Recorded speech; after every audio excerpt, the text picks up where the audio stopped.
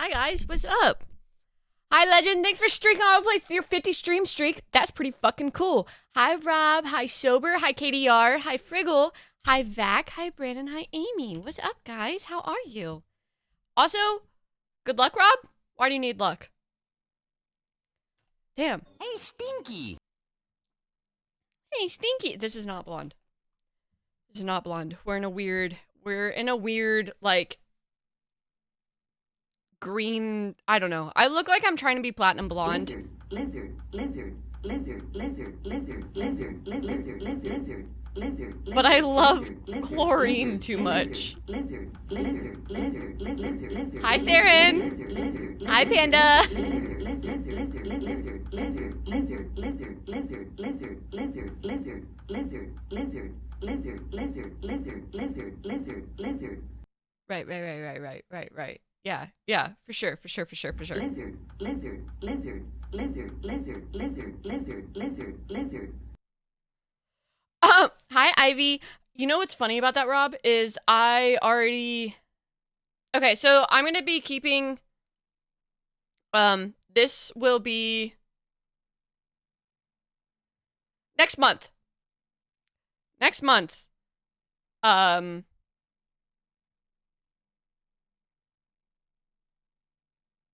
My usual style?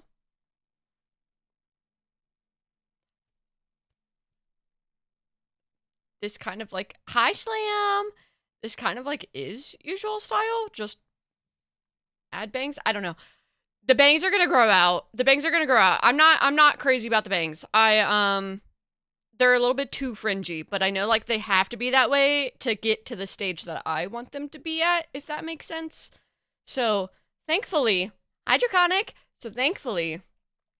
within this next month is gonna be a weird fucking stage for my hair. Alright? Don't say I didn't warn you. It's gonna be fucking weird as shit. But then we will go to a proper, like, Oh, don't do that. My teeth are fucked up. My teeth are so fucked up. Don't do that. Anyway. Yeah, you can make fun of me for the next month. You make fun of me anyway. Don't even. But yeah, I don't know. It's like, thankfully it's not the mustache. No, I should bleach my mustache. We should get a matching, yeah. Should make my mustache go green for a year and then thank you, Amy. Yeah, one of my roommates says that they're like my personal fangs. Cause who knew that having braces whatever, Rob. Who knew that having braces for most of my fucking childhood would still cause fucked up teeth?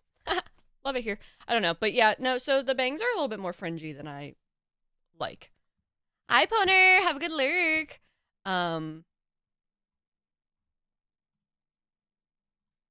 But, you know, it's work in progress. Work in progress, alright? That's all I'm gonna say. We gotta go for a color correction next month. But I'm so excited to start the process. I'm so excited to see myself blonde. Like proper blonde. The blonde that I want. Oh my god, Legend. That's totally what I forgot to do. Damn it. I knew I was forgetting something. Poner goes lurking. Theron, you say shadow rated by the man, the myth, the legend, and then Poner shouts me out. That's hilarious. I love that so much. I wonder if I could... Oh, I can just do this. There you go, Legend. Refresh your YouTube. Sorry, on YouTube. But yeah. Okay, so... It's so weird not seeing color. I'm gonna tell you right now, I probably will...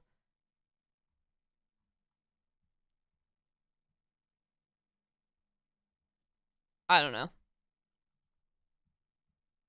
I probably will do something with my hair to make it less... yeah. It's so weird.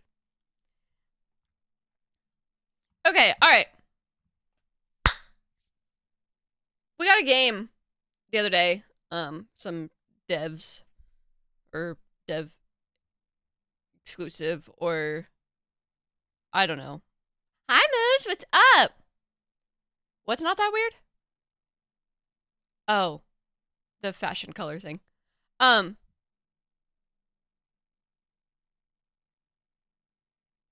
got a game. It's called, I don't know how to pronounce it. I think it's Omen Exitio. Yeah, whatever. Hunger. Okay. They have another game, Plague, that came out a while back. Yeah. Hey, listen. Amy, we love horrors around here, okay? Hi, Hickson. What's up? But we're going to play that game. Wanted to kind of have a break, but we also got it for free. Just to try it out. You know what I mean? Yeah, we love horrors. You heard me sober. I didn't stutter. But, yeah. Oh, fishing. I really want to play. Oh my god, see, this is what I mean. Oh, it pisses me off. I hate fringes on me, but again, to get to the process of the bangs that I need, that I want, I have to have a little bit of fucking fringe, and it... Oh, I hate it. I hate it so much, but it's fine. It's fine. It's fine. They just drive me insane, because they're also, like, right at that fucking height where my eyelashes are long as shit, okay? Not that you can tell on camera, but they are. So it's, like, right at that fucking height where they, like, they just... Ooh, it pisses me off. Anyway, yeah, we're gonna play a game. Humble brag, yeah.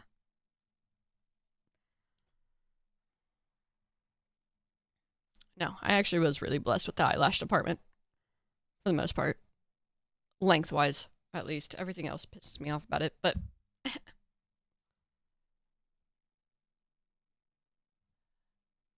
Hehe. True. Why are you adding me? What do you want from me, Slam? Also, yeah, no, it is really soft. It is really soft. I'm, like, really fucking impressed. I'm gonna wash it tomorrow to hopefully get some of the fucking straightening shit out, because it pisses me off, but, you know. Slam, no, I didn't. I didn't do anything. Hi, JJ. I didn't do anything different with my hair. You're actually just hallucinating that, personally.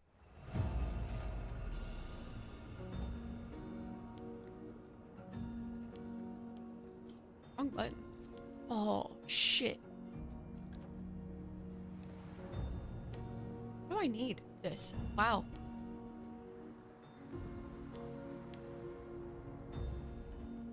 I don't know where this will go best, but we're gonna put it right there. You're gonna go to the doctor? Okay. Yeah, you just became colorblind. Have fun at the doctor. Speaking of doctor, I was up real fucking late last night. Which really sucks. Okay, alright. Game. So apparently this is like Lovecraftian horror meets Sherlock Holmes. Hi, Capybara. What's up? Prologue. The case of the stolen cars. Hi, Zamarok. Thanks for... Oh, hold on.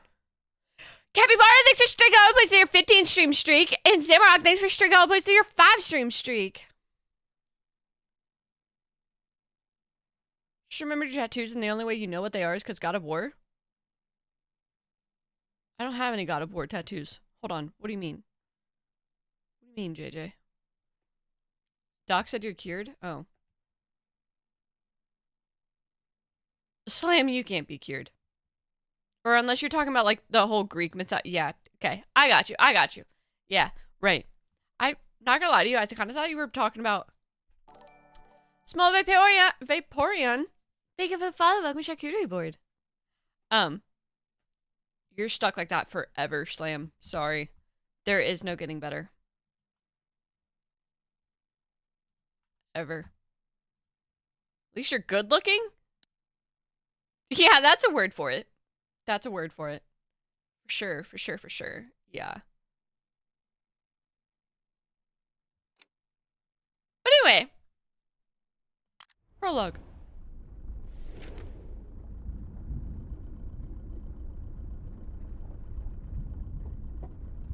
damn, JJ. Go you. Hold on. I don't know where. We're gonna put me down here. Chat's just gonna be over top of me. Is that okay? Is that annoying? How does that? How does this feel? How does this make you guys feel? I can like hold your names. Ew, I don't want to hold slam. You're gonna trip my ass. It is blonde. Anyway. The overcast afternoon sky mirrors the hue of cigarette smoke, evoking a sweet craving for nicotine, sharp enough to make your throat prickle.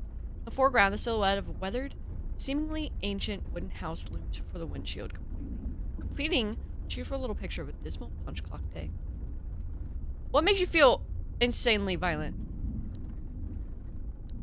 Oh, nothing out of the ordinary for Riker Avenue, a place forgotten by God. Lined with bare trees and overrun with wild animals, the people who live here usually hide their shady business, and the scrapyard you're investigating is no exception. Chat over the image? Okay. Here.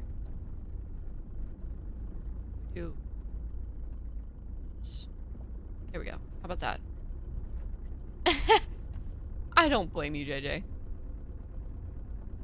Well, no, there is no good way to put chat. Sorry, you guys are gonna have to... We'll do that for the time being. I did. Ew, smoking. Yeah, legend. Ew, smokers. The editor-in-chief is unusually interested in the stolen car racket, unlike you. Okay, there is no good way to put my fucking fuck-ass screen. Anyway, carefully park your car at a discreet distance from the weathered house. According to your source, the police department, there shouldn't be anyone there until Monday, but you can never be too careful. Reach to your right to grab the folder containing your investigation notes, but your hand slips in the slick cardboard surface, sending its entire contents spilling under the seat. Curse your clumsiness with a string of worn-out expletives. As you collect the fallen players from the floor mat, why are we breathing so heavily? You come across a small black booklet that has been buried among the pages of solved cases. Hi, Janko. What's up? Hi, Paku. Paku, what's happening? Oh, you see on the mini camera, it really suits me. Thanks. This is again, not finished product. So don't get too comfortable looking at me like this. Stream is finally happening. The diary that you kept till just a few months ago, and you had it filled with disjointed thoughts and philosophical contemplations inspired by a few too many drinks. An unsuccessful project, considering the undignified end you can consigned it to, abandoned and buried under the sea as if it had never existed. Hi, Samuel. What's up? Hi, Post. Not thinking much about it, you start flipping through the notebook, your gaze far off, letting the memories of your last few years blur your vision.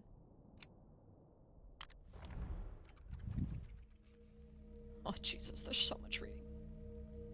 Saturday, May 15th, 1920. The first image you see is a baby in swaddling clothes, cradled tenderly by a woman in bed. Your heart constricts at the memory imprinted on your mind as if you had it right before your eyes. Most beautiful day of your life, or rather of your lives. You and Margaret, who had not long before had been worrying about the complications that a midwife feared during the pregnancy, could finally hold the fruit of your love in your arms. Paco, have a good lurk! Thanks for being here. 2 days ago, you went to sleep, and when you woke up, you had a rash on your leg somehow? That's not good. Is it still there? Is it getting bigger? Or is it getting smaller? Make sure you check that. Young and unmarried, lacking in the support of either of your parents, you decided to keep the child. Great. Which, to you, now seemed like the most beautiful, meaningful thing in the entire universe. And because the first daisies are sprouting outside, you decided to call her Daisy. Right. Itch like hell? Damn, that sucks, JJ. Maybe it was like, I don't know. I don't know what it would be.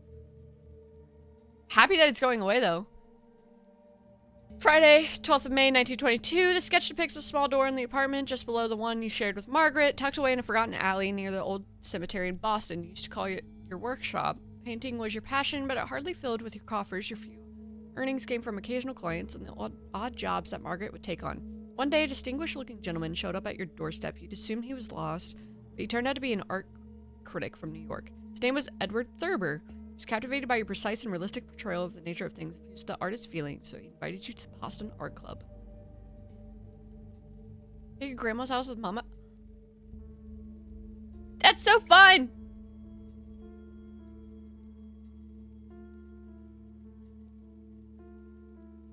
Blanket full with goon juice is crazy work.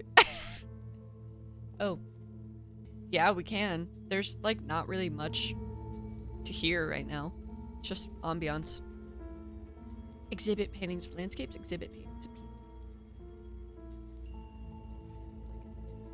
Hair of my hair. My hair is in my nose. It's me off. Anyway. That means they're mods. JJ. Hi, Stevie. Hi, Mew. What's up?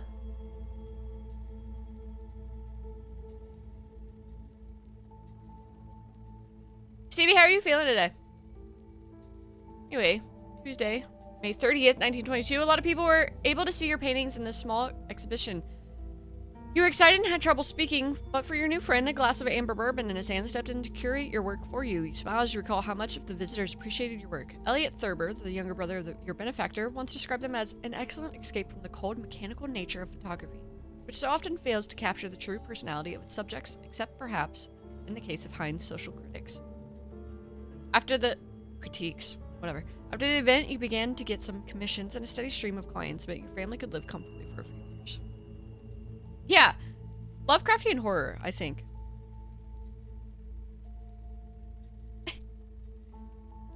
Like Lovecraftian meets Sherlock Holmes?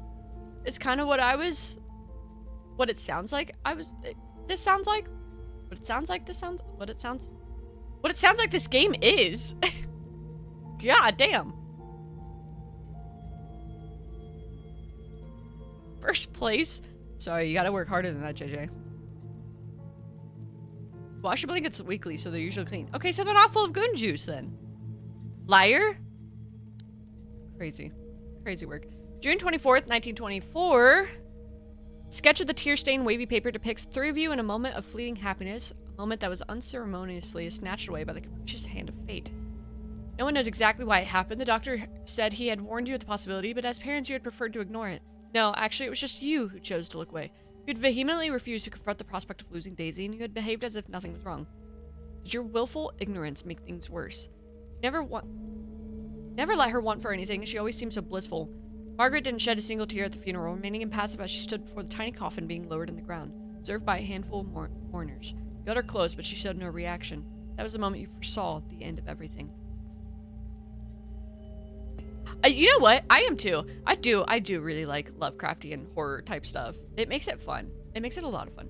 Tired but no complaints? Stevie, okay. Good. You only had tea today, right, Stevie?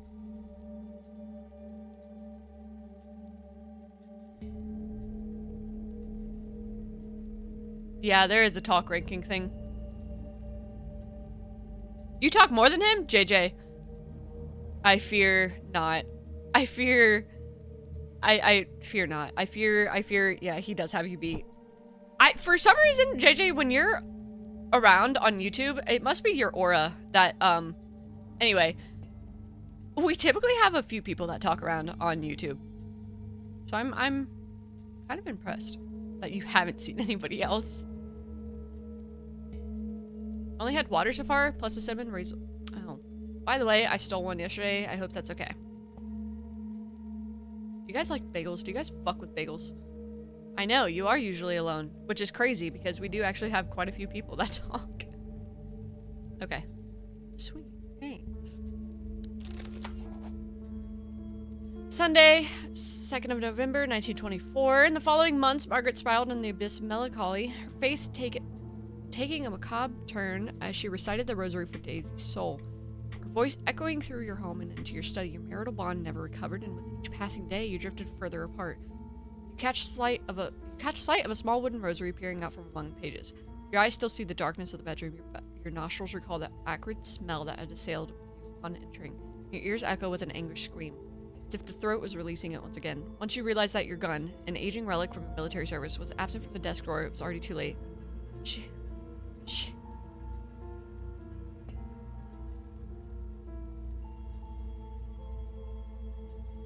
She had decided to join your little girl. Meanwhile, you remained there, weeping for both of them. What pics? Wait, JJ, what pics?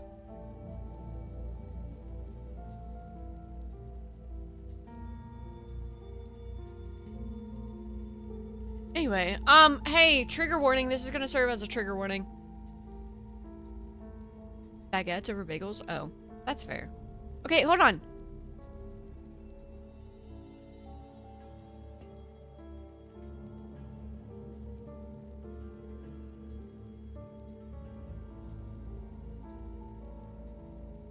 What kind of pictures were posted? Yeah.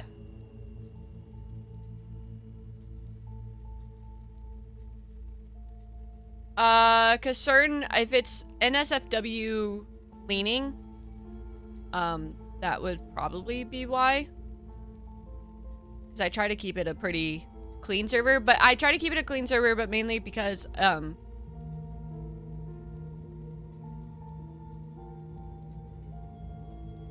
that way people at work, if they like open it up, they're not like, what the fuck, you know, for anybody that happens to be looking over their shoulder or anything like that, because that happens a lot because people are nosy. What I was gonna ask though is, what are your guys' favorite bagels? Because I have a jalapeno cheddar one, that I fucking love for like a savory, and then if I'm doing sweet, hi Nev, what's up? I know, it is new hair. It is new hair. Feels weird.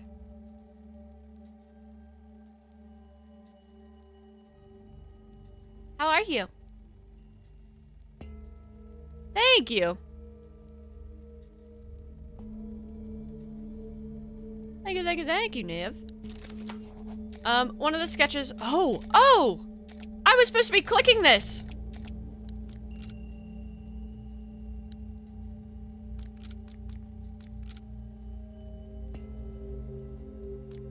Whoops. Found out that, hold on. There is no good way of putting my camera. Maybe if we do it up here. What that? Try that.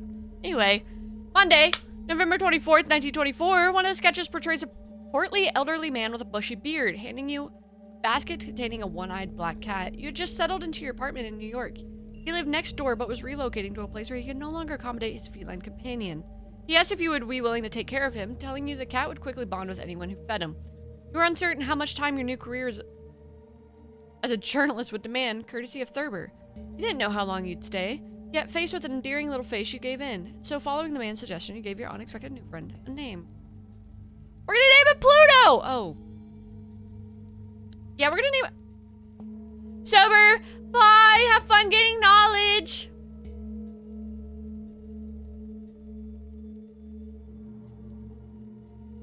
Yeah, jalapeno cheddar bagels. Fuck. Hi, June. Hi, Zoral. What's up?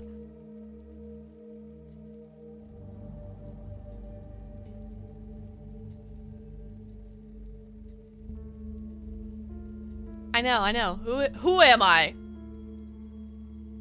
No knowledge, only cookies. Hold on, do we want Plato or Salem? Do we want witches or the god of death? I think we're gonna go with Plato. Hi, honey! Hi, Hickson! What's up? Hi, Diz! Hi, Sniper! Oh, God. Hi, Hickson! What's up, what's up, what's up? Hi, guys! How was your stream? Hi, Scooty! Yeah. Hi, Mama. What's up, what's up, what's up? Hi, guys. Welcome in. How was your stream, Hickson? Hi, Kieran. How was Fortnite? I was hoping that I would wake up early enough to be able to catch it, but my vote for raid messages 1 and 3 bears would kill for those locks. Bye, JJ. Have a good nap. That's actually I like it, Sniper. I like it. Thanks for the shout out, but I don't stream. But hi, welcome in, Raiders. If you don't know me, my name is Lizzie, or Squeamy, or Salami, or SqueamySalami, or whatever you want to call me. I'm mainly a Choices Matter and horror game streamer, and we're actually currently playing a Choices Matter for the first time in a while, because we have been playing Elden Ring. We've been playing Elden Ring. I've been obsessed with that. I'm gonna be honest with you, it's all I can think about right now. But this is like a Lovecraftian Sherlock Holmes-esque game, apparently. So we're gonna try it, you know? But we're doing great. We're doing great. My hair's kind of pissing me off, but only because it looks like a platinum blonde that swims in chlorine a lot. But, you know, that's, how it goes. That's how it goes.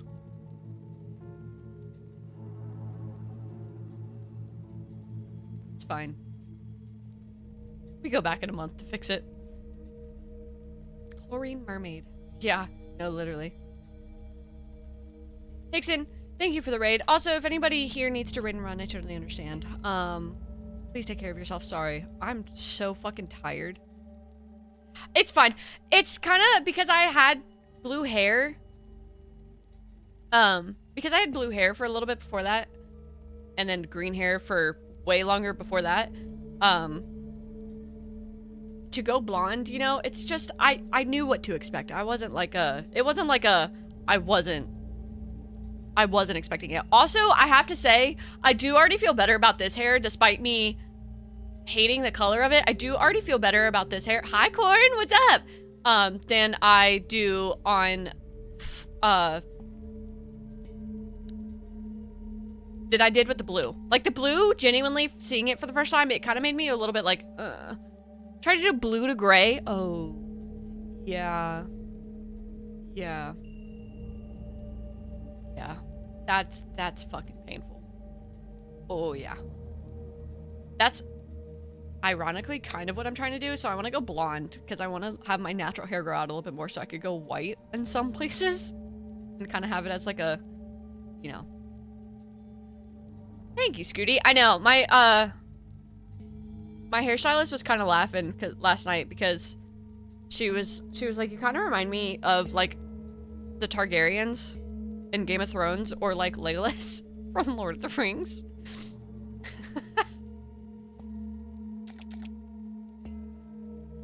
So, have fun making dinner. Thank God you're taking care of yourself, Hickson. I swear to God. What are you making for dinner? Legolas. I don't know. I don't know how to pronounce his name. I technically have watched, not the extended edition. I've technically watched the first 2 movies, just non-extended editions, all right?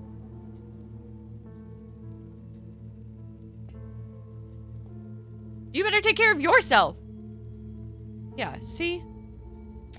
There we go. All right, all right, all right. We're naming our new friend. I think it's a cat. I don't know. But we're gonna name it Pluto. For the Roman Greek god. Hi, Dale. What's up?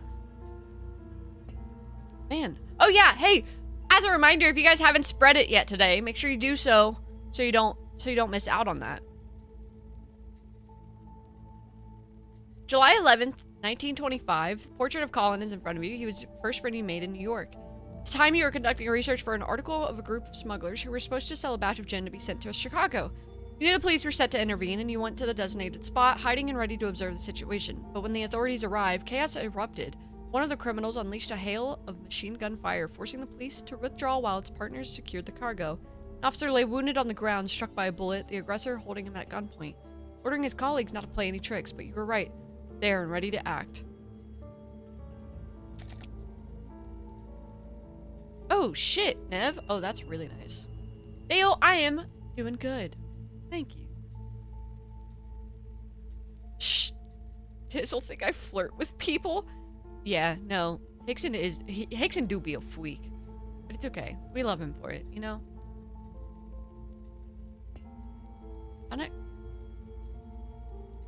Legos are expensive as fuck.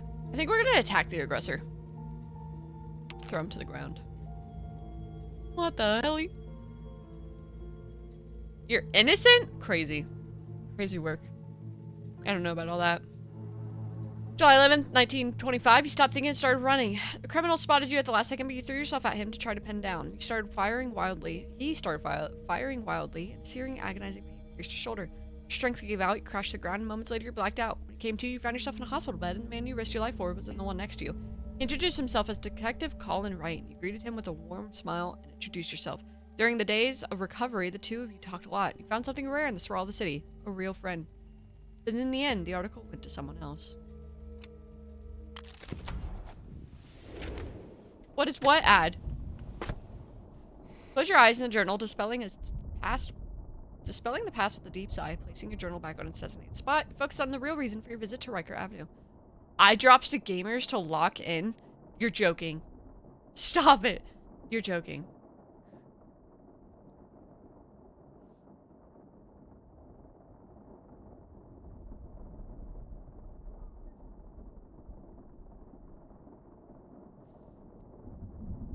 That kind of actually works a little bit. I'm not gonna lie to you. Hey gamers, let's lock in. Yeah, no, that's dead ass. That would be me when playing Elden Ring. 12 fucking hours the other day on accident. I love Elden Ring. Oh my god, I'm having so much fun with it. I want to play it so bad. Yeah, no, it's kind of like a good, I don't know, it's kind of a cringy way of advertising, but it like also kind of fucking works. You know what I mean? Because it's like, hey guys, blue light glasses? Yeah, I need to get some. That's another thing too. My glasses, I want to get them blue lights, but I gotta get glasses in the first place, and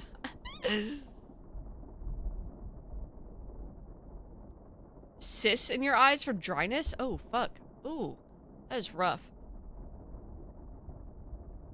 Yep. Caffeine in them?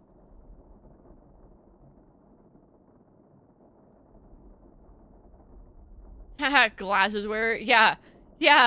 You totally can't relate.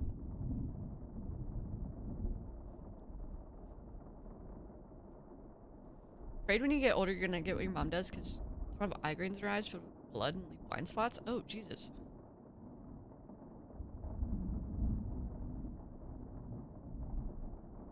Yeah, I never knew that was a thing either, Sniper. God damn. Now you're making me like scared. Like, what do you mean?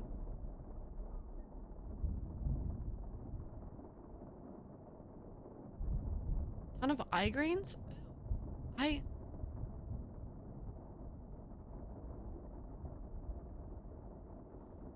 Does anyone want to fund my new glasses? Or anything? Now I'm scared. That's not an actual serious thing. But now I am terrified now of something happening with my not the throne. Daniel, thanks for sticking on your fashion streak. That's pretty fucking cool. Cause like new contacts that have like blue light filters or something, like fuck. That's a horrifying thought. Yeah, after the phone case. We all know I'm not gonna be get it for myself, but it's fine, it's fine. Gazing out the window at the relentless frigid drizzle drenching the ground, you exhale in frustration regarding having forgotten an umbrella. Yet the weather isn't all that different from Boston, so you should be used to it by now. You return your attention to the papers in your folder, double checking your location, taking a moment to review anything that might prove useful. Hi Void, what's up? Get some new specs. Yeah, I had to get a new phone case. Okay, so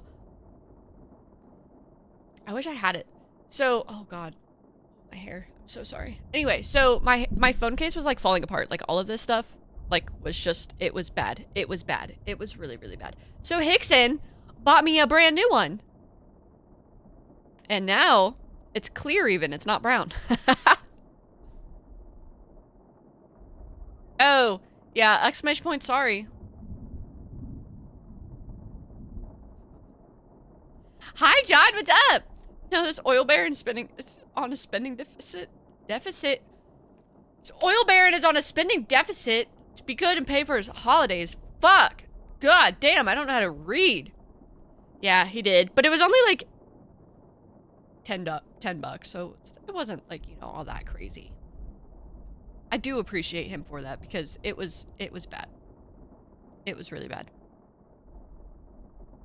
My phone, like, fell out of the fucking case on stream, so it was like, you know.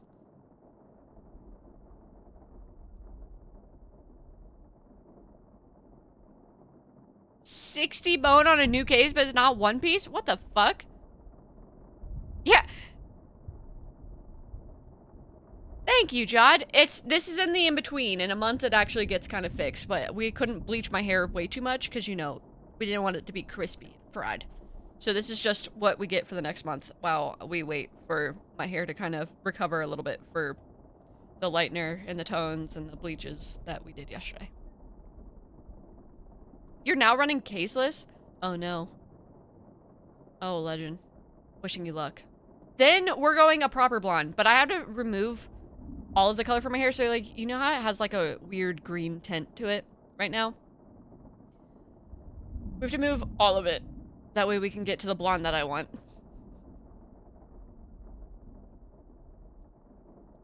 I trust my hairstylist with my fucking life. Alright? A dirty yellow pillow? That was Salami's phone case. Yeah, but with, like, holes in it. It was really gross. It was really gross. New phone case is a wallet as built-in magnet, as kickstand. Covers the screen so you don't have to buy it. Oh, damn. That's nice. That's really nice. Okay. Alright. $60 for a case kind of makes a little bit more sense now, Nev. Sorry, I think I'm getting sick, so if my voice starts cutting in and out, that would be why. Yeah, it is a struggle, Small. It is a very big struggle, but it's fine. Like, you know, it's fine. Yeah, I have water right here. And breakfast, yeah. And breakfast. I had enchiladas that I had last night for dinner. That was my breakfast. Just leftover enchiladas. Where's your throne? In my bathroom. Breakfast. Yeah. I have to say though, of all of this, at least it wasn't red hair. Because my hair latches the fuck on to red and pink. Like, really bad. So, we wouldn't have been able to get to the state that we are now. Because I love red hair too. Do not get me wrong. But trying to go to the blonde that I want, red hair, it would have, my hairstylist would have looked at me and been like, get the fuck out. Get out. No. I agree. I know. I miss having green hair, but like, I also sometimes really want to go back red, but not just male ones. There's so many things I want to do with my hair and not the ability to have them all. I need to put all of my hair ideas on a wig. Go bald and just, you know what I mean? Like, just, so far, technically I guess I've been green twice, but so far I've been dyeing my hair pretty consistently for like 7 years, and I have yet to go back to a color. Which I'm really impressed with myself about. Because I was pink, I had pink hair, and then I went, I think it was dark brown and green, like a green halo, dark brown, and then from the green I was purple, or actually I think that was backwards. I think I was purple first and then green. And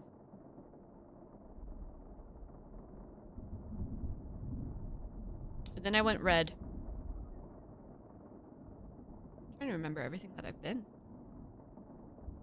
I let my red hair grow out for a little bit, then I went orange and dark brown, and then I went blonde and black, and then green.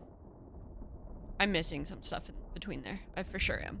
But I've yet to technically go back to one color. Green will probably be the color that I go back to.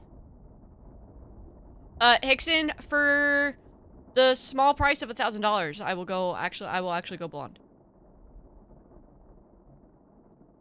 Bought one of your friend's cars once? They fucking backstabbed you? Okay, well, Slam, that's what happened to... Why did you buy your friend a car? Damn, you're a good-ass friend. Fuck. That's crazy. Okay. Alright. Anyway, you return your attention to the papers in your folder, double-checking your location. Take a moment to review anything that might prove useful. John Mahoney, a textbook lowlife. A man who modifies stolen cars and sells them to the highest bidder. Dull, moderately dangerous story. The worst combination. Oh my god, hi Slam, I'm a new best fan. Stepping out of the car, you find yourself in a spectral expanse strewn with the remains of mangled vehicles.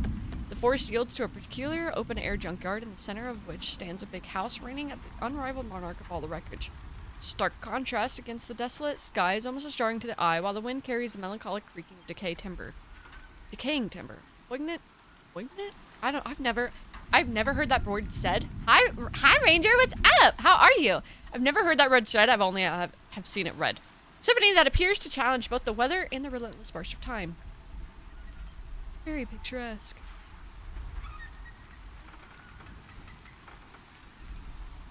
Oh, yeah. You did hear green hair. I am currently in the process of going blonde from having green hair. Well, I guess I was blue. But technically green hair-ish. Hi, Jason. What's up? It's kind of blonde. Hi, Grim. Stop it.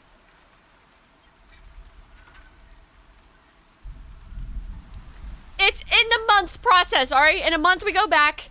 In a month we go back and we fix it, all right? This is like in a weird stage of stripping all of the color from my hair, okay? Please, hold on. Don't get too comfortable. I beg of you. I'm so scared right now. Everybody loves Grim here. It's so cute. Oh, I love it. Grim. Oh.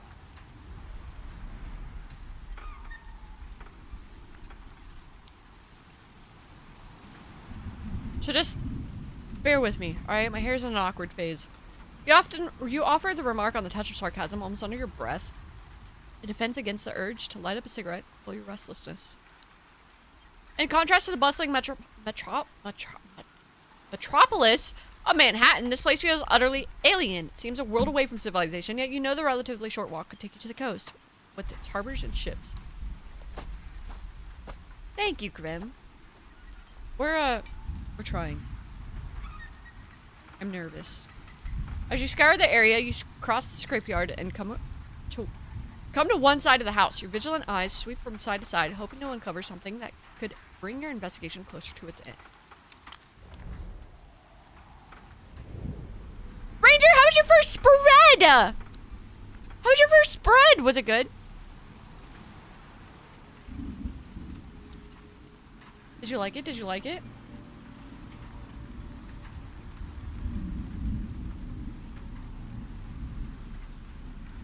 I know, I'm kind of surprised you've never spread before either, but it's okay, it's alright. It's better to start now than having never started at all. 10 out of 10? That's what we like to hear. Oh, that's so exciting.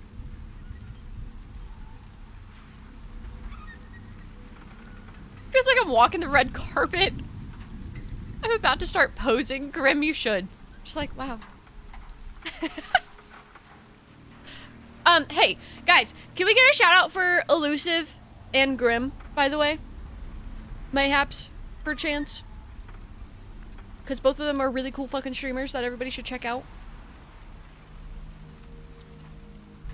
And Dale as well. I don't know if Dale's still here.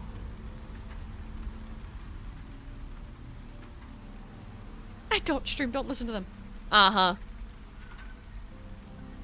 Don't remember if there is a timer. There is technically a timer.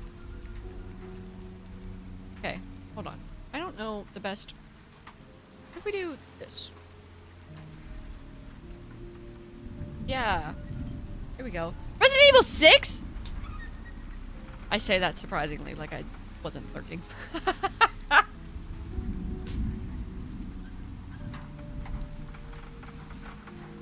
Thank you, Legend. Appreciate you. Alright. Anyway, our goal here is to find the evidence to solve the stolen car case. So, let's look at the car. Some cars seem to be too good. Some cars still seem to be in good condition, too good to be found in the junkyard. What the hell? The fuck? That's a doll? What's a doll doing impaled on a wrench? I don't think Mahoney had any kids. Looks like someone has been burning trash here. Can't reach the bottom of the barrel, if only I could. Well, I've had my fair share of exercise for today. Let's see what we have here. Burnt fabric. Looks like clothes. Legend is a really good mod. We love Legend. Did they burn them? Keep them warm. No, it's winter, but it's not that cold. There must be something underneath. Through the charred garbage really raises expectations for what a wonderful day this is turning out to be. Paku, have a good lurk! Alright, Slam, don't act like you're not involved. Oh, perfect. Yes, Zorl. Exactly that.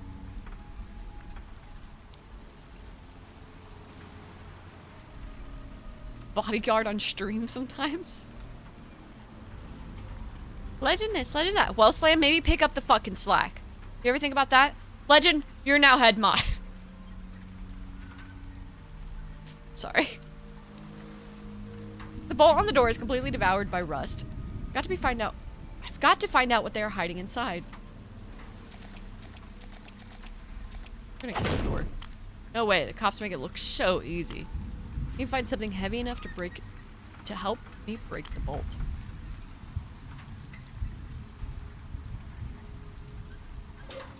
And black paint. Well, I wouldn't repaint the living room walls with it.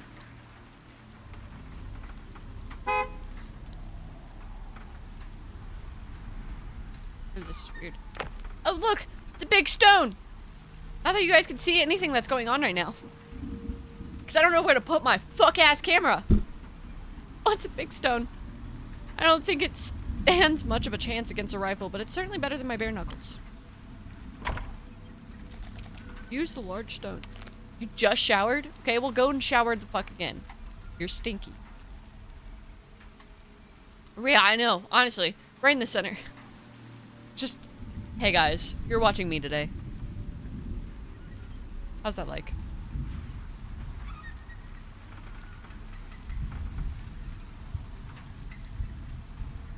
Okay, I can have more than one lead mod. Thank you very much. I only have 3 mods. That would be hilarious to have 2 lead mods. And the other one, Slam does it. Wait, that would be so funny. That would be really good. That would be really, really good, actually. 2 lead mods and Slam. Takes just the right one. Perfect. Definitely put to better use here than Mahoney's head.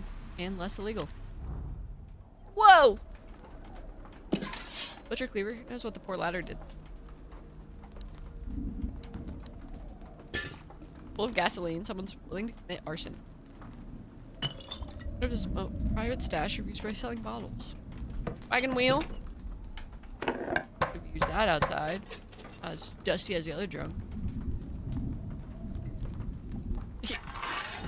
Say these plates aren't exactly here for collecting. I have what I need to close this damn case. Okay. Might have been detail I missed. Better have another look. Oh.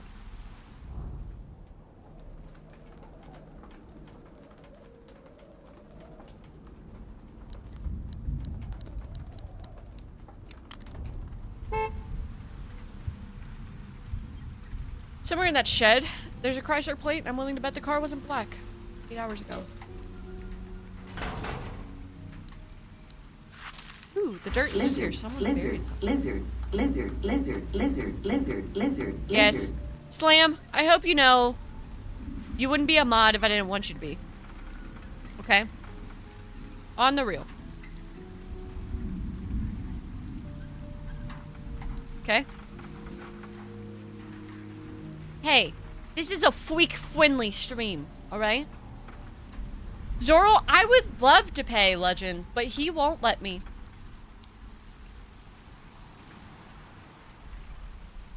He won't let me. I've offered to pay him only a small price necessarily, but you know, that shit does kind of add up. I can't afford it. I can't afford to pay him a botting wage, unfortunately. But like $5 a month? I've tried that. I've tried offering to pay for his subs for him. He won't take it. Won't take it. Slam too. I know. I know. What if, hear me out. Rob, crazy idea, crazy idea. What if I agree with you?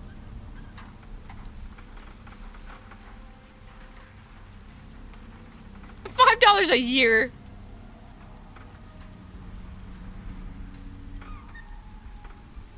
the stash tabs you could get. I know, but he's like, no, I'm doing this purely because I really want to. Because I like you. Okay, well, if I suddenly am, like...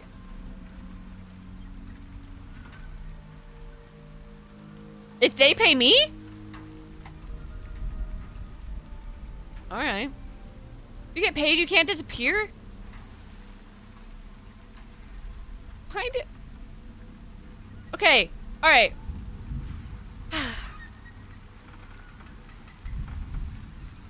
Well, none of them say bachelor's in communications, film, and justice bachelor's degree. One of them called the school to ask if it was there, and it was like, it's not. But it's diploma, so when I got mine for film, it's just to say bachelor's degree. I mean, in all fairness,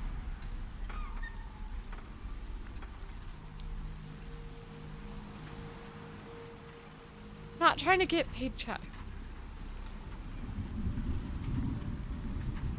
If I've gifted right now and I'll save my head? No. No, that's not coming from my mouth. No. Jason, in all fairness.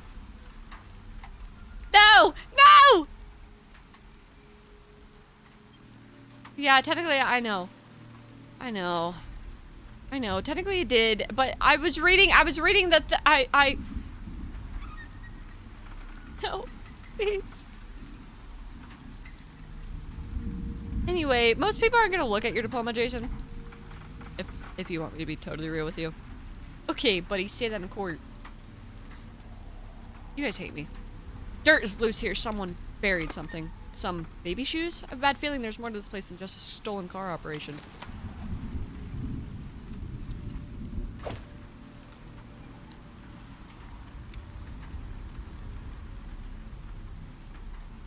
Hovering over everything. Do.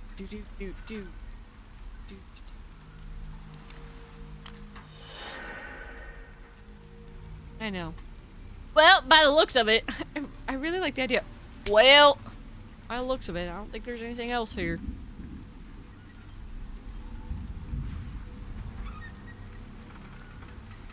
Yeah, that does kind of suck. That is.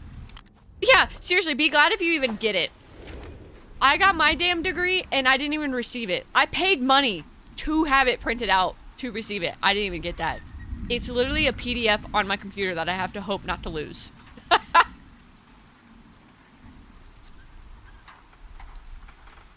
So.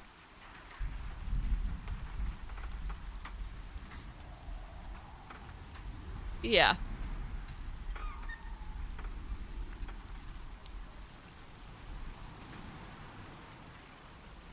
Shit, mine was like $8 to print it. I was supposed to have it mailed to me, but because it was during COVID or whatever. And now every time I try calling, they're like, oh, sorry, we don't have any of those anymore. Okay.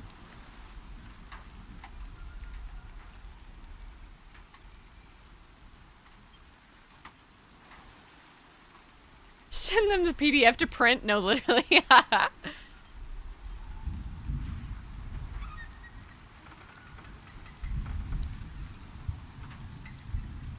It's... Jason, it's because it is. That makes too much sense anymore. Don't worry, bro. I got you. Here you go. I know. But it... Jason, you think the money that you're going into university is going into your diploma? Joke's on you. Thank you very much. No, it is aggravating as fuck, and I'm actually really upset that I don't have my degree, but... And you know why I don't, especially why they didn't give it to me? It's because I didn't fucking walk.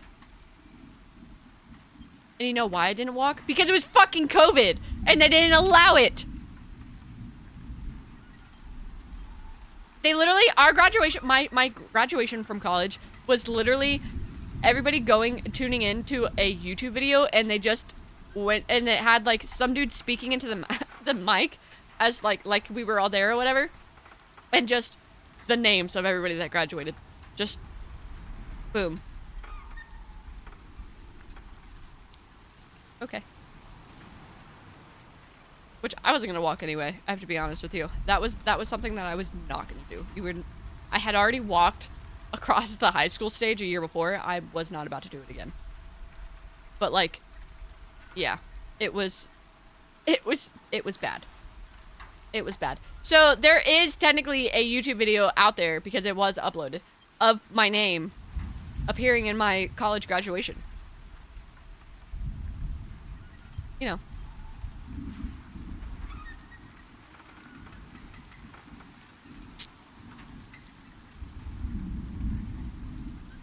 That's okay, Vac. Yeah. Right. As you make your way through the brushwood, a sudden noise catches your attention. A heavy, grating squeak that lasts no more than a second. The sound came from the house, you're sure of it. Someone inside? Could the information you received have been off? You feel the adrenaline pumping through your veins and your investigative instincts kicking in. This could be a perfect chance to catch John Mahoney or one of his boys red-handed. Though it's a gamble. And one that could end with a gun pointed at your head. Certainly more enticing prospect than returning to the newsroom with nothing more than a stack of counterfeit license plates. You strain your ears for any sounds, but an eerie silence shrouds the junkyard and the shack. Guided by your need to know, you cautiously approach the decaying structure.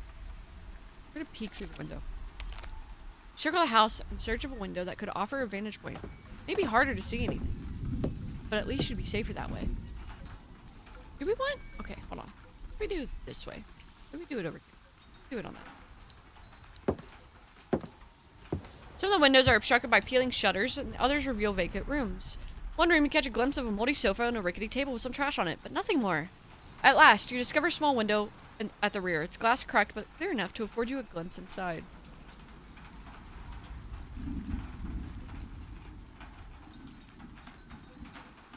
The usual one is that they only realize after I graduate they show up to the house and murder me. On the other side of the glass, you see a small room filled with piles of junk. First thing you notice, illuminated by the only beam of light that enters the room, is a set of overalls crumpled and discarded on the floor. Your eyes follow the streak of light as it sweeps across the wooden floor until it meets a silhouette of a child. You blink and sharpen your focus, stunned by the surreal sight. Behold through the encrusted glass, yet the image remains unaltered, the child enshrouded in the deep shadows of the shack. First instinct is to make sure the child is alright. But your eyes can't help but give lie to everything you're trying to tell yourself. The child is completely naked, curled up in an unnatural position, and there is blood. Jesus. Lots of blood. Your eyes go wide and you back away from it. What kind of place did Thurber send you to? It was just supposed to be a hideout of a car thief, not this nightmare. Or you're still grappling with the unsettling image of a child huddled in a crimson puddle. The room's door creaks open, drawing your attention to a shadowed figure stepping through the doorway. A dream bodyguard. It's approximately the size... Okay, I'm not gonna lie to you. This kind of reminds me of Scarlet Hollow in a way. It's approximately the size of a man, yet any comparison to a human ends there. Its skin is pallid and wrinkled, resembling cloth soaked in water for far too long. Good layers of skin piled on one another, grotesquely hanging in small, spongy peaks. Peculiar rhythmic sound draws your attention to the creature's lower extremities, which are slender and gaunt, culminating in the hooves of a horse. Its hands needle-like razor-sharp claws, and where a face should be, a circular maw bristling with fangs, glistening with viscous slime. Oops. Cannot comprehend what you see. Perhaps you are going mad, or perhaps the stress of recent times is playing tricks on you.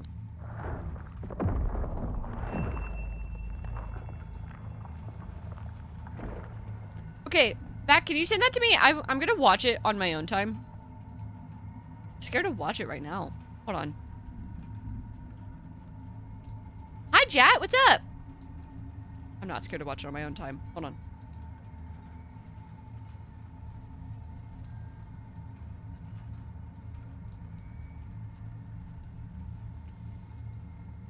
$16K is crazy. Who the f do I think I am? Okay, so I just shit my pants on God. I'll be right back. I'm gonna play a YouTube video and I'm gonna go change my underwear. What the fuck? Wow. Interesting. Maybe in this. 16K is crazy. Who the f do I think I am?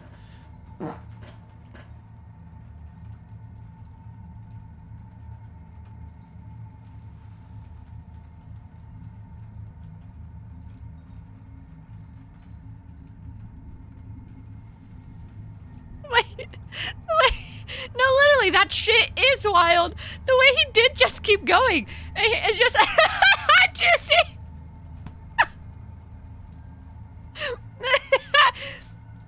You got back from the doc's office, Yeah, I hope everything's okay. Unless it was just regular check-in. Yeah, no, he did. He did. He owned that shit. He just straight up was like, he was like mogging the fucking camera too as he was doing it. He was just,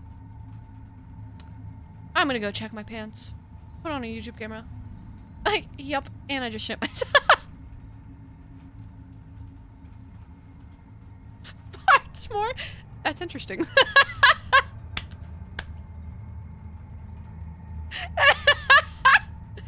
No, because he was going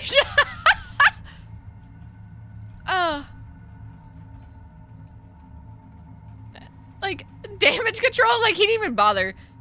He didn't even bother. He just, alright. Mycoplasma infection? Oh, damn. Are you okay? I don't know what that is, actually. Are you in pain? Have you guys ever pooped your pants? No.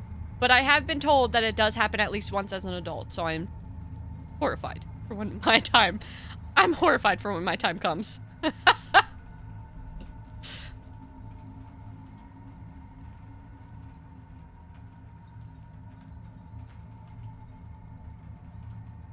Chilling now, they give you antibiotics? Okay. Alright. Here's to your health. Here's to going back into your good health. But for real, Small, it's because it let's be real, it's totally grim.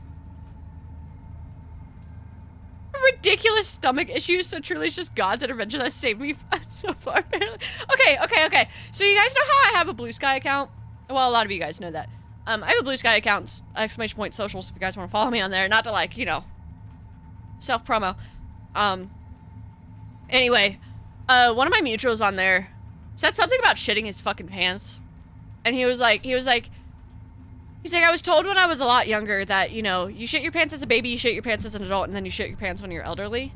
He's like, but I thought they were just kind of joking with me. He's like, I didn't think that it was real. So he's like, let this be your lesson. I just shit my pants today. Your time is coming. And ever since I read that and saw that, suddenly a lot of other people started talking about shitting their pants as an adult. I'm horrified. I know my time is coming. I'm so scared.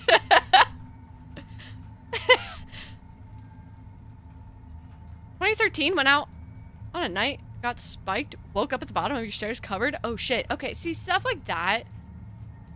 Because it's like, I know someone else that has a story like that. He wasn't spiked. He, like, genuinely got blackout drunk on purpose. And that happened to him. And it's like, you know, did not shit your pants until you were 32. Hi, Possum. What's up? Oh god, I've got 1 year left. Grim. Grim's like, no, please. The countdown starts. You know what? Actually, what's funny as fuck about that, Grim, is that I believe that my Blue Sky mutual that shit his pants is 32 as well. The clock is fucking ticking. It's coming after you. You better run. You better run.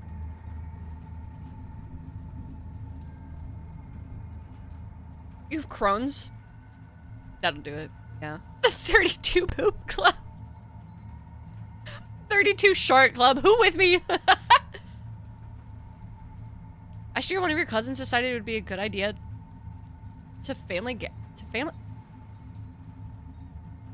Last year, one of your cousins decided it would be a good idea to family gathering when all 3 of her kids had norovirus. Resulted in the majority of my family getting norovirus. Oh, fuck. Oh, fuck. Oh, small. That's rough. That's really rough. Almost 35 and you dodged all the shit bullets? Juicy. You're running. You're running. You're running faster than your fucking shit is running. I'm proud of you. You're getting there. You're getting there. May you continue. Yeah, never trust a fart. Happened to me when you were 24. It happened since, so fingers crossed it won't happen until you're like 70. Okay.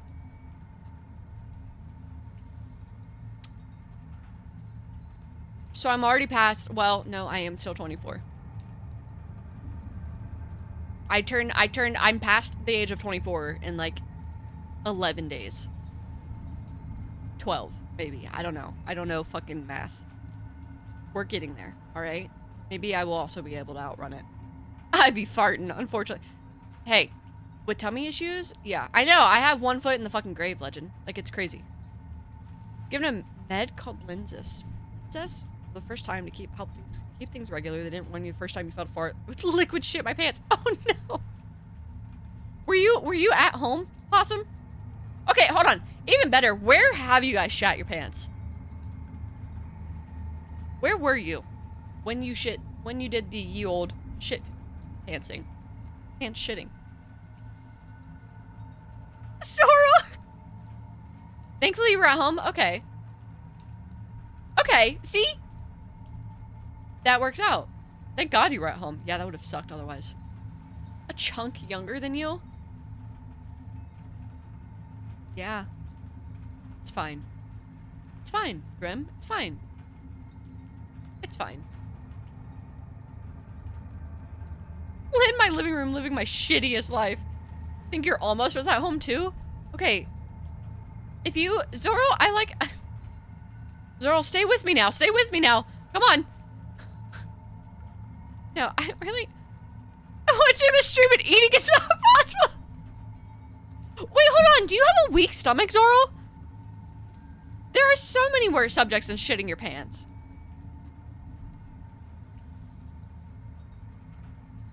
Crazy. Crazy. What are you eating? Hopefully it's shit. Just kidding. What are you guys eating? I want to know.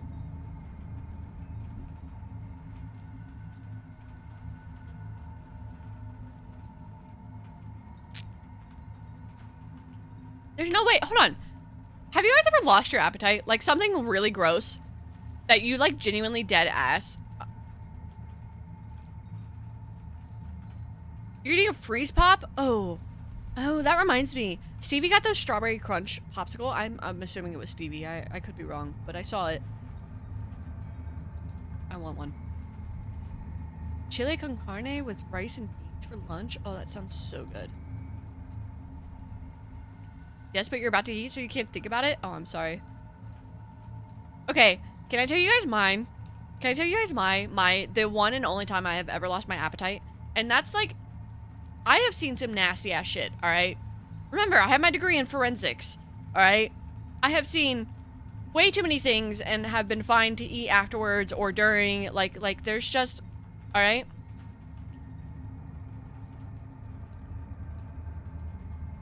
My nephew, when he was like 3 or 4.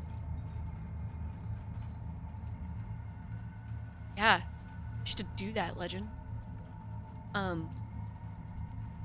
Well, used to like intern with it. I wasn't actually like in it. But can't remember anything ruining your appetite. You had people puke next to you while eating. You just moved away. Continue. Yeah. No. Okay.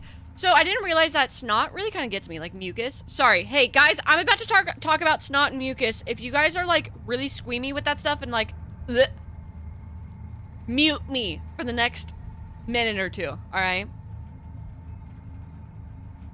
So anyway, my nephew when he was like 3 or 4. All right, he's. That was a SqueamySalami reference, Zoro. Got it. We were eating breakfast. We were eating cereal specifically, okay? And I was eating the cereal. You know, like some of the cereals, how like after, after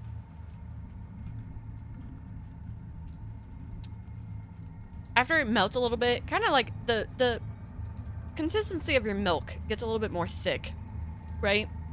Not crazy, not like something so weird. But anyway, we were eating cereal. I was watching him. And he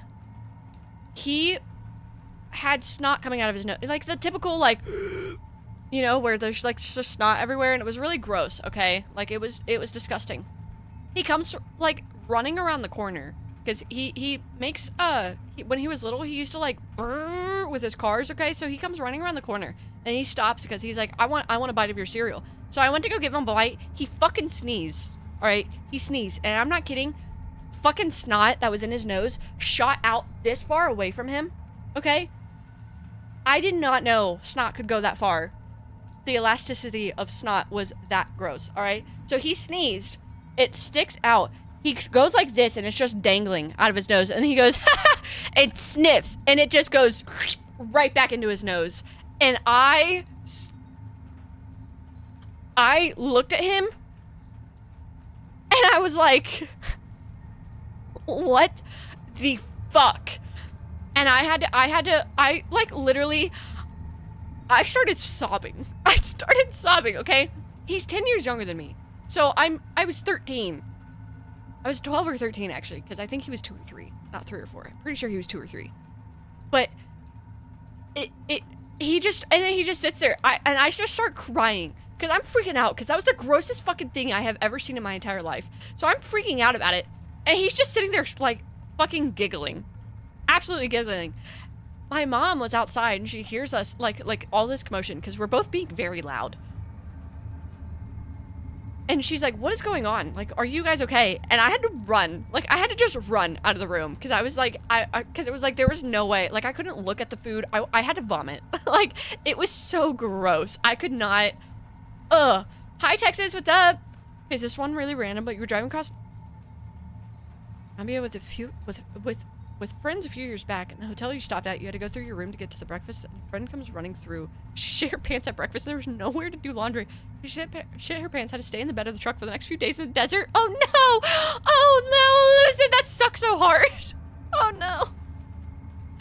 That's pain. That's so painful. Yeah, I don't know. I don't know if it did hit the back of his throat or anything. But like, listen, I'm gonna air my nephew's business out all the fucking way. All right? I know, literally. I can't wait to tell him that story when he brings home his first girl. I have it like not to be like the type of like, oh, you shouldn't embarrass your family members like in front of the. I'm going to embarrass him. I have it primed and ready. Like that story has stuck in my mind. Literally. He was like, it's because he's 15 now, okay? So he's starting to get interested. Like, he's been talking to a couple girls. Like, you know, he's starting to get interested, but he has yet to really kind of bring anyone home. We're ready. We're prepared. Put me in, coach. I'm ready. Used to have a friend who would pick at your nose and eat it. She said it was habit. I mean, some people play golf, but others eat boogers. Some people play golf, others eat boogers. Whatever. That's crazy. Yeah, that was gross. Anyway, that was roommate who would wipe it on the couch and the bathroom walls. Okay. Found out in an awful way.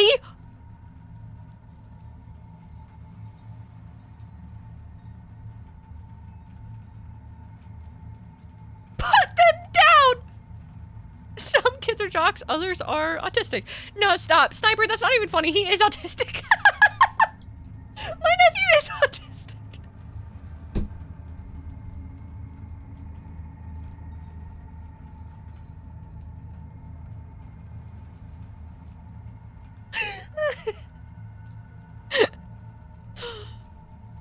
Middle of the night looking for a light. Oh, she had a chair, you had to pull the handle to extend right. Went to grab the handle and grabbed. That's diabolical. Putting it on the handle that you have to use to extend the fucking... That's diabolical.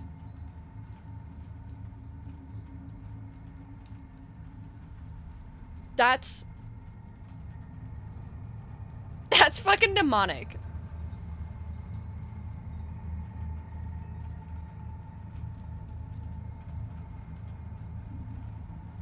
That's nasty as fuck. That's so gross.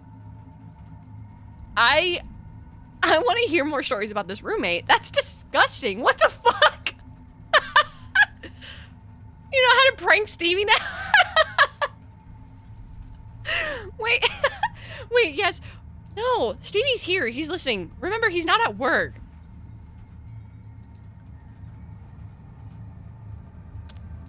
Oh my god. Ew. Okay, you know what? I understand, I guess, to a degree. No, I don't really. I don't. I was about to say I understand to a degree having to pick boogers, because, you know, sometimes, like, you can't, like, just blow your nose and get it out. But it's like, even then, if I, like, I just...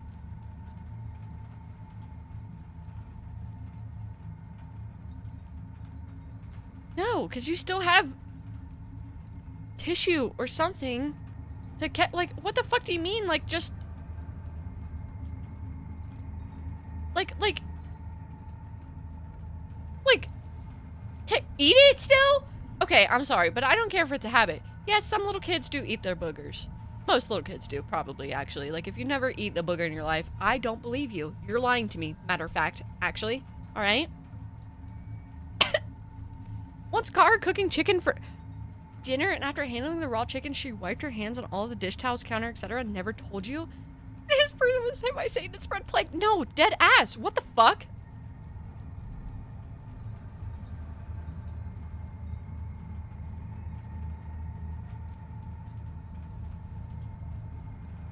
I'm horrified. Okay, so you know the saying that you never know what's going on behind some, like, someone's four walls, like behind closed doors. You never know what's going on in someone's household. You never know what's goes on behind closed doors or anything like that. Your roommate is the reason I very much stick with that. One of your buddies bites his toenails? Slam, get new friends. Get new friends. I can't say anything. I know someone that used to put Q-tips in his ears and then smell them. He was like, oh, I love the smell of it. Then he would like kind of do that and then he would just start sniffing. Moved out real quick? Yeah, I fucking would too, Elusive. Talk about horror. Oh my god. That's happy you're out. I'm happy you're out. That's horrifying. That's disgusting. That's so bad. I don't even, that's disgusting. Oh my god. Why do you think I'm here? Your cousin ate her toenails? Okay, there's too many people that eat toenails. Like, are you just...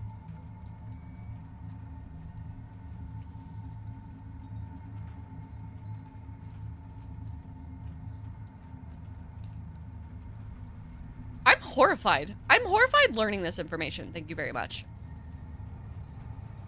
So went on this long hiking trip with her once and she picked up the turkey deli meat for sandwiches, but obviously can't refrigerate it and she ate it for days. Warm deli meat? Warm deli meat? Days?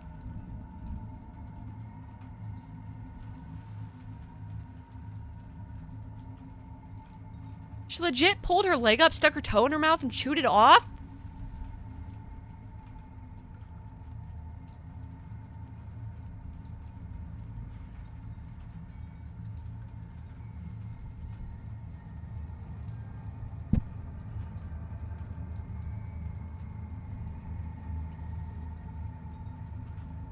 Okay, I have to be honest here. This is not the first instance I have heard of someone, like, chewing off their toenails and stuff, okay?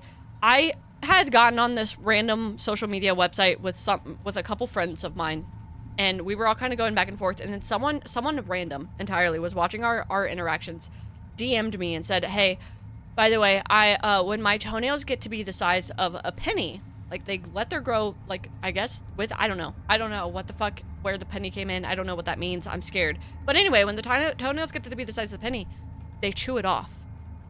Like, they stick their whole toe in their mouth and then, like, just chew off the nail from there. And I had to tell them that I am not a safe space for that knowledge. Just like, I was like, I'm so sorry that you got the wrong idea from me. I am not a safe space for stuff like this. It's just,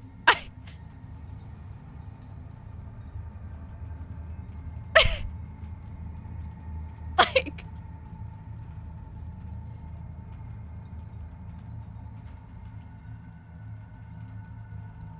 That's horrendous.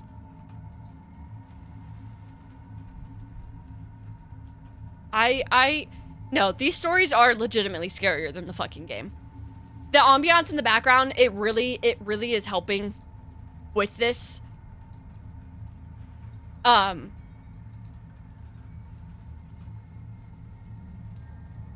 am horrified, actually. There is no recovering from this knowledge that we now have. I don't like this. I don't like this.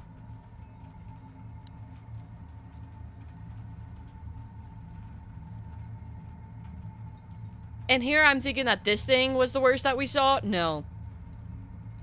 No.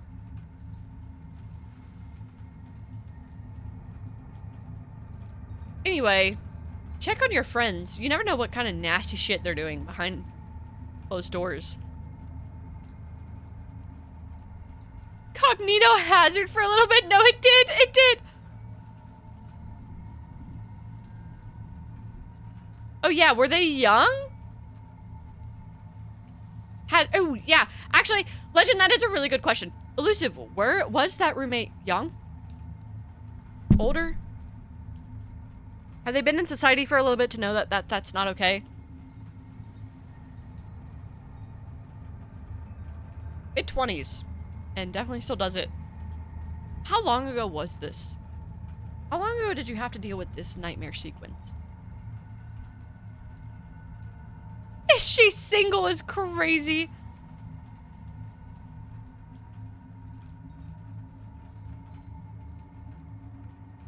I feel like she would almost have to be.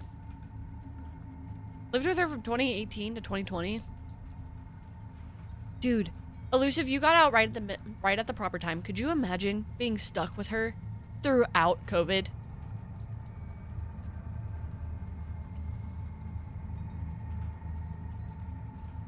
Like, could you imagine? She would try to join your call?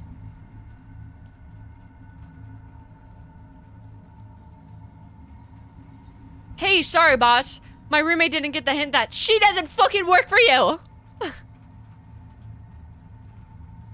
Because it was 18 when you saw her do it last, we haven't spoken in over a decade? Okay, well, that's probably for the best. Sniper's like, I'm out. Sorry, I have an animal at home.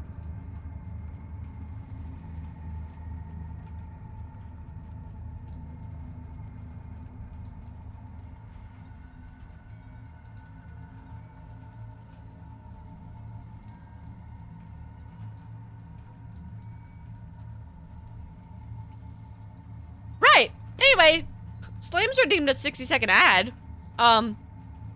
We're gonna need a little ad break after those stories. Be blending in the background? Oh my god. How rude. That is so fucking rude. Thank you for the hydrate, Slam, and also the posture check. Legend. God damn. I mean, that is genuinely horrendous. That is fucking nightmarish. That's awful. That's awful. That's awful.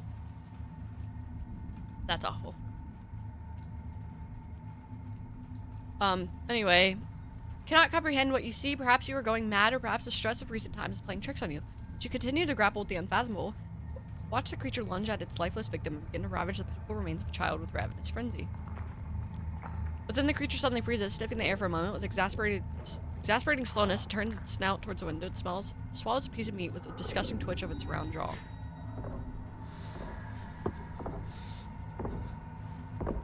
Creature advances with a slow, measured gait towards the window, bringing the wrinkled clot of blood and skin closer to your face. It has no eyes, and yet you can feel it staring straight at you. Your body reacts all at once. On pure instinct, while your mind is still trapped in horror you have just witnessed, you bolt off the porch and break into a run with no intention of looking back. Barely holding back a scream at the top of your lungs blends with the sound of shattering glass and a cry that ties the beast to your heels and no creature of the animal kingdom. Your muscles move on their own, guiding you to your parked car. You drop in the driver's seat, fumble with the key in your sweaty, trembling hands. Your vision is so blurred that it takes a couple of attempts before you manage it, each one leaving you more breathless, all the while dreading that the creature might lunge at the car. On the third frantic try, the keys find their place and the engine roars to life. A sound so damn comforting at that moment. You wrench the car into a dangerous U-turn, the tires screaming as you picture the creature bounding after you in great leaps, straining to close the last few yards between its enormous claws and your car.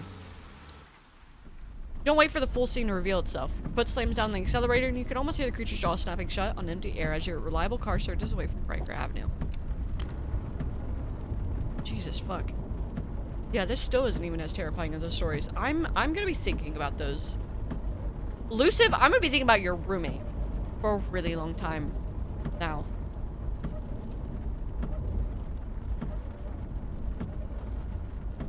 That's just horrible. Only a few miles away from the house in the junkyard, your breathing gradually returns to normal. Your heart is finally slowing down, and it's only now that you realize you may well have just come close to a heart attack. But you made it out alive, which is the most important thing. But you can't shake the image of what you witnessed, and probably never will. You grip the steering wheel with your bloodless hands, huffing now and then in an effort to ease the tension. It still grips you, yet it proves futile. Futile? Futile? I don't know. Shirt soaked with sweat. Still you're wrecked. Racked with cold shivers as if you're running a fever. Oh, yeah. Thanks, Legend. Hey, subject's over. You guys can come back now. First time you're able to draw a deep breath is when the rain unleashes its deluge upon the car windows with the intensity of unseasonable summer downpour. In that moment, you glimpse the island of Manhattan in the distance like an impressionist painting stippled by the storm. You're so reassuring with its lights piercing through the enveloping darkness. Damn, that picture goes hard as fuck. Look at that. Every now and then you find yourself instinctively glancing at the rearview mirror, gripped by the fear that the creature might be tailing you. Fully aware of the irrationality of this fear, but your mind is still reeling from the shock of what you've witnessed. There's no such thing as monsters, you remind yourself, except in works of fiction and minds of superstitious in the deranged. But what you saw was no constitute, and it looked far too realistic. The blood, all that body, that too, like the child's lifeless body, seemed so damn real. Don't know if the images flickering before your eyes are the ones you truly witness, or if they're just product of a troubled mind. Amidst this tumult of emotions,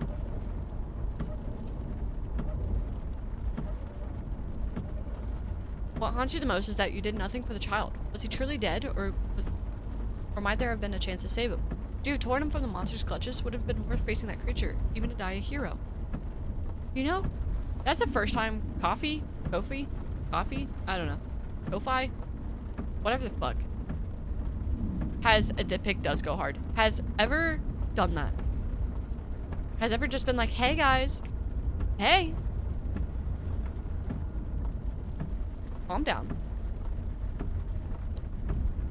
You have no answers. The lump forms in your throat, leaving just one thought in its wake. Yeah, no, these images do go hard as fuck. Look at that. You left a child to the cruelest of fates. Imagine leaving a child to the cruelest of fates. Oh, that's a child. Oh, that's the child. Oh, I'm understanding. I'm seeing you now. Okay. Once more. O2 for killing children. You cross the bridge leading to Manhattan Island. You can't help but admire the grandeur of the towering skyscrapers who've already greeted you from afar. The glow of the great city helps you drive off the tormenting visions of the hovel as you move towards the dizzying streets of New York. There's almost a certain solace in that realization. There are no monsters here, only busy men. Most likely fathers eager to return to their wives and children. And thus, your thoughts circle back to the naked figure of the child.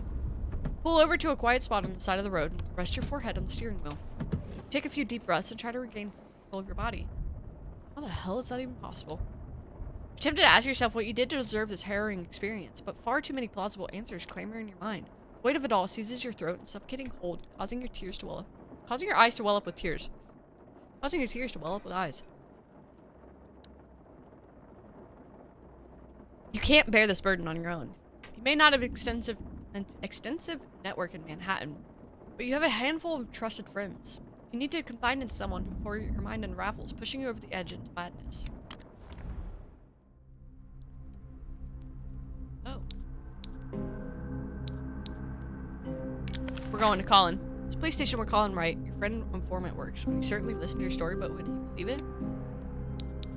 Thurber, your editor-in-chief, is still in the newsroom, talking to someone like him, so straightforward and rational. Might help make sense of what you just witnessed. We're going to Colin. Ooh, prologue over with. We're in Act 1 now. Hi, Callisto. What's up? Thank you. We were just talking about really gross stuff, so you missed all of that. I hope you're very happy about that.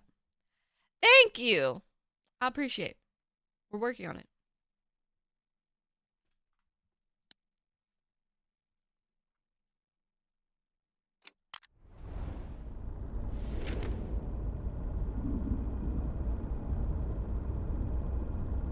Night has fallen, yet Fifth Avenue is as busy as ever. Busy as ever. You pass by police headquarters where your informant, Colin Wright, station. From the looks of it, there doesn't seem to be much going on inside. Find a nearby parking lot, lean back on your seat, ponder your next steps. Colin is not just the person who discreetly feeds your confidential information from inside the police force. He's also your best friend you've made since coming to New York. Mike, let's have fun on your date! That's so exciting.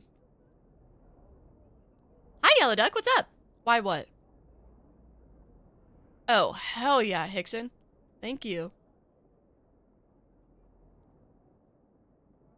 After all, you saved his life, or at the very least, took a serious hit for him. He hasn't forgotten about it. There's trust there, and you know he'd hear your story out to the end without batting an eye. As you struggle to find the right words, you notice a police officer sticking a flyer to your lamppost. The rain temporarily subsides. You can make out a small figure on the paper. Your heart leaps again. Dark sense of dread forcing its way through your mind. Wait until the officer has moved away before opening the door and stepping inside, your body protesting loudly from accumulated strain. Why for what? Bring all the baddie, leave the undies. Yeah, underwear, off.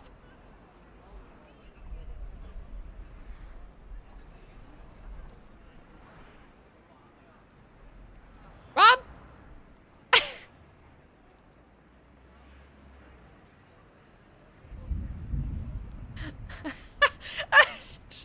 Hi, Leems, what's up?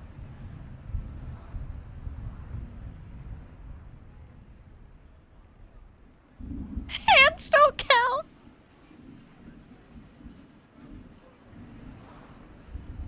I'm not going. Legend. You deserve better than Rob. He's not willing to take you out on a date. You deserve better. I'm sorry, Legend. You can sit firmly in my lap is crazy. You're in France? Leems, I'm so sorry. Wait! Legend! Legend! Go on a date with Leems! There you go! Lots of salami? Why is there so much salami there? Hold on, why am I in France? Legend and Leems collab! But he said I was just everything? Legend, actions matter more than words. Alright? They can say anything, but if their actions aren't backing it up, and if Rob doesn't want to take you on a date, then I fear the worst. Heart leaps again, a dark sense of dread forcing its way through your mind. Wait until the officer has moved away before opening the door and stepping outside, body protesting loudly. Needed strain. What, Rob? What? How about you stay out of it? No. No, because I want Legend to get what he wants. If he wanted to, he would, Legend. I kind of hate that because there's a lot of things that I want to do, but I just don't, so. Yeah, Rob just wants you for your baguette. Ate like a year time of salami in a week? Real. Me with the last time I had hot dogs. Hi. What are you doing, lunch? Come here. Kind of in my way. Yeah, me with cheese 2 weeks ago. No, literally. Oh my god, that was 2 weeks ago. Hey guys, we're on our way to 1,000 followers. 1K push. If you're interested,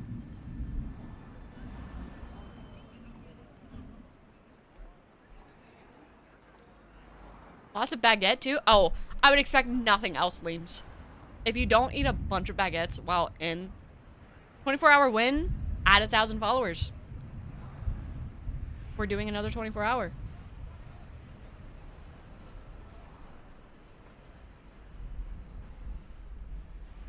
Hi, Monsieur Hickson. How many are what? How many are there of what?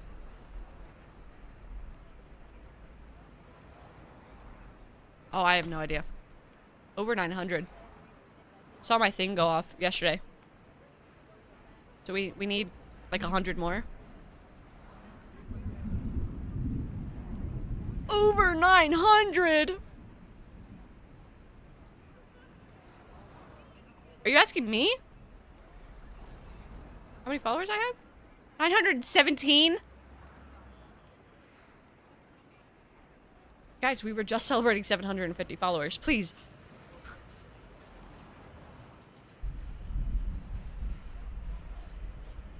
Hi, Upward. What's up? How are you? Hi, Raleigh. What's up?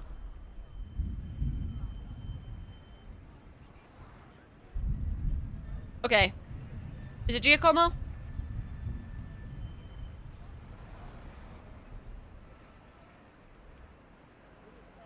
Giacomo. Giacomo? Man, I have it in my mind that like, hi Skelly, what's up? I have it in my mind of how to say it, and then I like just blanked. I am so sorry. I saw you and then it was like, yeah. Oh no. How you been, Uproar? Squall, thanks for being stuck with me for 6 months. That's insane. Year and a half. Yeah, I have it.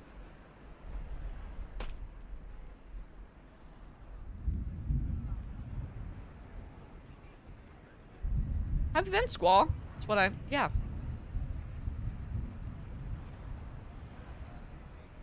But hi, Giacomo. It's Giacomo. God damn it. I'm sorry. I suck. I don't blame you if you're like, all right. Yikes. And leave. I should know better. You taught me. You taught me yesterday too. That's the worst fucking thing about that. Not yesterday. The day before.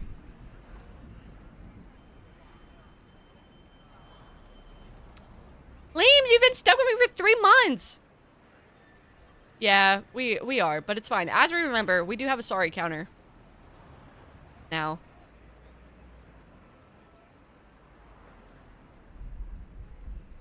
A sorry counter. For every time I genuinely apologize. Because I say sorry a lot. It's way more than 13, but we're probably actually like at 18. But. How do I get rid of you? So Leams. Jod asked this a lot. There's a purple button. Next to, like, where you, there's a purple button underneath my thing. You click on that. It may say subscribe, it may say resubscribe. I don't know. But, you click on that, and then for the small price of $5.99 a month, you can no longer have to be stuck with me. 20-hour Elden Ring stream is crazy. You could just block me. Why am I sorry about what? Rob, I do feel bad about that. But you just gotta, you gotta, my fucking bangs are bothering me, sorry. You gotta just stay up later. That way when you get up.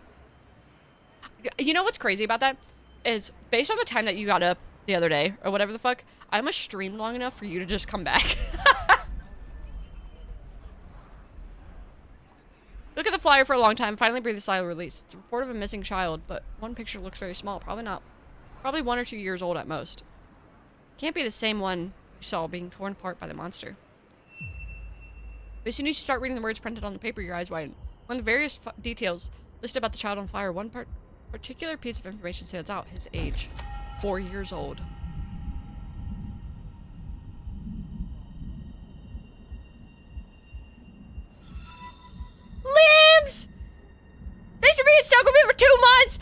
You fell for my trap card. You're now stuck forever.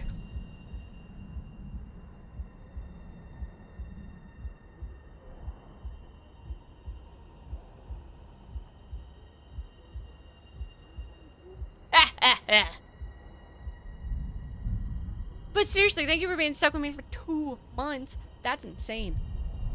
Crazy work. Let me, add those subs, actually. Rob, I have fun with you here. Alright? You don't need to, if this is your way of trying to be like, oh, I'm trying to separate from you, by all means. Stay quiet if you want. But I have fun with you here, buddy. Alright? Diz, thank you for the hydrate.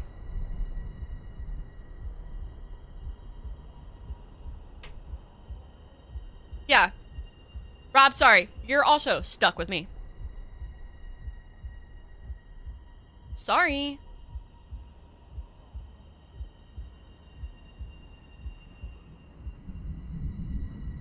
Alright. 4 years old. This photograph is plainly old, so the child would surely be bigger by now. Thought settles heavily on you as you try to reconcile the features of that helpless, bloodied little boy. Little body, left in a pool of blood. The cheerful drawing of the child on the flower. On the flyer. Jesus, fuck. Thank you, Legend, for the hydrate. Bottom of the flyer, you see the family's address. If you think potatoes are pretty. Bottom of the flyer, you see the family's address. At the time of his disappearance, the kid was wearing a blue suit and black trousers with no coat or hat. The only distinguishing feature mentioned is a small scar on his lip. Bye, Legend. Have fun BRBing. You try to convince yourself that it's just coincidence. After all, plenty of children go missing every day in New York. The children of illegal immigrants, kids abandoned by their own mothers, or unwitting victims of some score settling. Besides, this child was from Brooklyn, far from the dilapidated shack on Riker Avenue. Yet, despite your best efforts, you can't get rid of the nagging suspicion that this is more than just a random occurrence. Hi, Papas! What's up? 34 times Papas.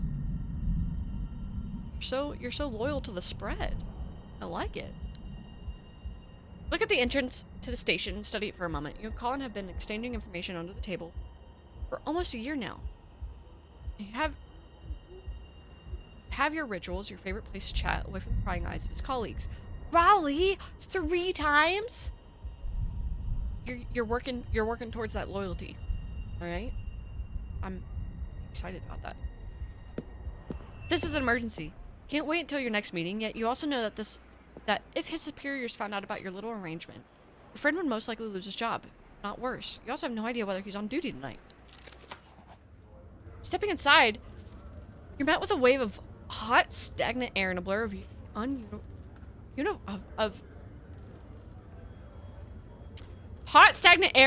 uniformed bodies rushing in every direction. The room buzzes with overlapping voices, each one straining to be heard through the constant ringing of telephones. Thank you, Papas. Appreciate. Work in progress. We're getting towards it. I'm in my elf era, I guess. I don't know. Something like that. Now you have to decide what to do. Filing a complaint the regular way with the first available policeman wouldn't risk exposing your relationship with Colin. No matter how upset you are, this is still inside. Inside?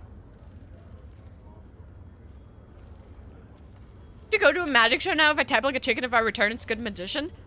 Hell yeah, Leems, that's what's up. Have fun at your magic show. I'm so excited for you. Have fun, have fun, have fun!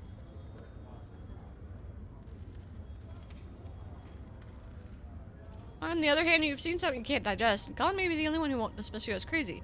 Try to find him among the officers, pretend to bump into him by chance, playing it off as naturally as possible. You've never tried your hand at acting. We're gonna go after Colin. As you walk, keep an eye on the men in uniform passing by, hoping to spot Colin. There seems to be no sign of your friend, however, and the chaos around you feels like a claustrophobic maze with no way out. Then, as if someone from unknown corner of purgatory, you see your friend emerge from the crowd. Colin strides towards you, weaving past his colleagues with effortless skill, all the while keeping a steady, hard gaze fixed on you. Greets you very formally, shakes your hand, and gives you a very insincere smile. I ship them. I want them to fuck. Ah, it's you. Please follow me. I will take your complaint as we agreed yesterday.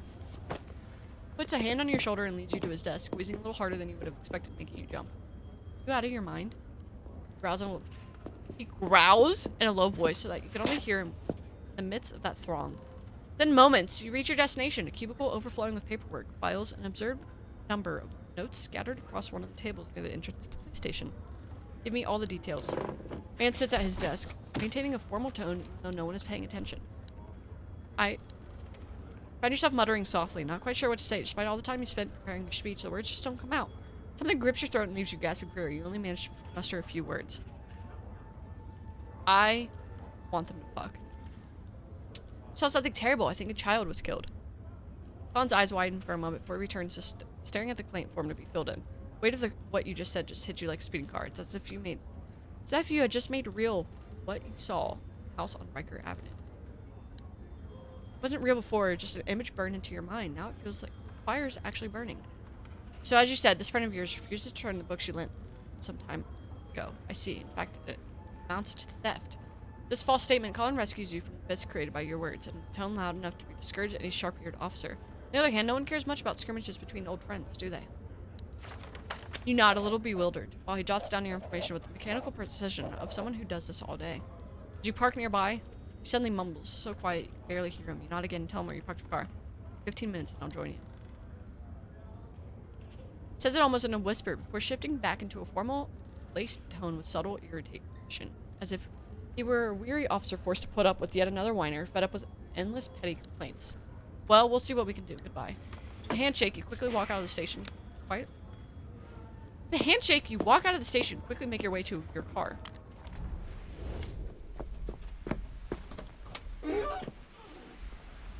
Ron opens the door of your car and gets his passenger seat. Couldn't help noticing how cautious he is about simple action, almost as if he's expected to be spied on. Sometimes you think he's exaggerating a bit, but maybe it just comes with the job.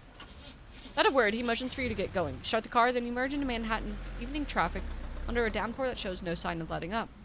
Two of you remain silent for a while. You've been in this situation before where your friend waits until he's far enough away from his place of work to be comfortable with conversation. You sigh, a little annoyed. You've been driving in circles for a while now, and the station is well behind you. You said you saw a child killed. Tell me everything. His eyes are full of anticipation. You can see why. Let's guess why. Ron is a family man with 3 kids, so it's no surprise the news seems to hit him on a personal level. Now that you think about it, one of the things that his superiors often accuse him of is getting too emotionally involved in his cases.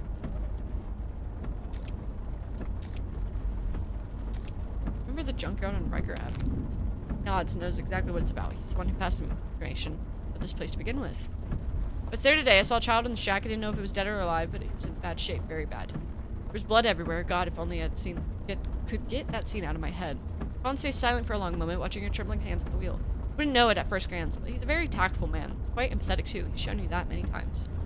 I can only imagine how horrific it must have been to see all that. We have John Mahoney's file, but it must have been, I've never thought he could be such a monster. Like I said, I know for a fact he's out of town.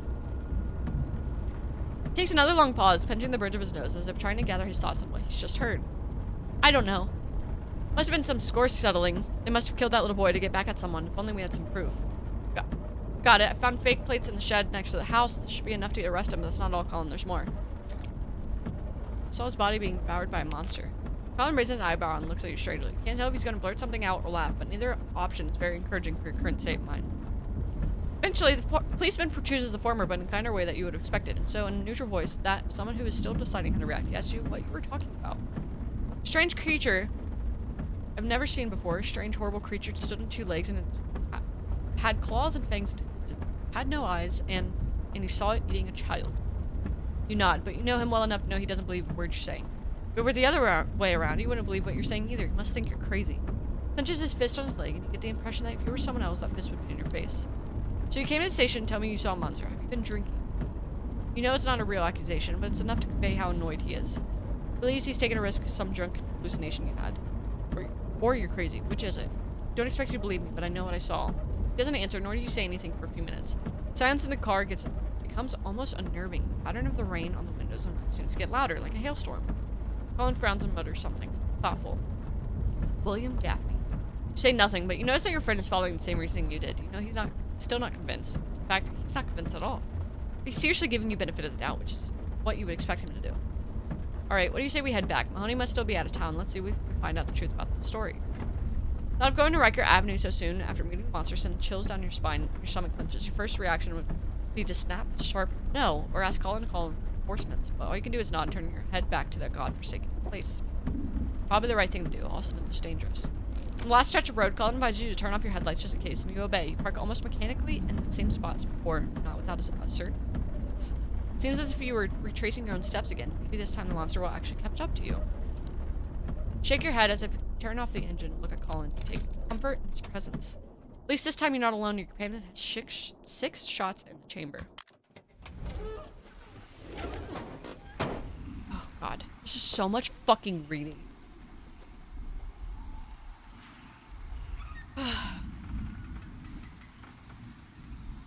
Like lightheaded from having to read. That's kind of sad. Not kind of sad, that's true. Pop it into TTS? No, literally. Fucking, that's not a bad idea.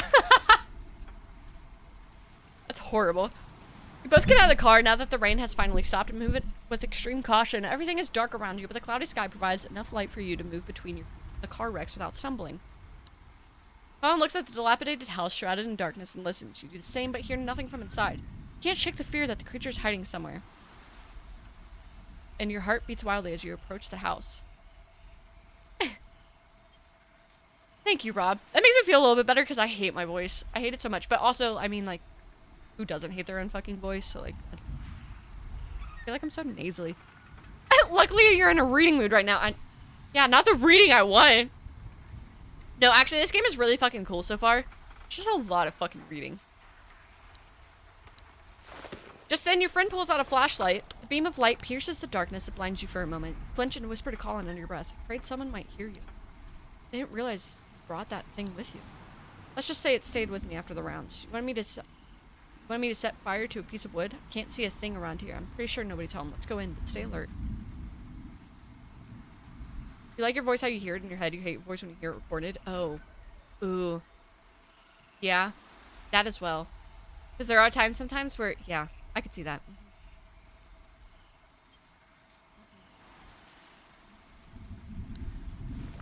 Approach the building and he lights up the ground in front of you.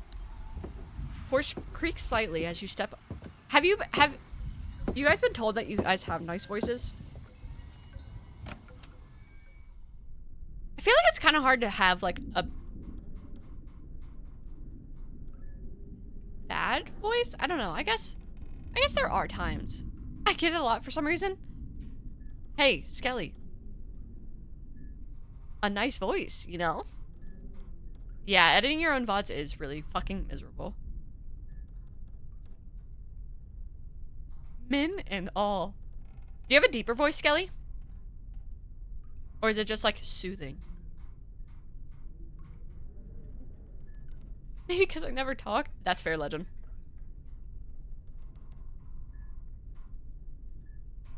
I was told it's wait. I was told I sound like I'd be the top of the relationship with your best friend. That's the only voice comment you've got.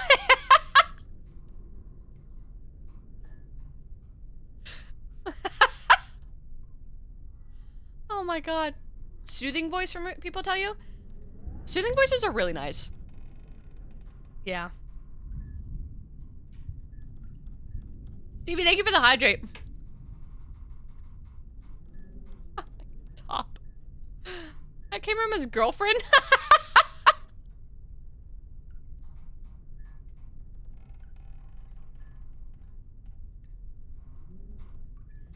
She's telling you that he's a fucking sub. He's subby as shit. This guy at work kept commenting stuff about your voice. Hey, if you have a nice voice, sometimes it's really hard to ignore. You know what I mean? It's true.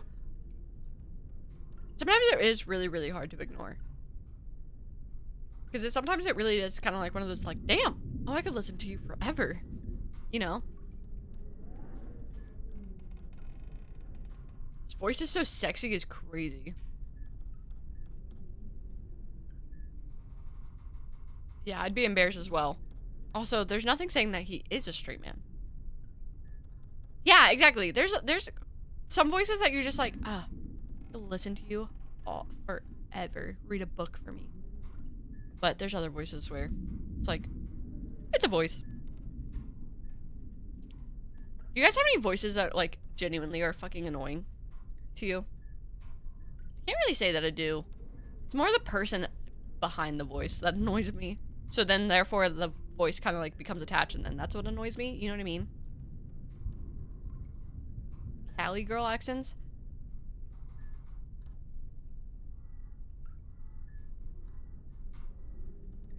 Try to imagine it in my head. What the fuck?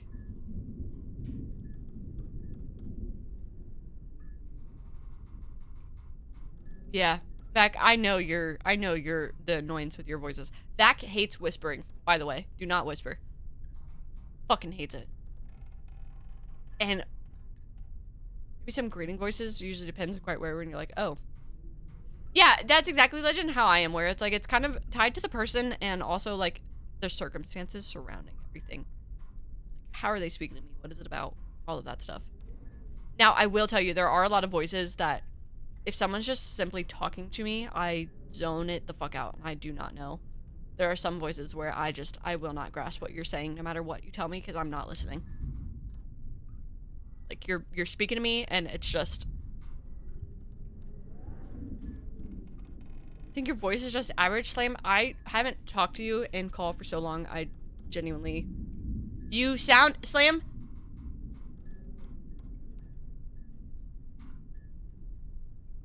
This isn't gonna make sense to you. Because, like, obviously you are and you're about to be like, yeah, I already know that.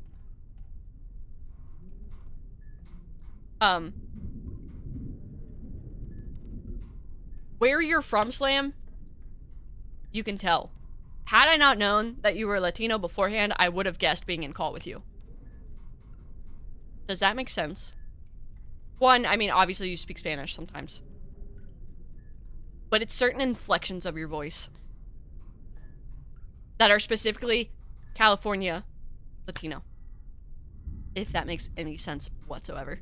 Yes, he does sound Southern Cali. Yes, thank you. He absolutely sounds Southern Cali. But you know who is Southern Cali and Latino and does not fucking sound like it at all? Dusk.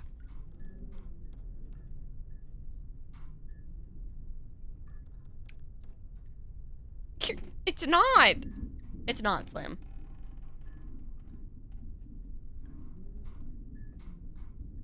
But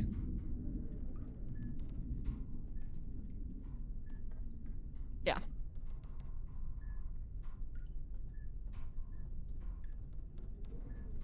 Doxed what guy? Dusk? Because Dusk has said it multiple times. He is not afraid.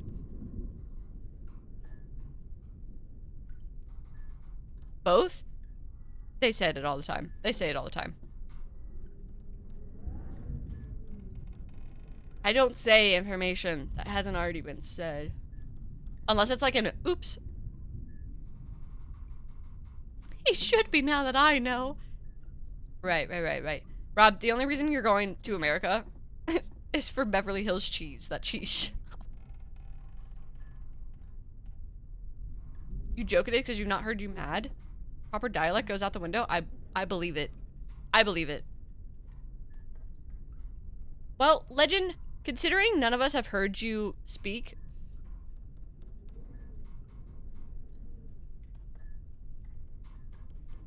Beverly Hills is in California. I don't know where it is exactly. Hold on. Remember where it is.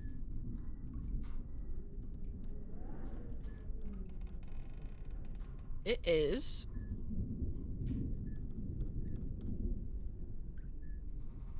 kind of like... It's... yeah, it's closer to Southern Cali.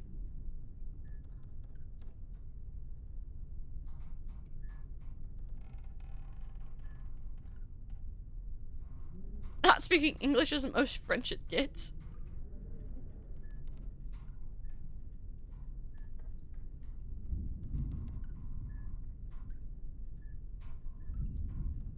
I know, yeah, Skelly, I think I do know what the Cali girl accent you're talking about is. That's when we meet. Yeah, it's closer to, I don't know if that's, I don't know what Californians count as necessarily, like, SoCal, pretty much, but, it is, like, if you're looking at it on a map, it is Southern California, if that makes sense. Like, it is more southern. I don't know, I just don't know anything else. I don't know anything else.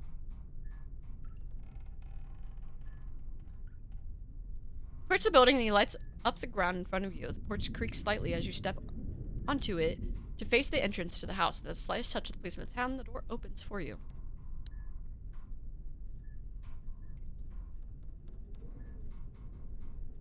Yeah, Skelly, I figured that's exactly what it was. It's not even necessarily the voice, because if it was attached to someone that you end up getting to know and you really like, a voice isn't gonna, a voice isn't gonna do anything. You know what I mean? Like, you're gonna like the voice regardless. But personality, yeah, it all, that's why I say, like, to me, it's kind of hard to be like, there's voices that I hate, because it's like, no, I mean, any voices that I listen to, like, I can say that there's genuinely been 1 or 2 times that I have heard someone speak and it was just like an instant, immediate, like, oh god, no. And the circumstances surrounding that, it makes sense as to why I was like that. You know what I mean? So.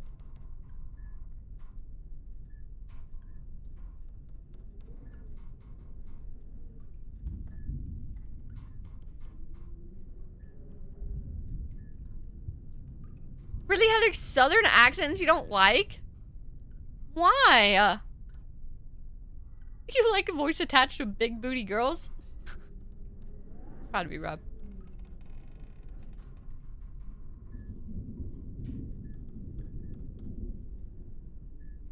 Why? Wait, hold on, Skelly. What about it with southern accents?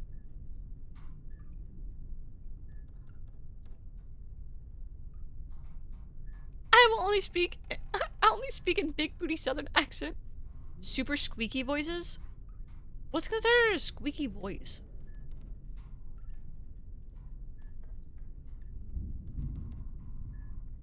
Also, I can say that most of the,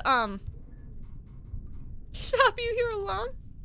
I can say, most of the voices that I'm like an immediate, like, oh god, to are people that I know are forcing their voice in one way or another. You know what I mean? Like, you can just hear the force behind it, if that makes sense.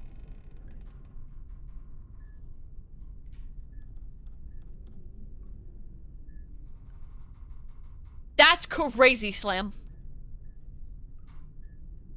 Find it ugly and it triggers you? Boy, howdy.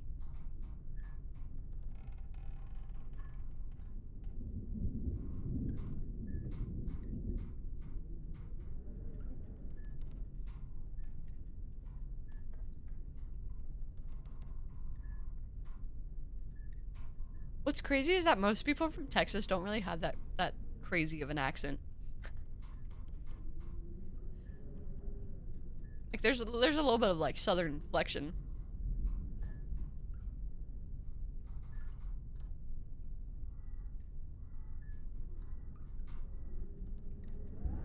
Yeah, you gotta be. Yeah.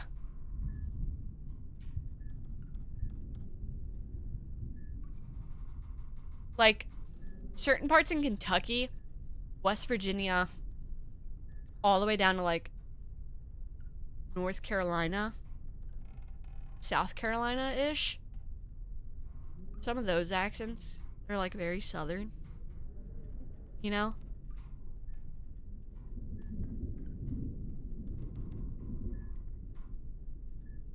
Yeah.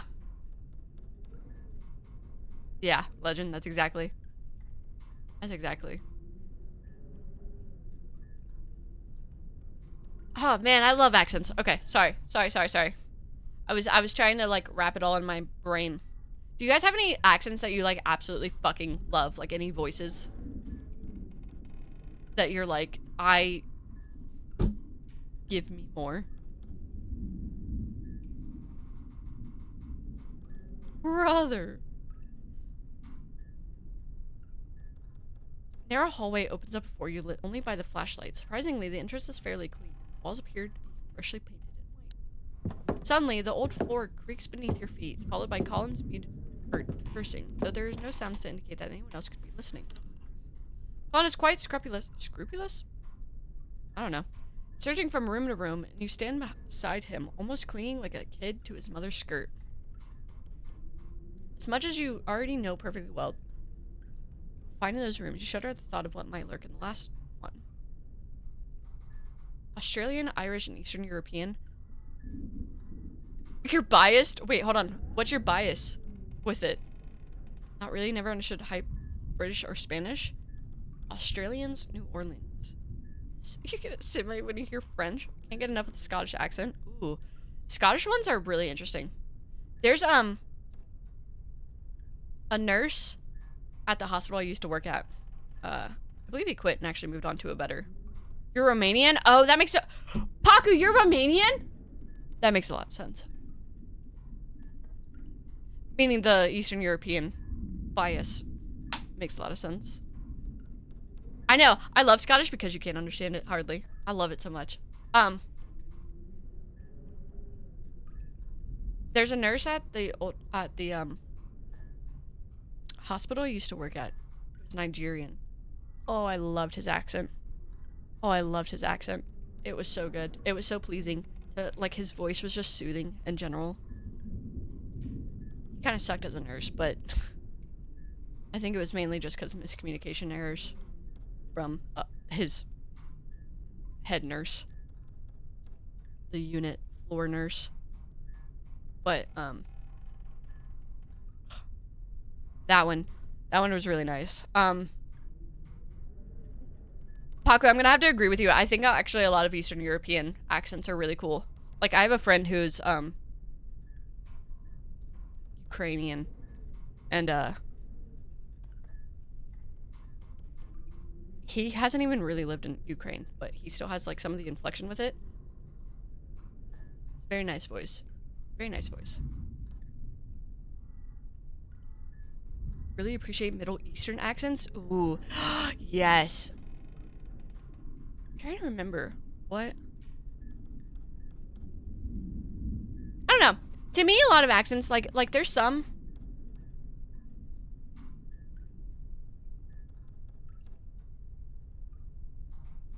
I'm trying to think if there's any that is like appreciate that, but I think I really just kind of is tied to the voice for me. You know what I mean? Like, it just... If your voice is nice, I'm gonna obviously pick up on it.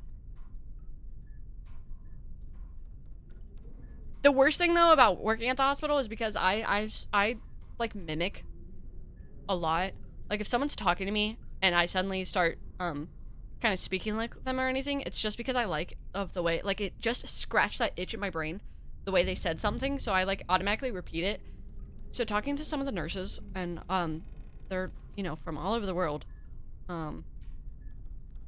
if a lot of them had accents, and then they said something, it would, like, scratch that itch, and then it would just, because, like, we had one nurse that was, like, really southern, and, Skelly, I know you're gonna hate this, but really southern, and it was, like, perfect, and the way she would say darling would just, it would, like, every single time, it popped out, and it kind of was, like, those things where it's, like, I am so sorry, because that's so fucking annoying, but it's, like, it just scratched that fucking itch. You know what I mean? Like, it just was like, oh, I love the way you said that.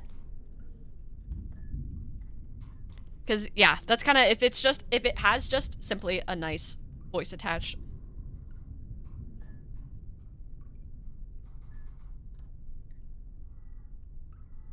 Very nice. Light from the flashlight brings the collapsed inner staircase into focus, and your friend lingers for a moment.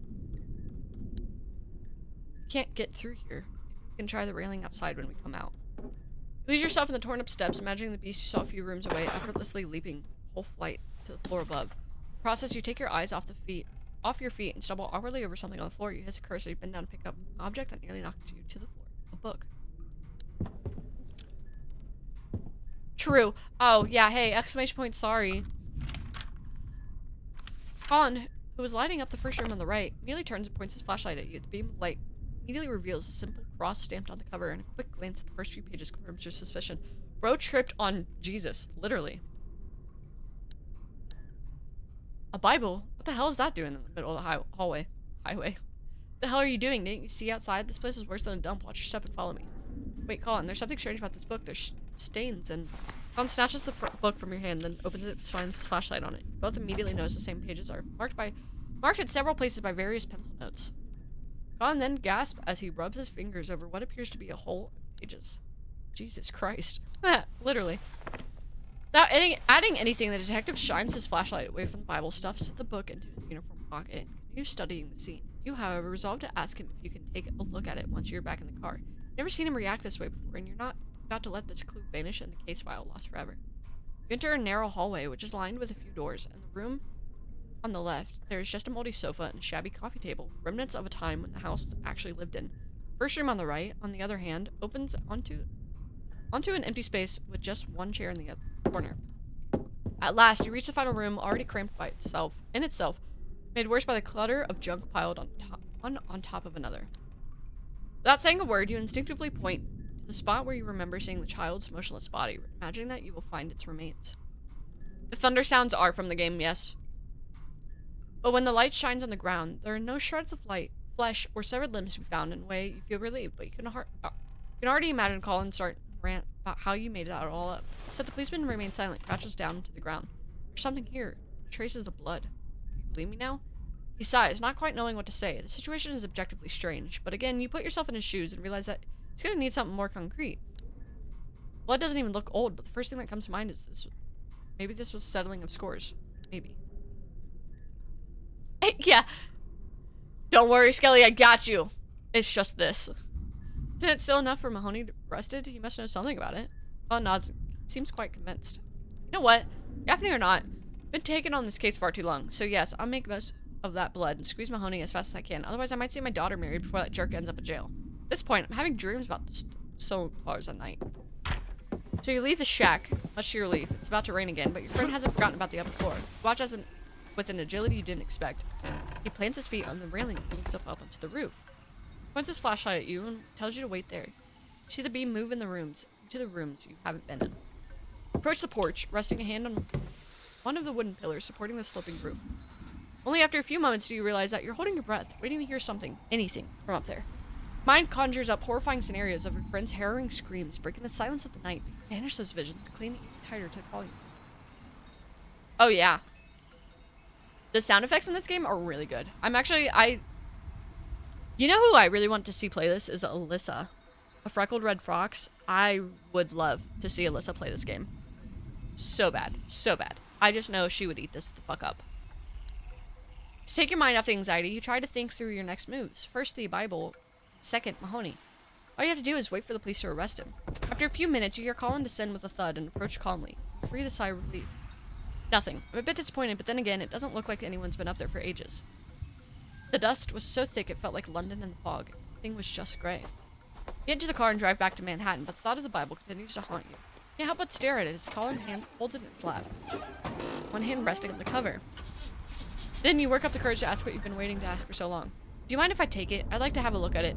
Then I'll give it back to you before you make the arrest. You don't need it to nail Mahoney, do you? Colin snorts and turns the object back over in his hands. Alright, keep it. Honestly, it's more important to have found those bloodstains, and well, as usual, your instinct was right. Better than most of my officers. Let's do this usual way. If you find out anything interesting, let me know, and I'll let you know when I get back to Riker Avenue. That way, you'll get it back to me sooner, just in case. You're home at last. It hardly seems real that you've made it back to your apartment after such an insane, dangerous day. One-bedroom apartment is far from luxurious. Never really felt like it belonged to you. You lived there for years now, but it feels temporary. At least until you can go back to Boston and find a new job and life somewhere else. You have no idea. The thought grips you every time you walk inside, but you can find no peace from its torment. Never even made much of an effort to furnish it. The only hints of you are art books carefully arranged on the wall shelf and a small painting of you with Margaret hanging in your bedroom. That too does nothing but weigh on your heart. Never get used to how much your life has changed in so little time, so how much pain it's caused you. You should just throw it away, that painting. Which you made with so much love, but you just simply can't. Hi, Sam. Welcome back. The automatic, almost ritualistic gesture, you fill a glass of water left on the sink, pour it into the vase of daisies you keep on your desk during the day. Watch the flowers slowly wilting, their lovely white petals beginning to take on little brown spots that foretell their withering. You don't have time to lose yourself in the melancholy that grips your heart each time you come home, because as soon as you set your things down on the desk, you feel something brush against your legs, making you start. With everything that's happened, you almost forgotten the one comforting thing in this house. Pluto, your black cat.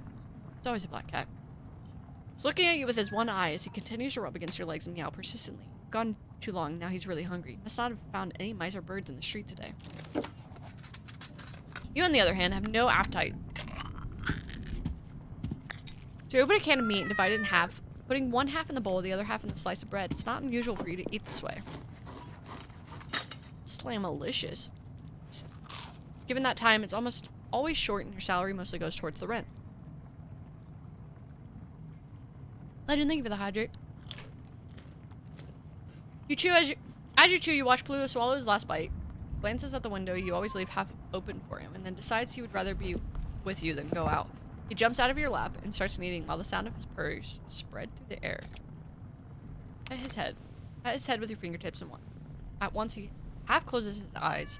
Funny, blissful look on his face. He even lifts his muzzle a little as if to ask you to keep going forever. It's a mix of dust. Oh my god, reading! It's a mix of dust, dirt, and what appears to be bits of green paint on your fingers. You sigh and look at him again. Look how dirty you are. Where did you get off to today? Zorro Hunky? Zorro? Apparently you're hunky. Like all male cats, Pluto is a globetrotter and can't help but roam around most days, but he always comes home. He's incredibly loyal to you and never fails to show his affection. With something in your stomach and the cat on your lap, you finally look at the book full of notes you managed to bring home from Riker Avenue. Looks like an ordinary Bible, the cheap kind you can find in homes and hotel rooms. The heading on the first page reads, Authorized Version, indicating that the owner is a member of the Episcopalian denomination. Leaving it on the table, you begin to leaf through it. Immediately, Pluto jumps off your legs and stands over the book, preventing you from reading and staring at you with his one eye. He looks somewhere between curiosity and apprehension that you can't quite explain. Postpone reading. Can't help but smile. It's almost as if your cat's telling you tonight isn't the time to get into anything else. You didn't think you were hungry and that you devoured that miserable dinner, and now you don't feel sleepy either, but maybe it really is time to go to bed, though. Pretty sure that the moment your head hits the pillow, all that built-up fatigue will fall on you like a leaden blanket. You truly feel drained after a day like this. The third-hand gramophone you managed to pick up for next to nothing languishes on the side table, staring at you as if begging you to unwind its music. But no, you don't have the strength to do anything. Collapse onto your bed. As you approach the bed, you feel the blood pounding in your temples like a drum. You barely manage to grab the sheets and pull them over you. You probably have a fever. That wouldn't be surprising considering what you've been through. Could all this really have been the result of an illness? What if it was a delusion? Or your head hurts too much. Before you close your eyes, you take one last look at the painting of you and Margaret, and your breathing becomes even heavier. You sink your head into the pillow and try to let go of all these thoughts and finally find some peace and sleep.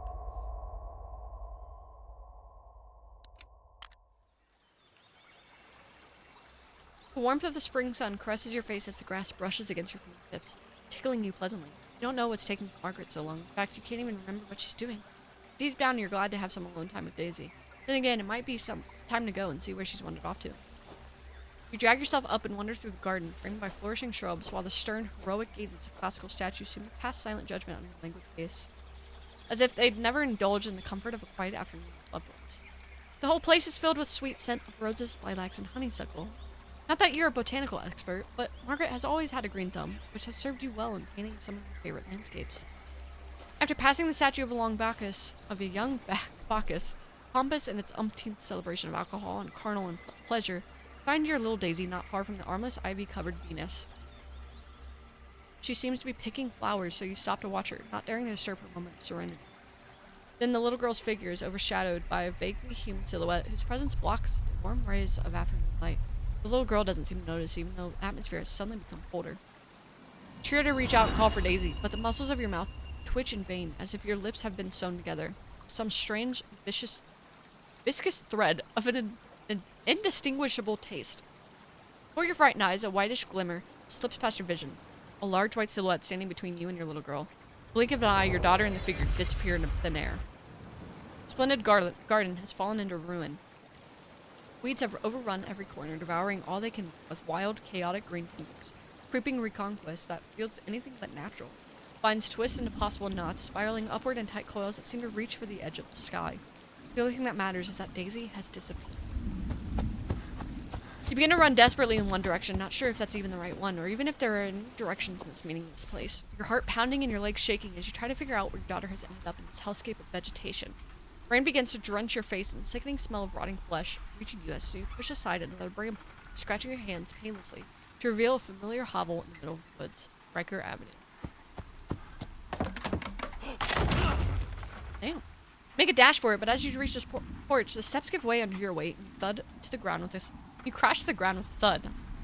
What your eyes see, now that your face is pressed against the crumbling wooden floor, is a disjointed jumble of hoofprints stamped in the mud as if donkey or horse decided to bolt and turn on itself in that spot. Legend.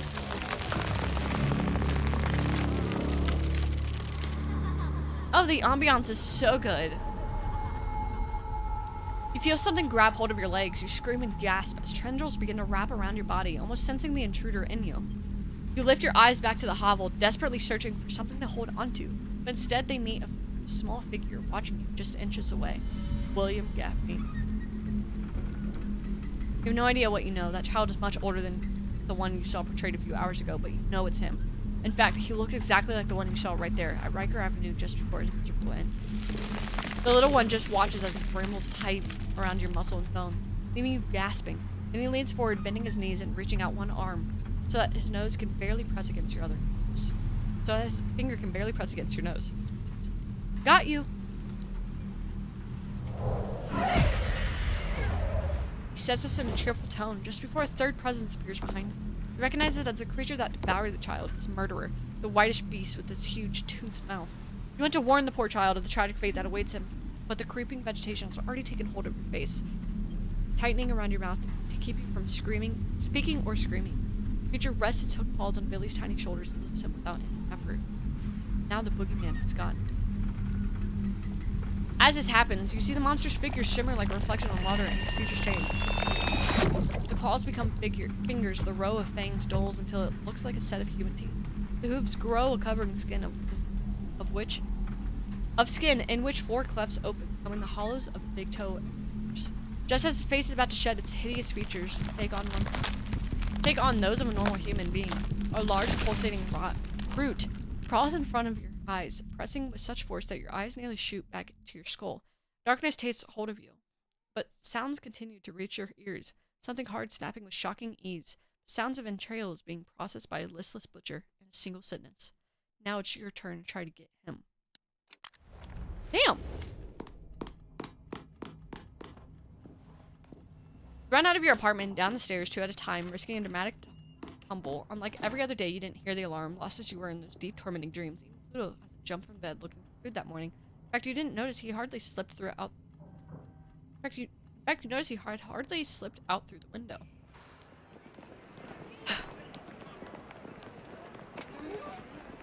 Step out into the street. They are greeted by the comforting coolness of the morning. The smell of smog from cars whizzing through the streets of Manhattan. As you get into your car and start the engine, you realize that despite the unpleasant night, you feel much more rested. It seems like most of your sleep was peaceful, disturbed only by the scenes, which are so vivid in your mind. Yet the daylight seems to push those memories away, and somehow, now you feel even more determined to make sense of the shocking events of the days before. Parked not far from the headquarters of the newspaper where you work, New York Gazette, the large, nondescript building that has become your second home, or first, considering how much time you spend there. As soon as you walk through the door, you're greeted by the sounds you've come to know so well, part of your daily routine. The bustle of colleagues, the rustling of the paper, and the incessant ticking of typewriters. People you pass either greet you politely or simply ignore you. You don't have any issue with them. You know what they say about you. Nobody who landed a byline in no time, practically without paying his dues, and that's because you're editor's favorite. You hurry to Thurber's office next to the desk of secretary, a woman of Italian and East Asian descent. One of those blends that only America can produce. She's rather young and pretty, and since your arrival in New York, you tried more than once to ask her out, always getting a resounding brush off. In any case, hope dies last. Damn! Morning, Lily. Is Edward in the office, or did I miss him? You're in luck. He's about to leave right now. Another interview about the sex thing. Again? The whole prudish fuss about the play has been dragging on for almost a year now. I'm surprised he hasn't had enough of it now. Oh, you know how he is. Defending art in all its forms from those who do not understand its true value, etc., etc. We all know he would rather be a critic than a journalist or an art history teacher. Starting the newspaper in a daily insert of art in America and elsewhere. Come on, don't exaggerate. I mean, yes, he's a bit obsessed, but he's always very thorough. I guess that's virtue in our line of work. Right, I'll catch up with him. Should we invite her out to dinner? Should we shoot our shot? I think I'm gonna do it. I think we're shooting our shot. Invite Lily out to dinner. Oh, anyway, what are you doing tonight? We recently found a nice little place where the food's really good. Really? Tell me, where did you find it? Riker Avenue? These words, you suddenly freeze and your mind fights against the memories of all those sensations that are surfacing so powerfully. Secretary notices, perhaps because of your face, she must turn white immediately. Your alarmed eyes, but instead of caring, she grimaces. Oh, for fuck's sake, why are you looking at me like a monster? Anyway, I have a really pressing engagement tonight. If you want to know what that is, no, I haven't decided yet. Now get lost, Pikmin. I love her. Once inside, you find your boss in the middle of the phone call, which must have stopped him just as he was about to leave. As he already has his coat on. He looks at you for a moment, smiles. He waits for you to wait.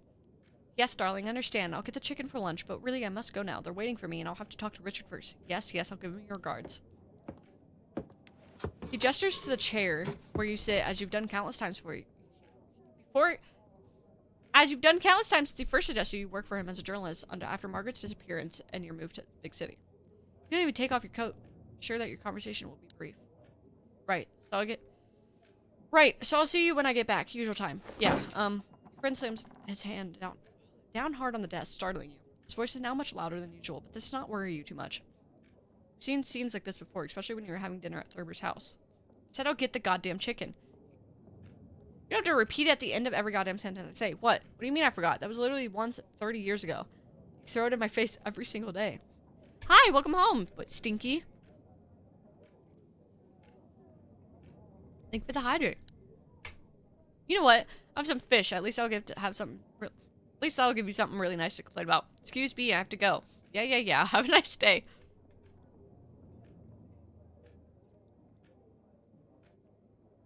Thanks for doubling it. Hangs up violently, shakes his head, and rubs his temples with his finger. Closes his eyes as if to regain his lost composure. You watch him, trying to hold back a smile that forms on your own lips because you know he doesn't appreciate having to make it seen in public.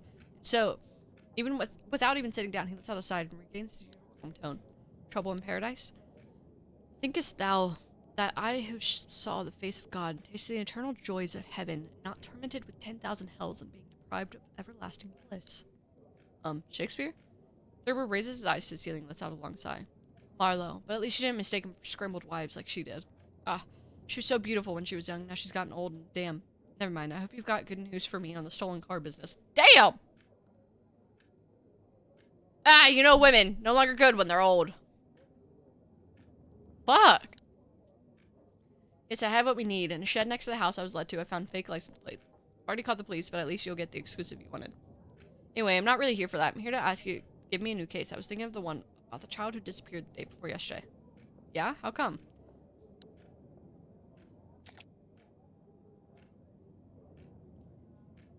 You don't really think there's any need to talk to Thurber about what you saw on Riker Avenue.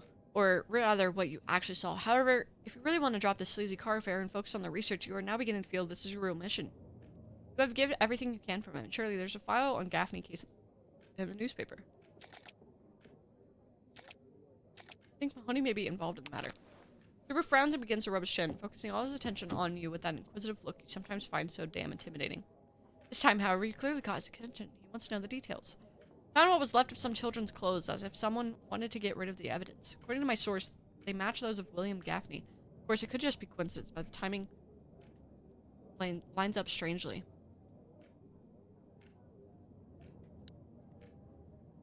But why would a stolen car fence kidnap a child? Let out a deep sigh. You know what you were really... Let me start that fucking over. Let out a deep sigh. You know that you're about to lie to one of your best friends, but you are fairly certain that such a rational person would find it hard to believe what you saw in that dilapidated house. That said, You have no intention of hiding the truth from him any longer than it's absolutely necessary. Yeah, I might. My contact thinks it might be settling scores. We found traces of blood in the house. That doesn't mean... No, I see what you mean. What appeared to be a tragic but essentially minor affair may have been much darker and more dramatic twist than anyone currently expects. Am I wrong? No, you're not wrong. And I couldn't have said it better myself, which is why I'm asking you to drop the car business and concentrate on the child's disappearance. Someone else can always write the article, and as far as I'm concerned, they can take credit for it. I really don't care. Do you already have someone on the Gaffney case? Not yet. I wrote a little article on the subject myself last night, using what little information I could gather. Secondhand, I'd admit. I have all the more experienced men on the bigger things, like the Shanghai landing, so this has taken a bit of a backseat. Anyway, I was just thinking that handing it over to one of the new guys. My fault, I couldn't imagine that. Anyway, it's fine. I know, I'm kind of invested too. As he speaks, Thurber opens a desk drawer and pulls out a folder on which he has written. It's perfect handwriting, Gaffney case. He looks it over for a moment to make sure everything is there and then hands it to you. Inside, you glimpse the flyer you saw taped to the lamppost that night. However unimportant he claims it is. Thurber has been meticulous as ever in gathering everything about the affair. This was just for a blurb. You have my blessing to pursue this matter, but you must write that article today. We're already too far behind. So if I were you, I'd talk to the people involved first.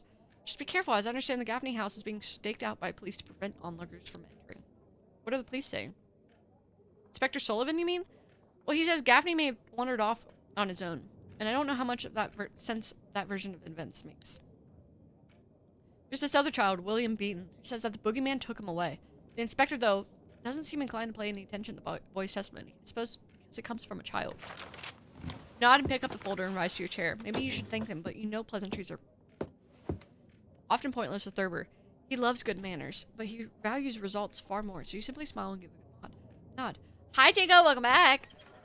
You open the door and turn around one last time to see him peeking from some papers on his desk before leaving. Oh, Edward? Remember the chicken. You dart out of the office with the cat-like spring, just as you hear a copy of yesterday's paper smack against the glass of the door. Lily flinches for a moment, then looks at you and rolls her eyes before going back to her typing, while you walk off smiling. Hi, JJ, what's up? My hair is like a weird silver green right now. I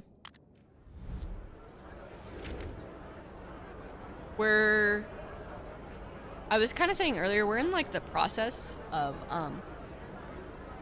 like next month I go back and do more color correcting, and then hopefully I'm able to start dyeing it the blonde that I want.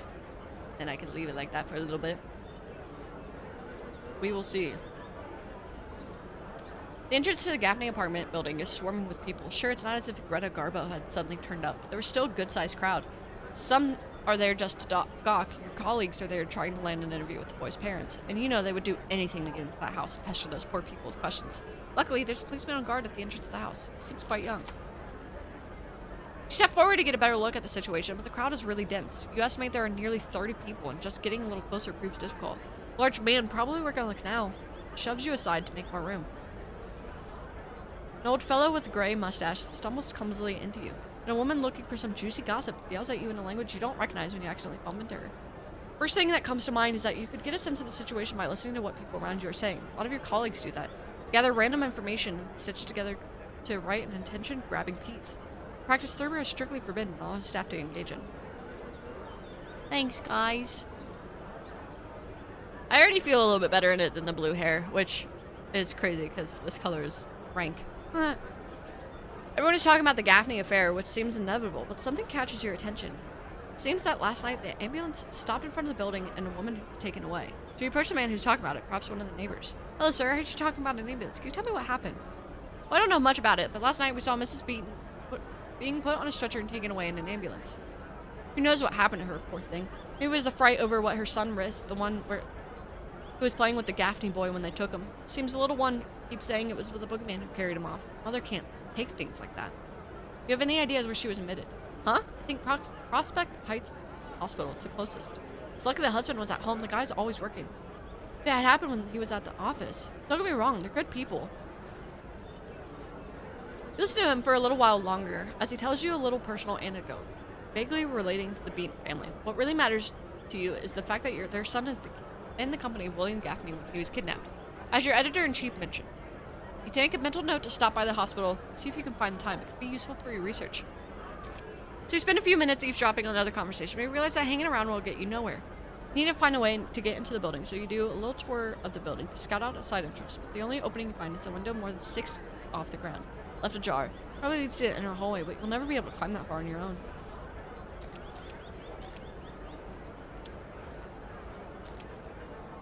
Look for someone to help you get. No.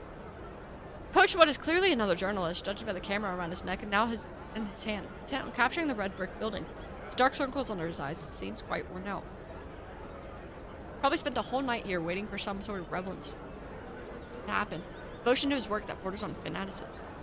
Perfect subject. Good morning, colleague. Richard Upton Pickman of the New York Gazette. Is there any chances I can interview the Gaffneys? Startled for a moment, sizing up from head to toe and scratches the back of his head uncertainly. If you handed him a tricky geometry problem. He blinks his sleepy eyes and shakes his head dejectedly without a word. He doesn't seem to want to get too familiar with you, and now that you think about it, it makes sense. He's afraid you might pry some valuable information out of him. Makes you smile despite everything. You imagine that if you want him to be more cooperative, you will have to give him the one. You will be the one to have to give him information. After all, he seems so hungry for news that anything, if well presented, could prove appetizing. So what do? You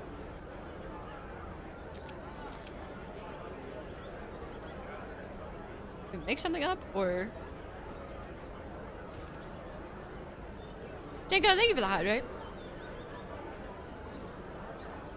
And the posture check legend! Making some fake but plausible news. Asked mainly confirm what the other children in the building were saying. Janko! Thanks for striking on place their 50 stream streak! My god. That's so exciting. Exactly, Rob. You found a white hair? Damn, you're old as fuck! That's mainly confirm what the other children in the building were saying. Story of the Beatons boys' boogeyman? No, I mean the other thing, the neighbor thing. Still looks at you in confusion, but you can see a glimmer of curiosity in his eyes. Those few years in New York, you've learned a lot about journalists. You can tell when they're hungry. No, you're old. Approach him with an almost conspiratorial air, and you know he's taking the bait when he leans towards you. You gather testimonies of the other children. They seem convinced that it was the woman who lives there who took Gaffney. A few days ago, she allegedly shouted at the child because she had gotten her coat dirty. It sounds hard to believe. I didn't think so either at first, and I still might find out who it is. But I might as well hear this person's testimony, don't you think? In a situation like this, I don't want to rule anything out. Sometimes people do really incomprehensible things. We're journalists. We know better than anyone. Consider your word for a moment. But not. Do the police know? No, I found that out. Since the police wouldn't listen to the kid's testimony. That's why I need you to talk to the Gaffneys. They'll know more. They'll be able to tell me who this person is. Setting up an appointment with your barber? Only one? Everybody count how many white hairs they have. I have no gray hairs. But also, my mom is in her 50s now, and she's just now getting her first couple gray hairs. So, and my dad, last I saw him, was starting to go a little bit gray. So it turns out, pretty good genes with keeping my hair color.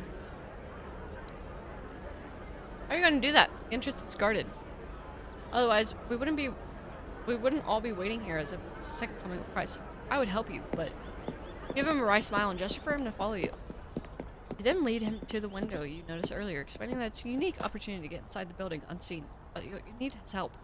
Alright then, I won't be the one risking my neck or getting arrested by the police. But I do want you to tell me what you find out. Take this with you, I hope you can use it. Yeah, 50s. Early 50s. My dad and my stepdad are the same age. And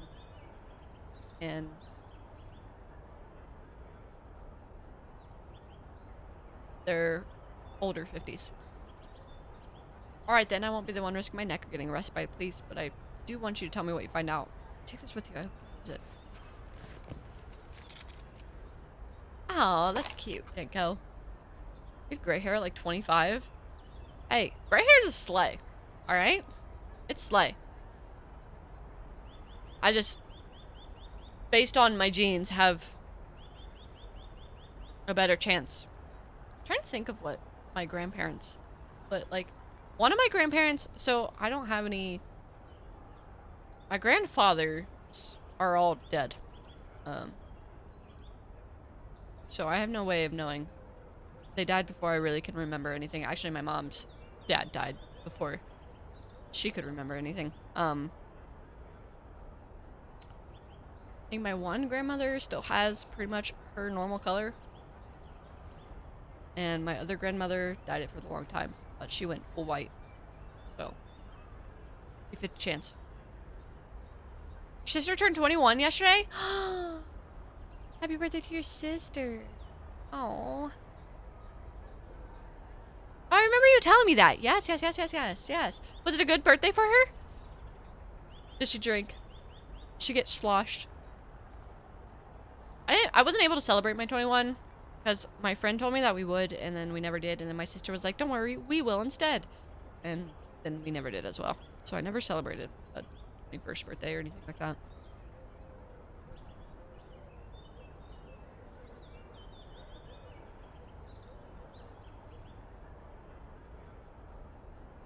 All right, Rob. Thank you.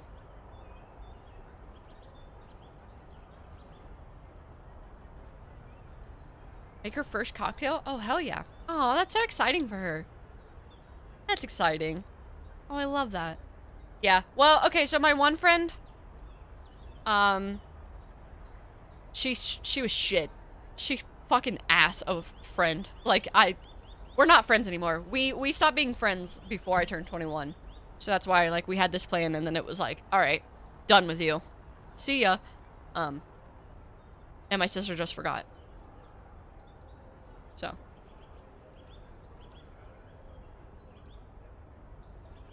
Actually, all of my siblings forgot about my birthday. I hate my birthday. I hate my birthday so much. So much. I am not looking forward to it. Takes out his camera and hands it to you. You hadn't anticipated this possibility, but it does seem reasonable that he would want shots of the Gaffney family. Some papers are rather obsessed with having images to run alongside their articles, and the more they have, the better. Thurber, on the other hand, always says you have to keep it minimal. Show only what is necessary, so your paper doesn't end up looking like an illustrated children's magazine. You don't know how to use that thing very well anyway, but one of your colleagues did once show you the basics, so you nod and take it.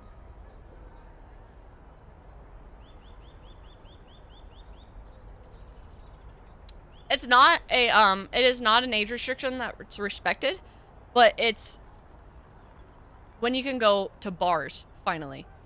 So a lot of people for their 21st like to go bar hopping and get fucking wasted at bars instead.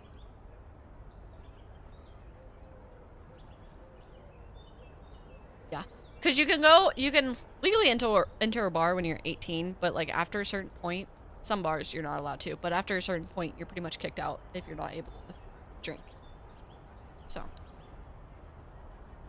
That's fine, but we'll agree on how to share the shots. I mean, you are helping me, but you're getting the same information that I'm getting, plus the photos. If I'm getting such a raw deal, I might as well buy a ladder and keep what I find out for myself.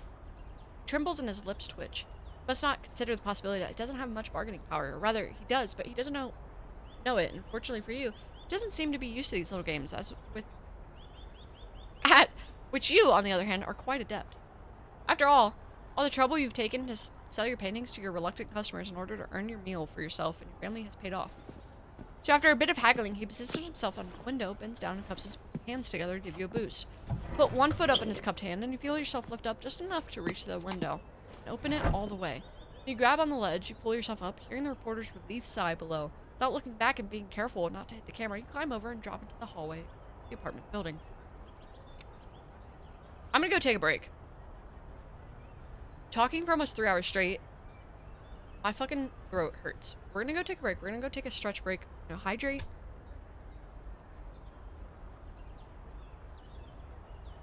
We're gonna do all that. Oh, Zorro, I'm sorry. I'm setting you up for failure again. Let me get that for you, buddy.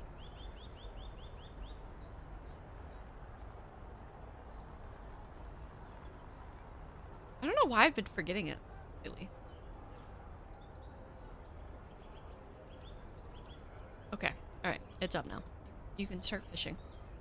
Anyway, yeah, we will be right back. I'll add that.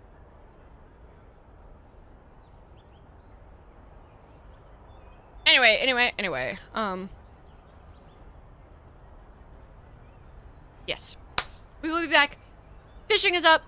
All of that stuff. Okay, bye.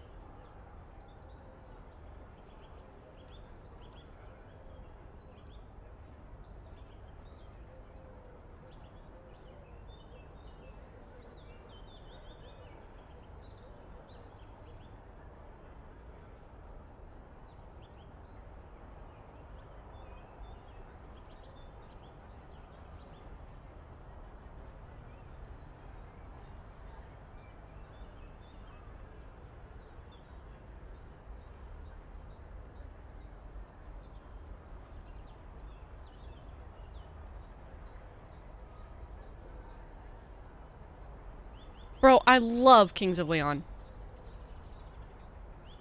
They may have gone away for you, but they did not go away for me. I go to like just about all of their concerts and everything.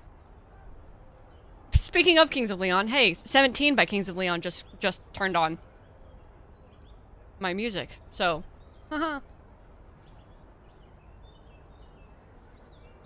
Yeah, they are still touring. They just released well, when they did tour last, they had just released an album and everything. I know. No, here.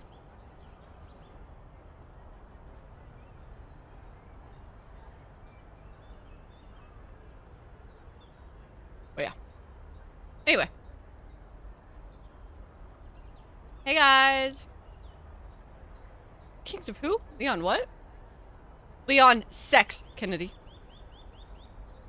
Sorry. I had to down... Okay, so those strawberry crunch popsicle things that I was talking about earlier, I had to just go take the last one. I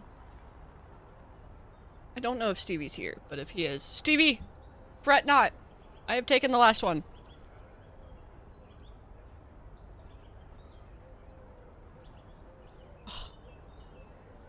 Okay. Alright. Fucking... They are so good. They are so good. Oh, I love them. I love them so much. By the way, I was thinking about it. Healthier alternative, Stevie? Do you know those coconut popsicles? With the brand that's like really good. That or pomegranate. Coconut just like kind of has that same sweetness. That's what it reminds me of. Like with like the kind of... But the coconut or the pomegranate popsicles that there are. Mint. Alright, anyway, where were we? Oh, I do too. I used to not like coconut. I've really become a believer in recent years. Or I'm starting to realize that I just had shitty coconut. Walk down the hallway checking your folder for the Gaffney's apartment number, and you see that Thurber was more meticulous than you let on. You don't enjoy coconut? Hold on. What, Rob, what do you try to have that's with coconut? Because, like, me, I can't have... Well, I mean, I guess it kind of makes sense because I'm not, like, crazy about chocolate. But, like, you know, like, those candy boxes where they have, like, chocolate-covered coconut? I can't do it. Coconut water or milk, like, coconut water, when they have, like, that, I can't do that one either. Cannot do it. Coconut milk in things I can do for cooking and stuff because I'm... try to make a lot of like vegan-based meals. You ever had coconut and chocolate? Interesting. Rob, there's no way to do this, but I really wish I could get you a box of chocolates. Because we have like, some of them have like cherries in them, some of them have like strawberry filling, some of them have like the coconut thing and whatever else. They're like such a cheesy ass fucking thing, but just a box of chocolates to be like, here you go. Yeah, the coconut water milk thing. Not a fan. Not a fan.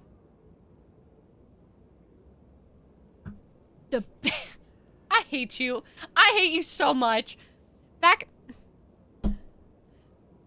Send me for Valentine's? Yeah.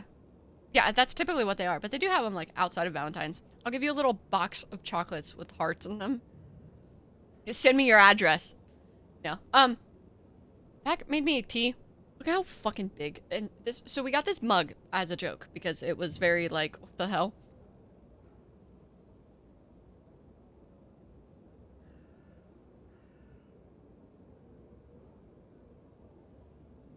This fucking mug is huge.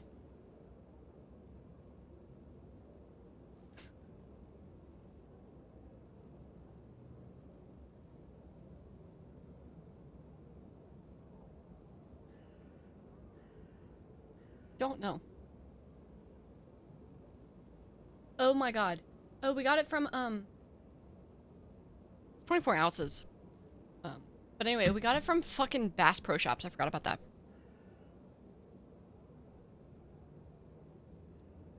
Oh. My bad. Sorry. Passed down for generations is crazy. We got it from fucking coconut shaves and vanilla ice cream. Oh my god, Slam, stop. I can only get so fucking erect. But no, we got it at Bass Pro Shops because it was like one of those things where it was like, oh my god, need. Oh, Vac, are you here? Are you listening? Are you able to hear me? Are you out there? Never mind. I'm gonna disappear. Oh. Do you want to give me Carlos? Carlos and Rajar.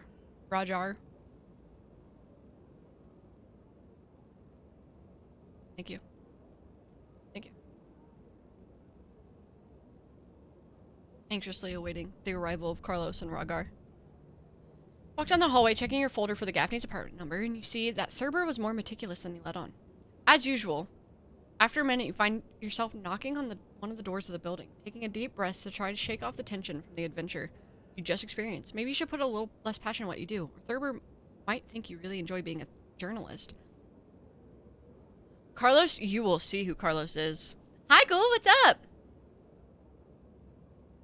Want to guess your middle name? Is it Roger? Is it Carlos, actually? Is your middle name Carlos? Is it not Dunk? Bartholomew.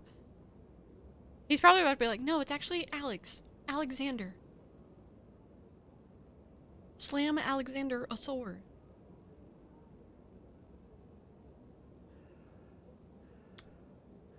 Okay, well, there's a lot of Hispanic as fuck names.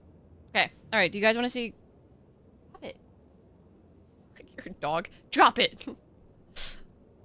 Okay, so first, this is Ragar. I collect plushies like crazy, alright?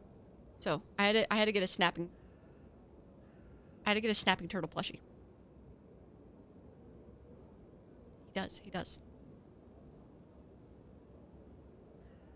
Love him, right? But thank you, Ghoul! You guys speak English, but not my English? Yeah, I do know. Okay, alright, you guys ready for Carlos? This got it from Bass Pro Shops. I saw it, first time ever seeing a fucking stuffed animal like this, and I had to. It's a fucking catfish.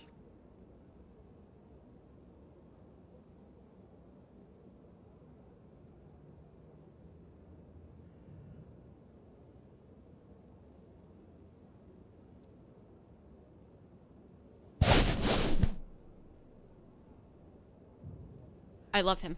I would die for him. He's really annoying on our couch. I have nowhere else to put him. Fish! Roleplay the fishing picture? Legend, what fishing picture? How did you know about that one? What books did you get today, Ghoul? How did you know about that, Legend? Legend, are you creeping on my socials? How'd you know about that? This fucking fuck-ass bangs.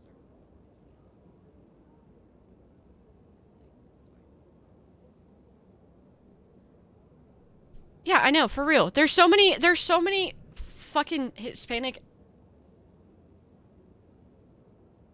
Oh, wait. Just, like, go through my fucking profiles on stream. Is it Jaime? Jesus? Jose?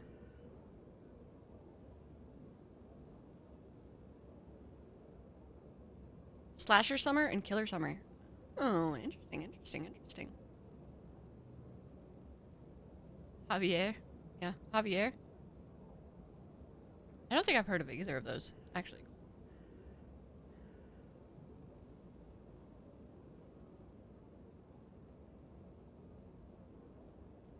One.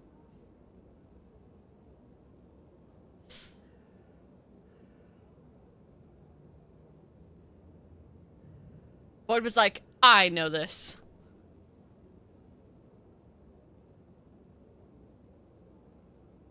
Taco Bell is crazy.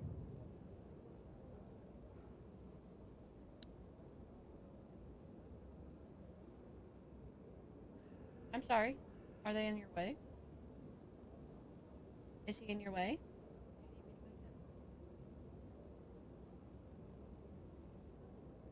Anyway, the reality is, all you care about is finding out what happened to William Gaffney. Now comes comes the moment of truth.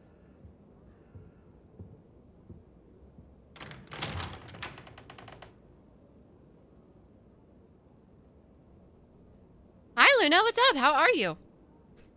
Visibly drained man, probably only a little older than you, opens the door. The first thing you notice is a very prominent nose, the kind people make jokes about.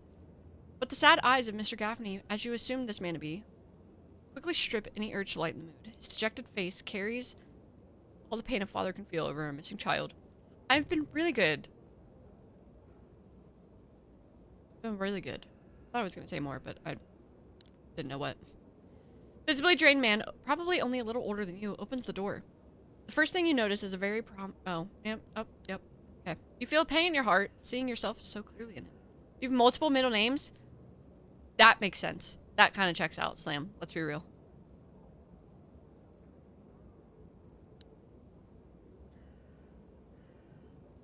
Hi, Coin Rat. What's up? How are you? Yeah, Lovecraftian. That's racist? Okay, here I am saying, yeah, that kind of checks out because of Zoral's shit, like the Alicious, and you being like, oh yeah, Awesome is my middle name, Dangerous is my middle name, and you're all like, that's racist. Slam!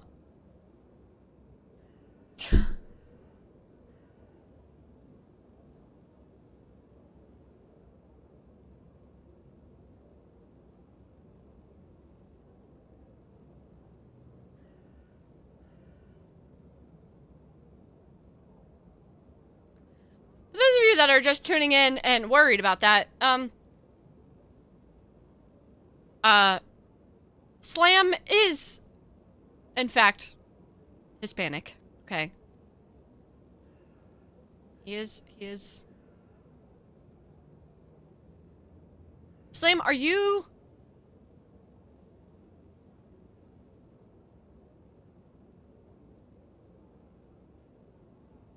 Yeah, no kidding. Are you, are you Mexican, Slam?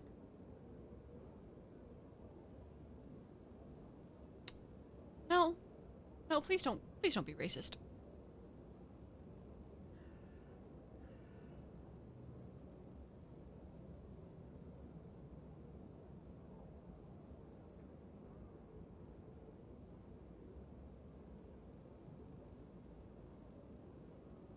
Well, I was making sure. Because I didn't want to like say the wrong thing and then it was like, well, I remember you saying as such, but it was like one of those things where it was like suddenly doubting because, you know. But yeah, it is a clarification for the sake of chat's piece.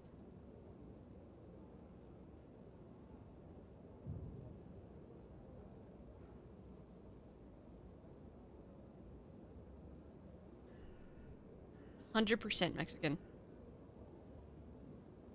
Yeah. Yeah, Zoral, that's another thing where, you know, like, you can say, but then it's also like, okay, but which, like, where? Dude on the top of Tio bottle is me. Okay, alright, anyway. You ask who you are, you hesitate for a moment. Good morning, my name is Richard Upton Pinkman. I'm a journalist with the New York Gazette. I'm sorry to bother you, but I'm here to ask if you would be willing to answer a few questions. Man sighs. He doesn't seem annoyed, only exhausted, as if he's gone through this a million times the last few days.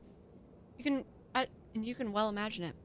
Who knows how many other journalists, most likely the same ones, are still besieging the building, pestering him for the same reason. However, if your competitors have written articles about them, complete with photos taken the Gaffneys, you must not be totally against talking to the media about the incident. Just really have to find a way to convince them to do it again.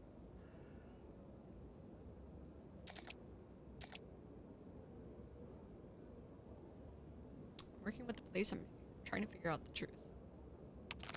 Expression becomes more relaxed, but he closes his eyes and breathes deeply. You have a bad feeling, as if he's preparing an excuse to get rid of you, but you haven't lied. Given the information you've shared with Colin, you helped the police with the investigation in a way. Seems to think otherwise, though.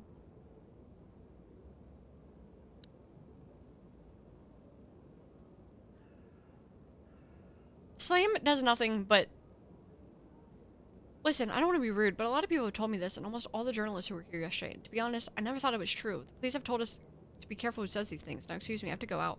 Not lying, Mr. Gaffney. I can't prove it officially, but the fact that the guard let me in should be enough to confirm the sincerity of my words. Thinks about it for a minute, but seems to slowly convince himself. In fact, what you said is true. No one without authorization could enter the building, and besides, he doesn't need to know how you really got there. You'll have to tread carefully and hope he doesn't try to confirm with the police officer at the entrance.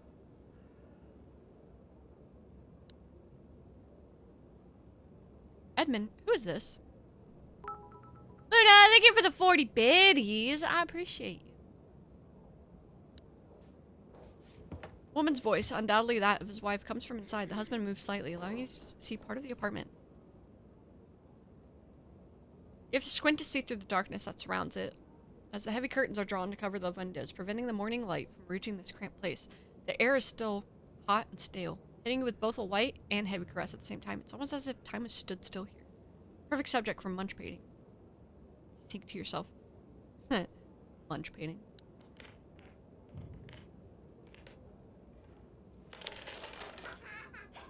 Mrs. Gaffney sits at the table, staring at you anxiously through her thick glasses, while two children play with some cloth and wooden toys on the floor, more or less ignoring your conversation.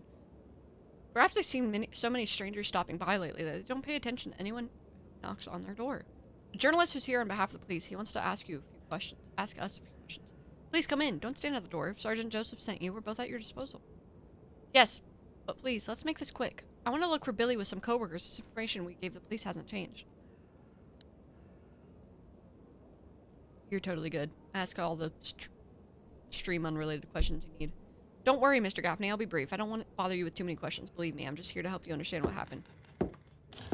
You're led to the only table in the room, which doubles as a kitchen. The apartment isn't much different in size from yours, but with an extra room, you find yourself thinking that the children probably all sleep in a single bedroom. She asks if you want anything, but you smile and shake your head. Her husband stands next to her and gestures to her older daughter to go play with her younger brother in the other room. Surprising that no words are needed, but you imagine a script that's been used several times in the last few days, only to spare the children their parents' misery when they talk about what happened to Billy.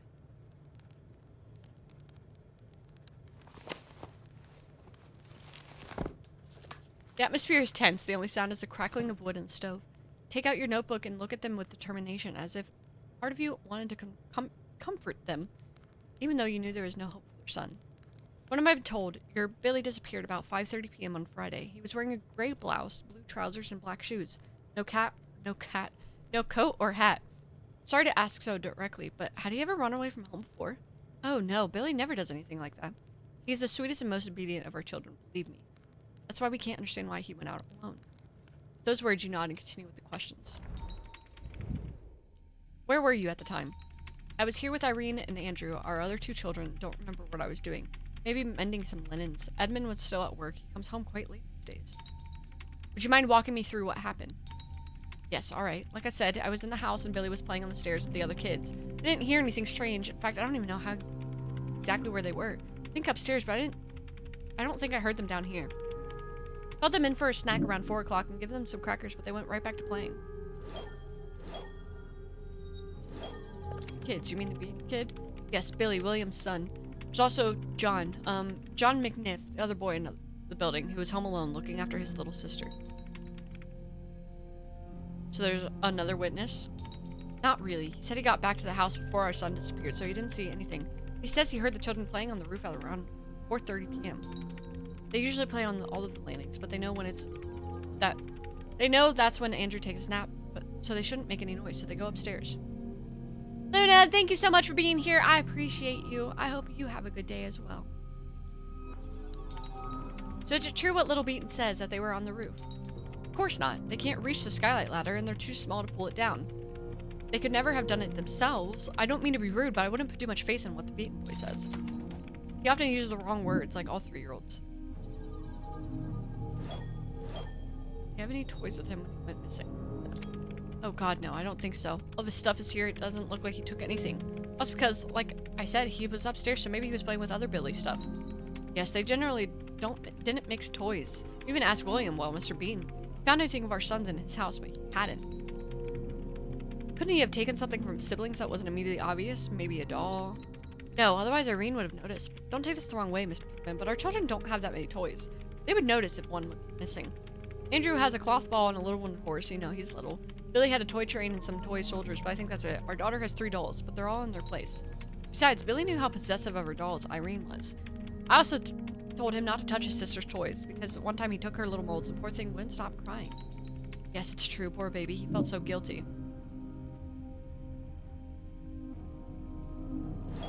You know anyone who might have been holding a grudge against you? Apologize, of course, for the awkward question, but you know this. This is just routine. Well, they already have, but the answer is still no. I personally have no enemies, nor do I imagine that there could be anyone who would want to harm me. Just a simple driver or working man just like any other. I see. And among your relatives? No. I mean, I'm not on good terms with many of my cousins. I had a bad fight with them, but how long ago was that? 12 inches? Damn. Long time ago, I didn't think Billy was even born yet, or he was very little, but they're still good people, at least. They would never do such a thing, even though my wife can't stand them, and they don't speak to each other anymore. Inheritance issues. Of course, as always. What about debtors? I have some small debts, yes, but nothing serious. I pay them back slowly on time. We're not in the lands of loan sharks, if that's what you want to know. And that's all recent stuff anyway. We had to do some work around the house.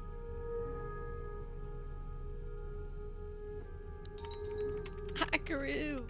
We're ordinary people, Mr. Pickman. Everyone in the neighborhood knows us. We never cause a scandal. We're honest people. We go to church every Sunday. Hey, not every person that goes to church every Sunday is honest. What church do you attend? Holy Family Church. Nearby, between 14th Street and 4th Avenue. I don't know it. Are you Episcopalian? Oh no, certainly not. We're Catholic. Our priest, Father Brown, has been very supportive these days, so after the jury. Honey, I don't think Mr. Pickman cares. No, please tell me. The universe is a strange place. Yeah, just blame it on the cold. It was cold. The night before I was sitting by the window waiting for Billy to come back. It was raining. I fell asleep. I had a dream that my little boy came home and then banged on the door and shouted at me to let him in. Couldn't open it, woke up in tears. It felt so real, my god. Last night I had the same dream again. I don't know what it means. It doesn't mean anything, sweetheart. Maybe you're right, but I'll continue to pray that Billy comes back soon. Right. Is there anyone else you can think of, perhaps someone you met or visited recently who may have interacted with your child? Oh, he's always very trusting of strangers. That's for sure. I'm worried about that too, but I can't think of anyone. Kind of, Zorl. Technically, there kind of was. We did stop streaming after midnight.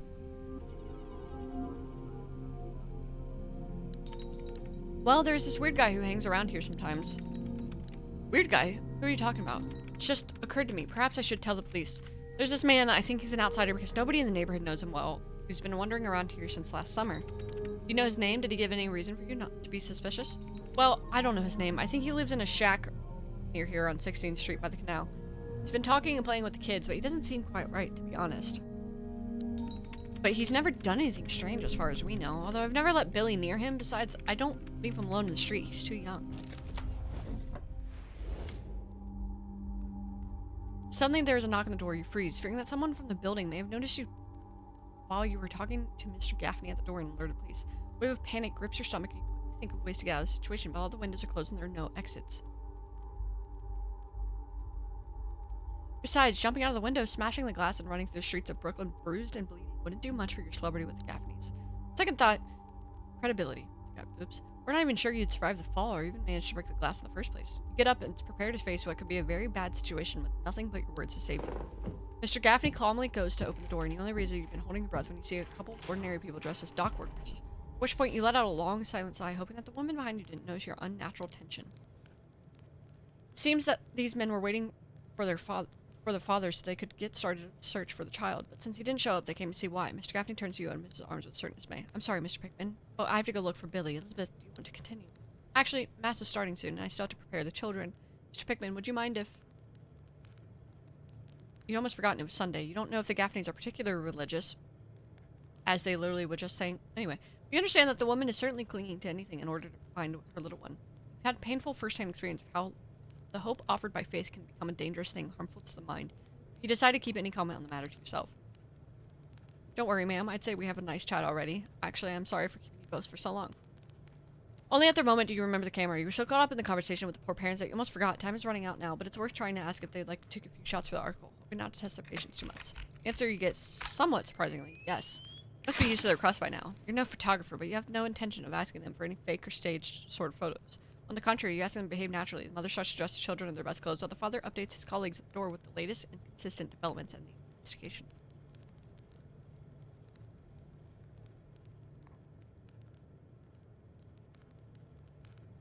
Sorry. Not the kind of shot most newspapers would want, but you're satisfied. The images you captured could easily have belonged to your old paintings, the one Thurber adored. You feel a certain wave of nostalgia, realizing your artistic vein is not completely faded, as you always believed. Maybe you wanted it that way. Stop tormenting yourself. Now all that's left is to have them deployed, so you quickly retrieve your coat from the chair and put it on, hiding the camera the best you can underneath. You greet the children while Elizabeth encourages them to do the same with a sweetness that is truly one of a kind. Irene, the eldest, does it immediately, decisively, while the oldest, Andrew, looks around, sucking his thumb. But then you think, he's not even a year old and you can't expect too much. You remember that Daisy was already greeted and saying a few words at that age, but the girl was smart beyond her years. Promise that if I find anything, I will let you know as soon as possible. You can count on that. Do you mind if I come down with you, Mr. Gaffney? So you join the group to leave the building with the intention of following the men to the first convenient quarter and sleep away. You run into the officer on guard, who gives you a somewhat suspicious look. Luckily, Mr. Gaffney comes to the rescue. Thank you very much for stopping by. Would you like to join us? Not that you have any evidence that the officer views you with suspicion, but such a rare coincidence feels too valuable to let slip by. I would love to, believe me, but as you know, I have work to do. Of course, how silly of me. I'll wait for your news then.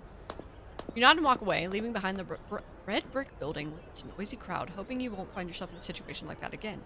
The day is still long, however, and you don't plan on spending it all writing that article, as your editor-in-chief would probably liked. You have several leads to consider, and you have to make the best use of the time you have, trusting your intuition.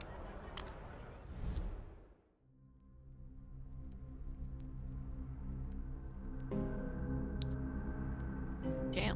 Okay.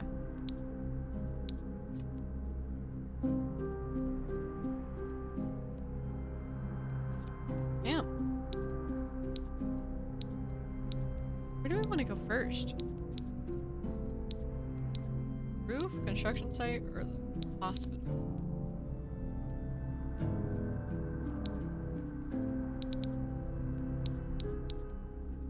Say roof or hospital. I want to go to the hospital for that one chick. The only witness to his disappearance seems to be a 3.5-year-old Billy Beaton. His father, who is a neighbor of the Gaffneys, goes to visit his wife in the hospital in the afternoon. I could ask him. I could talk to his son. You don't know what happened to Mrs. Beaton, but after hearing that she was hospitalized yesterday, you decide to follow that lead. As far as you know, her little son is the only real witness to the disappearance of Billy Gaffney. So he might have gotten a good look at the thing that kidnapped him. In fact, he might even be able to provide you with a human face for the killer. But it's neither child nor the mother you want to talk to, but rather the father, who was most likely the person managing this whole dramatic situation. You drive to 775 Washington Avenue, Prospect Heights Hospital, hoping that not only that he will be available for the interview, but also that you would be able to find him. At the reception, you're greeted by a cheerful smile of a young nurse, so artificial it could belong to a model posing for a photograph. Smile back a bit more sincerely. You ask her which room Mrs. Beaton in. Quickly follow the nurse's directions. You have no intention of disturbing them. It's a condition you don't even know, but every moment could be crucial to intercepting your husband. The hallways are crowded, and to make things even more confusing, the patients here are mostly women, so the only ones waiting outside the rooms are mostly husbands. Reach the room you were told about, and from the doorway you see a doctor and several nurses inside, busy examining the patient. Remember reading that this place is also a nursing school. Hi, are you looking for somebody? Turn around abruptly. The man who spoke has been standing at one of the windows in the hallway until a moment ago. Moved the instant you approach the door. He has blonde, tousled hair, and he hasn't combed it in days. Thin face with a rather pronounced dark circles. Being tall and lanky certainly doesn't help his appearance. Everything about him seems to exude uncertainty or free. Mr. William Beaton. Hi. Hello, my name is Richard Upton Hickman. I write for the New York Gazette. Please forgive me for bothering you at the hospital, but... Oh, a newspaperman. Christ almighty, you nearly stopped my heart. I thought something had happened to my wife. Sorry for scaring you. Actually, I was hoping you could answer some questions about the disappearance of your neighbor's, the Gaffney son. After a moment of hesitation, then he nods after a moment of hesitation, then lights a cigarette. You do the same. Sure, this is a simple gesture that will ease the tension of the first encounter. Perhaps help break the ice. However, it is evident that his thoughts at this moment are focused on protecting his family from all kinds of intrusion. First and foremost, that of the journalist. It's only his personal courtesy that prevents him from telling you to go to hell for being so brazen as to come back and see him while he's visiting his sick wife. He sits down in one of the chairs provided for visitors in the hallway, facing away from the window, without waiting for him to gesture. You can also sit down on the nearby bench so that you can converse face-to-face before meets you. Ask about the woman's health. How's your wife doing? Takes a drag of a cigarette and exhales slowly before answering us, carefully choosing his words. Not so good. Doctors seem hopeful. Me, I let no Maisel hope until I see her walking out this hospital around 2 feet. Father used to say, what'll happen, happen. No exactly comforting line. Quite bleak, yes. My father was perhaps even worse. He used to say, whiskey doesn't solve all problems, but neither does milk. Mr. Beaton lets out an unexpected puff of laughter as if the chuckle has escaped his mouth without permission, accompanied by a small cloud of smoke. You notice that his eyes fix on you for a moment as if he's seeing you for the first time. Almost something about the wisdom of the words you just spoke. At last now, the atmosphere seems a little more relaxed. So according to the police, your son, William, right? Runs of the family. My father had it. His father before him. We call the lad Willie or Billy. Billy, your son says that the little Gaffney was taken by a boogeyman. Can you tell me more? Well, when Lieutenant Joseph asked him where his wee pal was, he just grinned and said maybe the boogeyman carried him off through the... But you know how parents are, they think boogeyman keeps all the things that vanish, so... The police didn't take this testimony seriously as a possible lead for kidnapping. Why not? Takes a puff from his cigarette before answering. Look out the window with an increasingly absorbed and worried look. He seems to be trying to find the right words to answer your question as if he had to rationalize an important fact or was thinking about something that he didn't know whether to say or not. My son's not even 4 years old yet. He doesn't speak much. Every time the officers ask him something, he'd just say, hey, so that understand that they went chasing other leads. Think about what he said. All I know is Billy Gaffney never came home from supper. Elizabeth came asking where he was, where she realized the lad was missing. My wife told me we didn't think much of it. It happens all the time. They think that the wee ones were hiding somewhere after taking some empty milk bottles to play with. Should touch them. Dangerous if they smash. So you wouldn't exclude the possibility of kidnapping. It's truly frustrating to have talked in circles to nudge people towards the kidnapping theory, which you know to be the correct one, but unfortunately there's no overwhelming evidence, at least not for anyone who didn't witness that harrowing scene on Riker Avenue. So you know you have to weigh your words very carefully. Yeah, I cannot picture that bar wandering the streets alone, especially with my boy trailing after him everywhere. They have vanished together. God, I didn't even want to think about it. Frowns and closes his eyes as if weighing the tragic possibility. Takes a deep breath as if his subconscious has finally confirmed that the danger has passed. It's a matter of the mustache. Twist the cigarette between your lips before inhaling. Intrigued by the statement. Could it be the first concrete testimony about the human appearance of that monster? You strain yourself from pressuring the man, but you feel your whole body trembling with anticipation as if it were ready to sprint. He, on the other hand, lowers his gaze before answering. Billy said the boogeyman had hair on his lips. Being a beard or a mustache, I'd wait for a mustache seeing as it grows only on top, like hair. Sadly, he never mentioned the color, though the police didn't think it mattered that much. Says he might have only seen a man like that, right? Besides, one in the building wears a mustache. Mustache is quite a distinctive feature. Common enough, but most men shave clean these days. He could be a foreigner, maybe an Italian, but that's really too vague of a clue. Go base an inquiry on it, so it could be useful for identification or putting together a composite sketch of. I don't know. I noticed the roof door had been shifted. Billy pointed it out, but it might mean nothing. What do you mean? Please explain. Every clue can help. Believe me, it feels weird to say that as if I were a cop. Well, now, your devotion to your work's admirable. I wish I could say the same for me in the office where I waste my days. Anyway, Billy only pointed the roof hatch to the ceiling by the skylight, pulled it down, the ladder drops. Nothing fancy, but far too much for wee brains to manage. So if what my son says is true, then it was an adult that did it. Reading his accent, like reading the things, that's hard for me. That's so hard for me. 'Cause I'm trying to picture it in my brain how they say it, but like without like genuinely going into a voice for it, and I can't. Not happening. So the boogeyman would have taken Gaffney to the roof through that door. Shrugs as if to minimize the matter, or perhaps out of pure resignation, unable to find a sensible explanation for what happened. It truly surprises you that the police have not yet been able to find anything from all of this, because in your eyes, there's enough clues to put together a crime scene. But again, you have to remember that you're basing things on one important assumption, that Billy was kidnapped. You saw it with your own eyes, the others didn't. Truth be told, when we checked the hatch, it definitely been moved. Somebody opened it, didn't shut it proper. But there's been electricians working atop the roof these days, so it could mean everything or nothing. Usually say fire escape.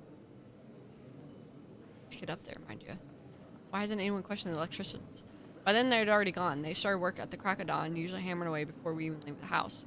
Truth is, I don't know if you can even see if they finished yet. As you can see, I've had my hands full. Probably right, but 1,000 questions are crowding mine. What if it was one of them? Does any of them happen to have a mustache? Man takes a sad and weary smile as if He too had considered the possibility, but shakes his head, taking his son's statement as true. The monster in human form must have been a complete stranger to that building. After all, everywhere else that day, the front doors remained open during the day, so it would have been difficult to get in. I have a better chance at uncovering something if you talk to little B. The child, faced with pressure, police, and the journalist might not have told everything. Daisy was always shy around strangers, barely saying a word. She was always very talkative with you and Margaret. Then it seems like Mr. Bean was convinced his son wasn't lying. But in a situation like this, it would take some nerve to ask father. With all the troubles his family is going through to agree such a request. After all, you're a complete stranger. Hi, Liam, welcome back! So is it better to get straight to the point or even ask what he's thinking about the whole thing? For the first time, the man looks at you with severe eyes. You can already feel the words coming out of his mouth together with the smoke curls, telling you to leave, to leave his family in peace. They have enough worries bearing down on them without troublemakers adding pressure on his child. Instead, he just huffs and shakes his head. Billy's still not recovered from the shock. None of the newspapermen or officers seem to notice, but he's not the same lad anymore. We are good. How was your magic show? You're not typing like a chicken. So that's a good sign. Now he's frightened to be alone at night. He's starting to wet in the bed again, like he cannot bear the dark by himself. He's grown out of that. Makes you wonder if it's truly Boogeyman who fears or is waiting for his friend vanishing. Can I get a word of him? Really sorry. Be children, Mr. Pickman. Had a daughter, yes. Looks at you, then lowers his gaze. That's always the case in these situations. Something you could have come to resent, as if embarrassment could somehow veil what for you has been a tragedy. Even though you know it's no one's fault, that happens every time Daisy's disappearance comes up. Forgive me. I can.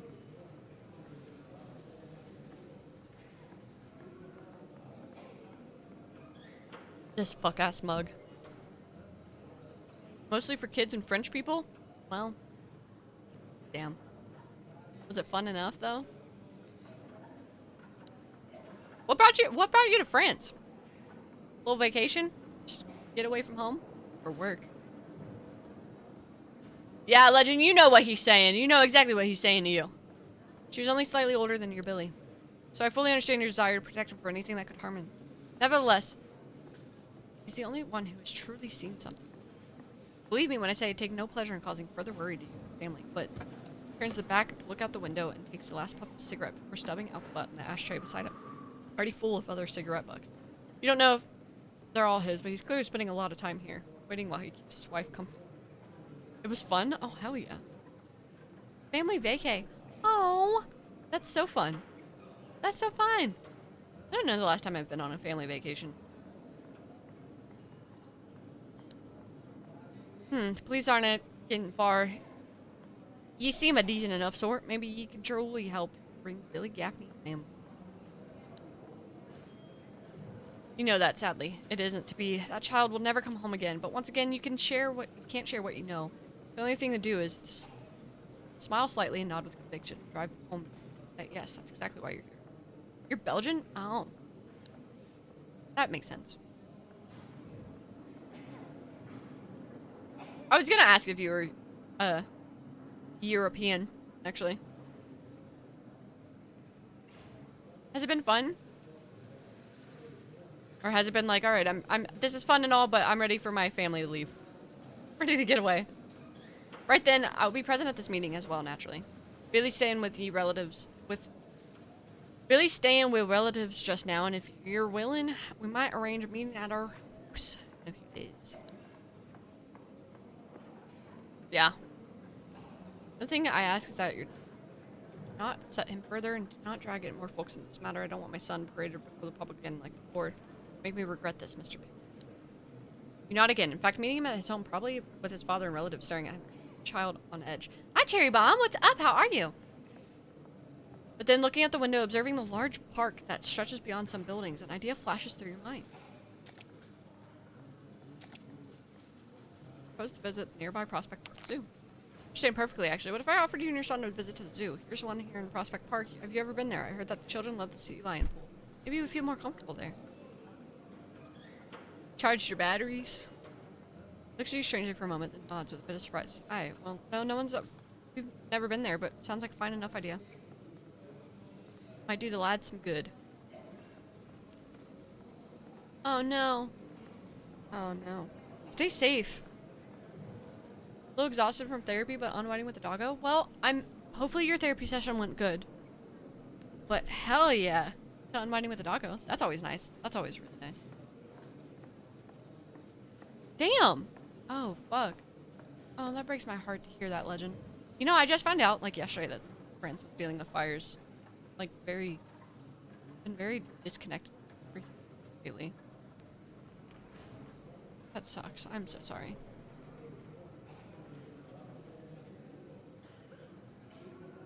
Everything that's been happening with my wife, I've been able to keep careful and proper lift spirit. Finally.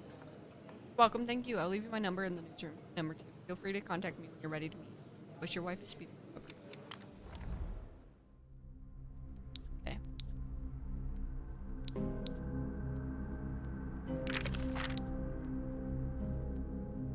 Right. Go to the roof. He doesn't like heights very much, but there's clues about Billy's disappearance on the roof. Nice. Wait. Under the covers of cuddle. What kind of dog is it? That's precious.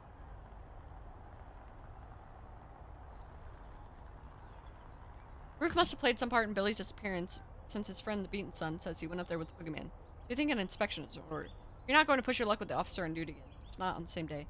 That would be too far big of a risk. Getting to the roof should be fairly easy, since there's a fire escape in the back of the building. At least it seems easy to get close to it.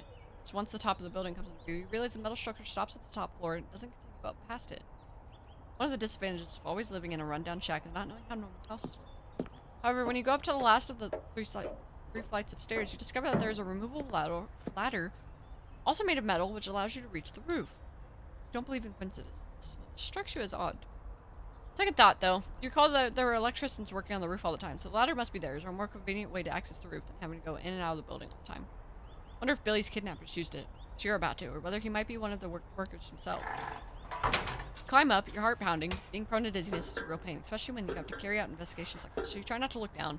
Praying the ladder will hold you up and not shift and send you plummeting down. Healthy, plumpy, squishy marshmallow, lightly toasted Frenchie. My heart. Oh, that's precious. Oh my god, that's precious. That's so cute. Do you have a Discord? Am I allowed to see pictures? Pause for a moment, take a deep breath, and continue 5 longest steps of your life. Gust of winter wind hits you in the face as you reach the roof, which reveals itself in all its banality. Small cistern, skylights, some trash laying around. First glance, you understood why the police found nothing. It all seems pretty normal. See the trapdoor that gives access to the lower floor, the one that allows you to enter the building using an extendable ladder. Well, here we are again, looking for clues in the dirt. Trixie the dumpling. That's so cute. Stop. 2 empty milk bottles, and I think the milkman comes to the roof to fill them. Thank you. I don't know if you're in the Discord. You might be, but just in case, there it is. Come to think about, maybe one Mr. Bean was looking for. The children must have taken it to bring it up here, but why? Some milk in it, more like mold-flavored yogurt by now. Bolted window. Surely this has a story to tell. Damn, I'm not alone.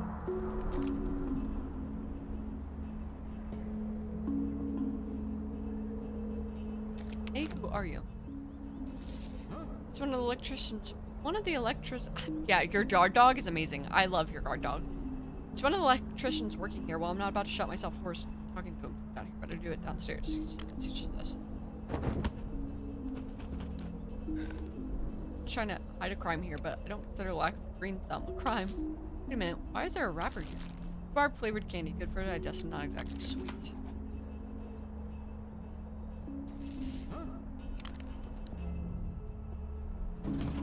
Must be a skylight with a pull-out ladder leading to the building. It shouldn't be possible to get it open from the outside, so... Damn, it's unhinged. Mr. Bean was right, it didn't close well anymore because someone broke it. Someone's stuck here, what the hell? It's a claw. It's big enough to be a bear's, but once I roll out the impossible, I think I've got what I came for. The monster came through here.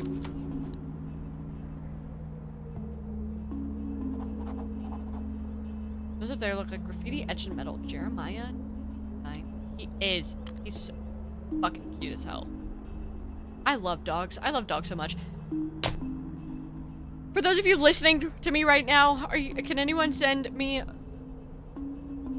I'm asking for pet tax. Pet tax. Pet tax. Pet tax. Look like Bible verses. I have to check the Bible I found Pluto permitting. I don't even want to think about going up there. You don't have a pet? Well, I don't know what to tell you. Hi, Aria. What's up? Thank you for the hydrate.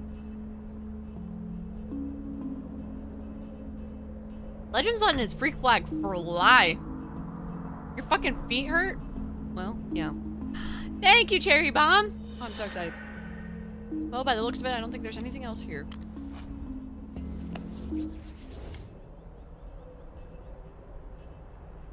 Oh, yeah. Arya has redeemed a 6-second ad. Hold on, I'm gonna look at the pet real quick. Oh, Cherry! Look at! Oh my God! Oh, precious. How cute. Love, love, love, love, love. Okay, all right.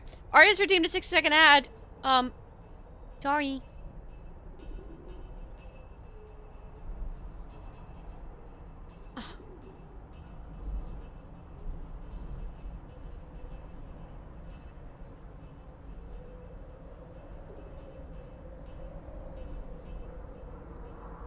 Hi, Julia. What's up?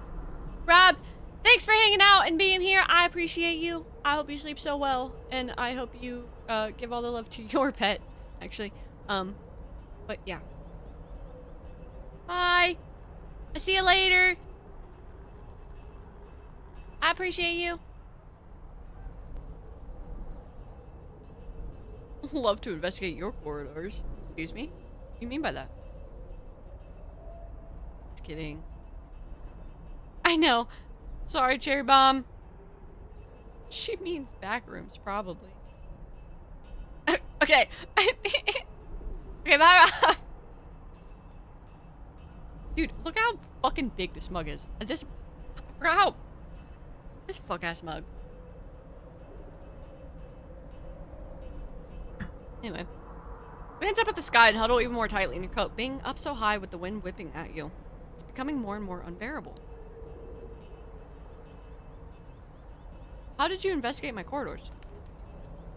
My back rooms. Sir, would you mind if we went somewhere a bit more sheltered to talk? He gives an amused smile and shakes his head. It's pretty clear that Justice overalls, he doesn't suffer the February weather the way you do. Sure, it's a lot warmer than usual, but it's not like you'd be up here in your swimming trunks. He, on the other hand. You have to excuse me, Mr. Reporter, but you see, I've been doing this job for so long, I'm hardened by now. This sunny day is a bit like a beautiful summer morning to me. Well, maybe I'm exaggerating a bit, but sure, let's go downstairs. Let me just finish up here and then I'll join you. Wait for you in the hall. Take one last look at the sky. Yeah. And you can't wait to come back, Arya. So, what now? Clearly they weren't that boring. Take one last look at the skylight. It's now clear to you that the creature reached the roof of the Gaffney house by way of this fire escape and the ladder.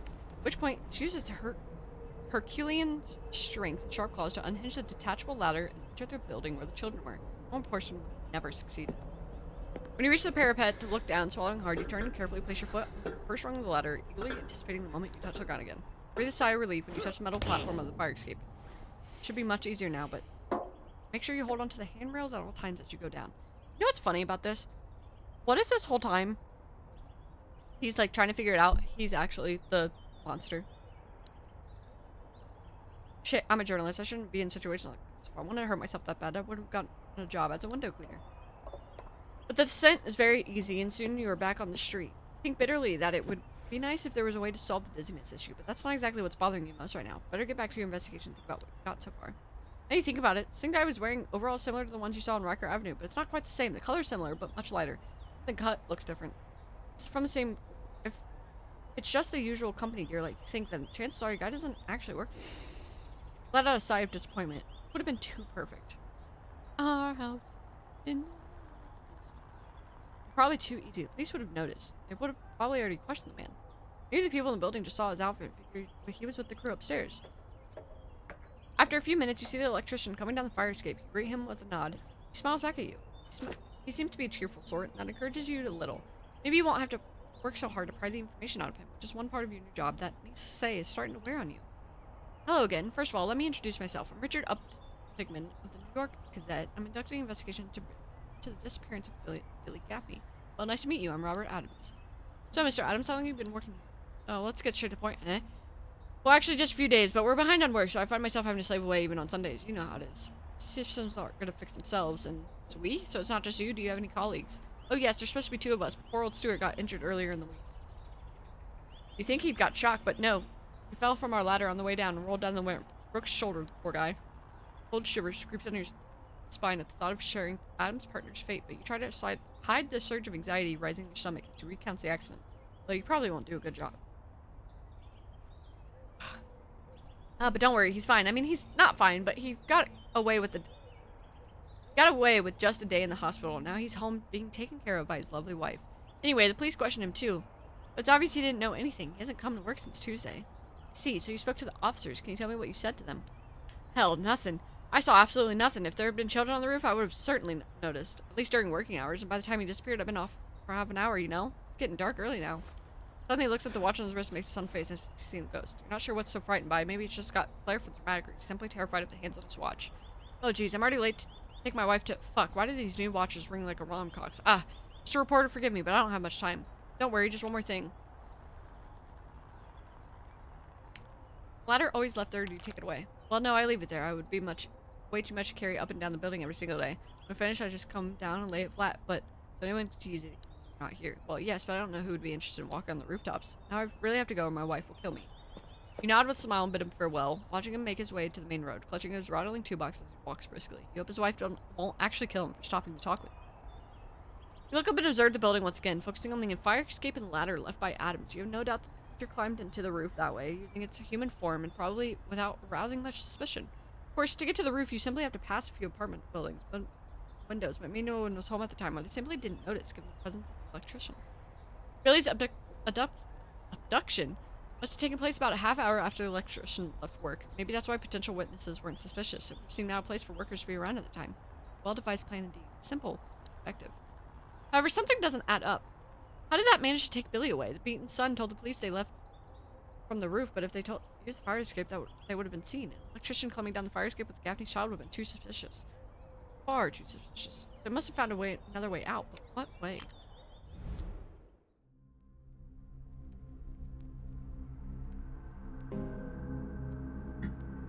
What are we thinking about this game so far? God.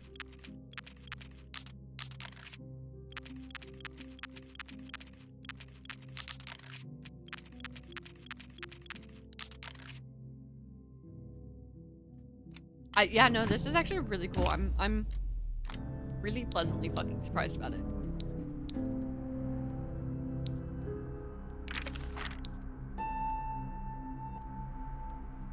Change visual in the area.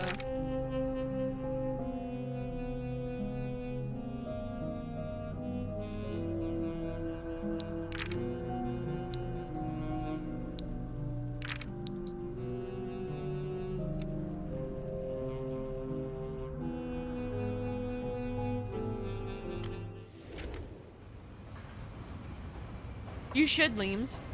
Stop for a moment to take in the immense bulk of the building rising before you, silhouetted against the sky and flanked by a pair of slender cranes. The project seemed close to finish.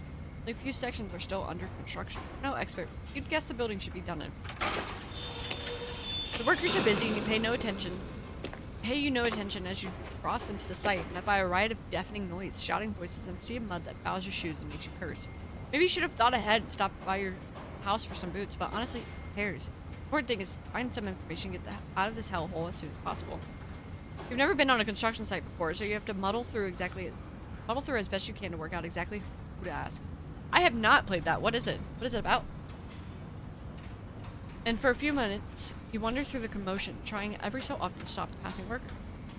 What you do notice right away, though, is that every man is wearing the same overalls you saw on Riker Avenue. That can't be a coincidence. The construction site using them sits right next to the Gaffney's building. By now, you're fairly sure that the believing coincidence is the best way to miss things that matter the most. Finally, after several someone's attention, you grab a worker by the arm and flash what must be your worst smile, judging by the expression on his face and make sure perplexity and complexity. But if your ears don't get a rest soon, they may end up hunting down whoever those deafening tools and no longer answer for your actions. Excuse me, are you the foreman? Worker points out the man in the same uniform as all the others, who at the moment seems to be talking to a well-dressed guy with a pipe in his mouth. The only thing that sets him apart is the absence of a helmet, perhaps because he's far away from work. Approach and greet him with a wave of your hand, then as soon as you open your mouth, a news noise starts. This time similar to a drill. God knows what infernal contraption. I swear at the top of your lungs. Excuse me, what did you say? Hello, I'm... Voice is lost in the din, so you take a deep breath and shout your name in desperation. He looks around, spots whoever's making the offending racket, signals his men to stop it. So within seconds, that wonderful silence returns, giving relief to your ears and your throat. Thank you. I'm Richard. Foreman glances at the man with the pipe, who immediately joins in the discussion, holding out his hand with a firm gesture and unleashing the thickest Italian accent you've heard in years, one that oozes garlic with every syllable. Hi, Friggle. How Italian are you? Do you ooze garlic with every syllable? Buongiorno, my friend. I'm Frederick Delfino, owner of all this beauty you see here, but you call me Freddy. How you doing, eh? Ah, ooze garlic, alright. Friggle, what do you mean by that? No, literally. Literally, Skelly. Like, interesting. A different voice for each character? I don't know. I'm not good at different voices. I can try. You reek of garlic. Excuse me?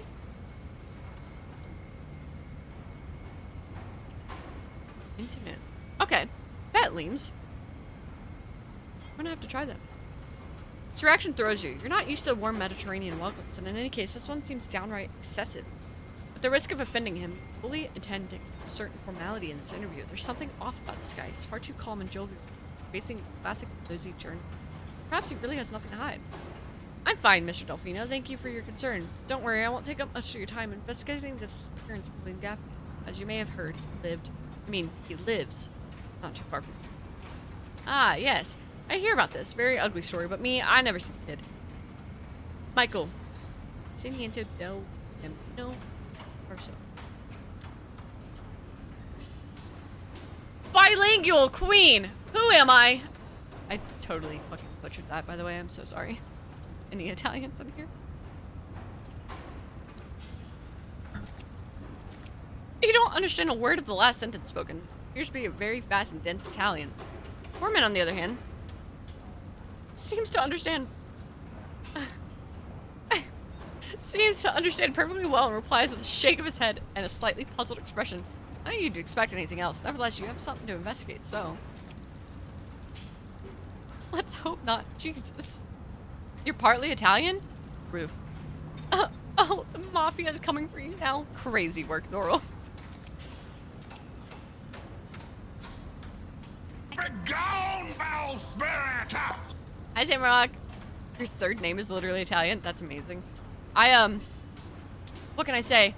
The mafia is coming after me. I say let them come. You know what I mean? Oh no. Leaves, good night. I sleep so well, and thank you so much for stopping by and hanging out with me. I appreciate you. I don't know how long you have left in France, but I hope you have a really fun fucking time.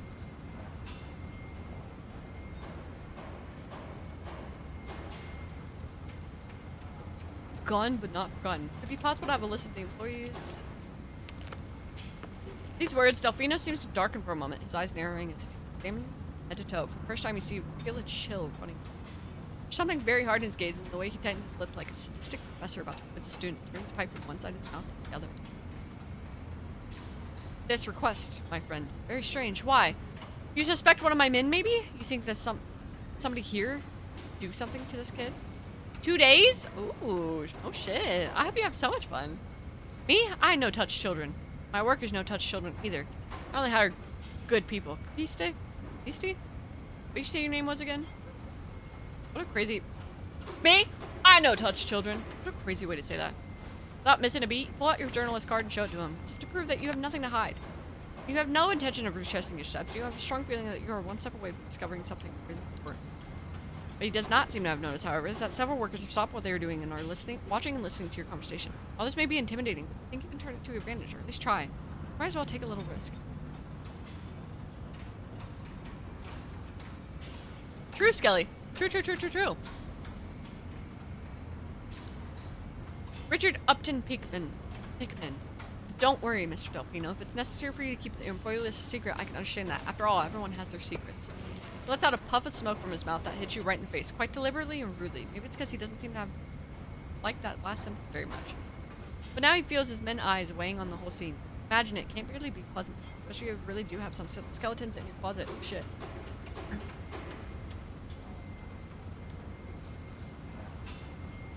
By now you're convinced. Hold on. I'll be right back. Fuck yes. I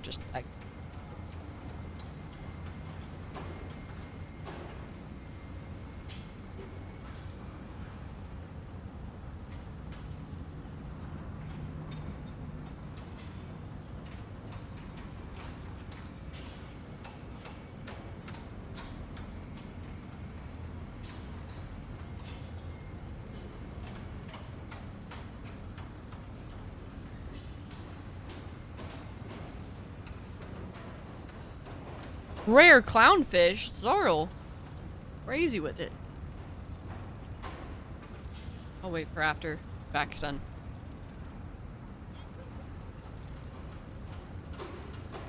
Great white shark?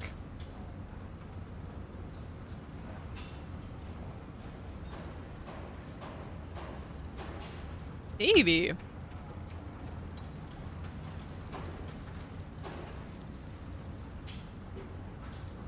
What's Skelly gonna get? I do not. I don't think, Skelly. Creeper mouth.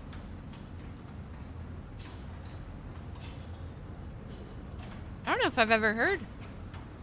Skelly, would you be able to put, a song by him in music in the Discord? If you're still in the Discord. Thank you. A thong! Crazy work. Is that Vax? Vax got a thong. Just one, by the way. What's Cherry Bomb gonna get? Dun dun dun dun dun dun dun dun. A can. Well. A can. Yeah, just link it.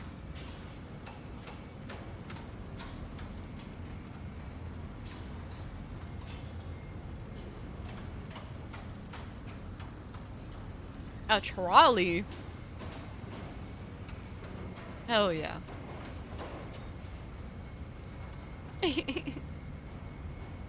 Slam.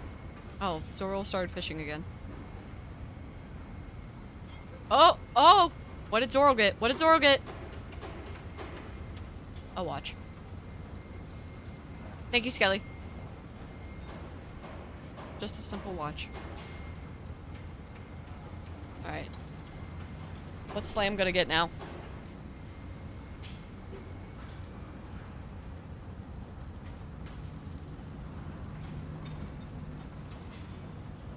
A carp. Actual thing. Nice, nice, nice. Very nice, guys.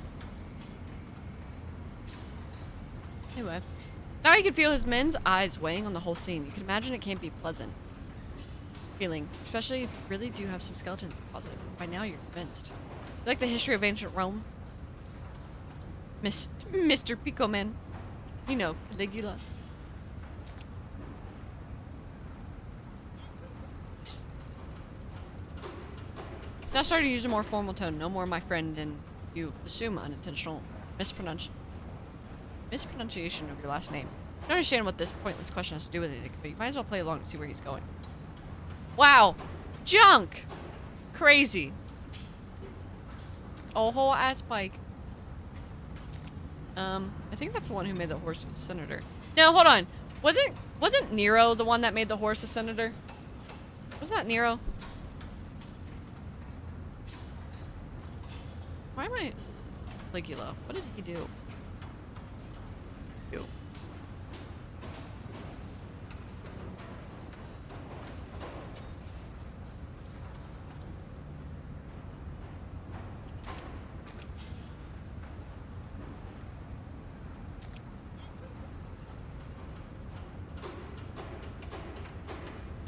Caligula was the one that made the horse a senator. Damn. So, okay. I was combining them together because I know Nero was the fucking asshole. Like the absolute worst goddamn thing ever. That everybody hated him pretty much. But I was thinking, I thought it was also him that did the... Okay, alright, makes sense. Makes sense, makes sense. Yeah, you pretty much are, Cherry. But it's okay, it's alright. Yeah. Chia, but you really know your stuff. Americans usually know nothing about this. I bow for such culture. His excited gesturing, which stirs up enough air to ventilate an office, leads you to think that he is a big fan of the subject. In fact, the reason you know about the Emperor Caligula is that you remember the lithograph by John Victor Adam, in which the ruler presented his horse to senators at a banquet. Hi, Vimy! What's up? How have you been? How you been? What's next? A cap? Try it! Exclamation point fish. Probably find it. Well, it's something very peculiar. Pecura? What? No, I mean peculiar, characteristic, distinctive. Can't easily forget something like that, but I still don't see what that has to do with it. Caligula like many strange things. One thing, he dressed himself as a common man at night, go inside taverns asking people what they think about the emperor. We find out everything. Then after he killed them. Very curious man. A bit like me, right? Many people curious, but you know what happened to Caligula? Please enlighten me. One day, he in a theater talking with actors, asking questions all the time where they were from, what they do, this and that. Too distracted, guards take a chance to stab him many, many times, and they burn him and throw him in a hole on guard. Okay, you got a turtle. We're fine. Sure, he should have never gotten involved in other people's business. But still, that list of workers. Having said that, you take a cigarette, light in front of him, taking a big smoke. Let the smoke escape right between the two of you. Not enough to get in his face, but you hope your gesture is somewhat striking. You've seen a monster devour a child and escape its clutches, so the veiled threats of an ordinary Frederick Delphina don't frighten me very much.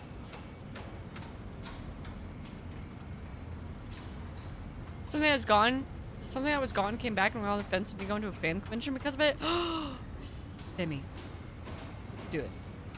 I say do it. My vote. I say yes. Do it. I know. We're in a weird phase, so in a month, I'm gonna go back and color correct it some more, so that way I can start going to a warm blonde, because that's what my goal is, but you know, going from blue, that's really rough.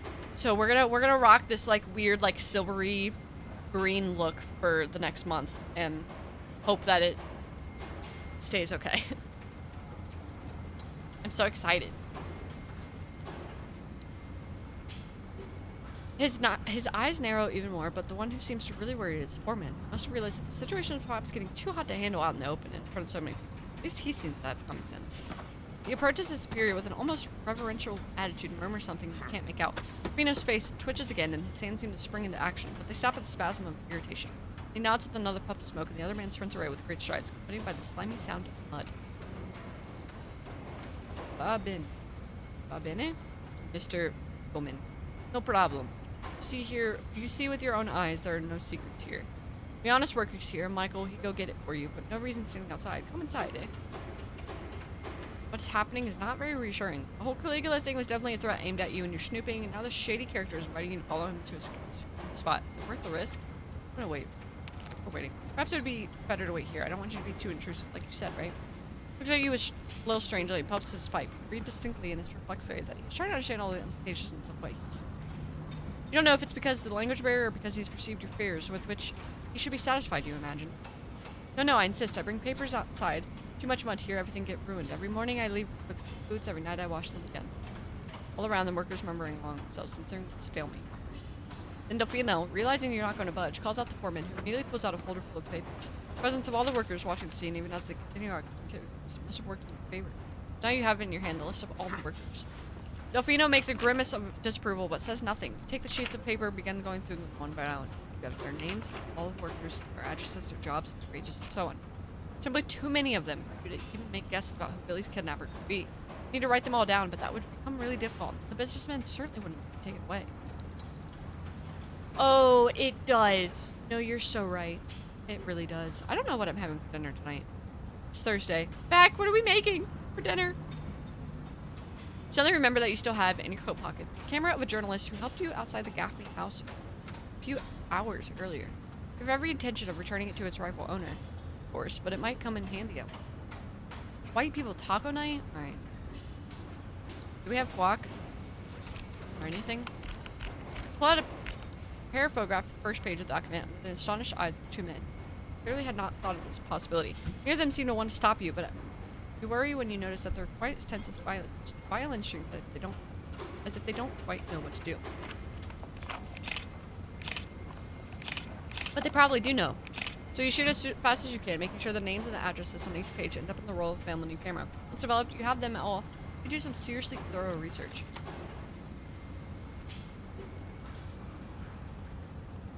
Ooh, pasta with butter and cheese. That's always a banger. Well, what do we have for tacos? In any case, as you flip through them, you can't help but notice one detail. One entry immediately catches your eye with a thick, bold pencil line drawn across it, indicating that a certain Frank Howard, resident of 409 East 100th Street, is no longer an employee. We have a goodbye to the two men and leave the door behind you. Feeling their suspicious glances follow you until your feet no longer dark mud of the site. While the rest of the workers have gone back to work and no longer pay you any mind. I wonder how many times this happened over months. It all depends on how threatened by your presence he was. Alright. Go to the New York Gazette. What's your writing time?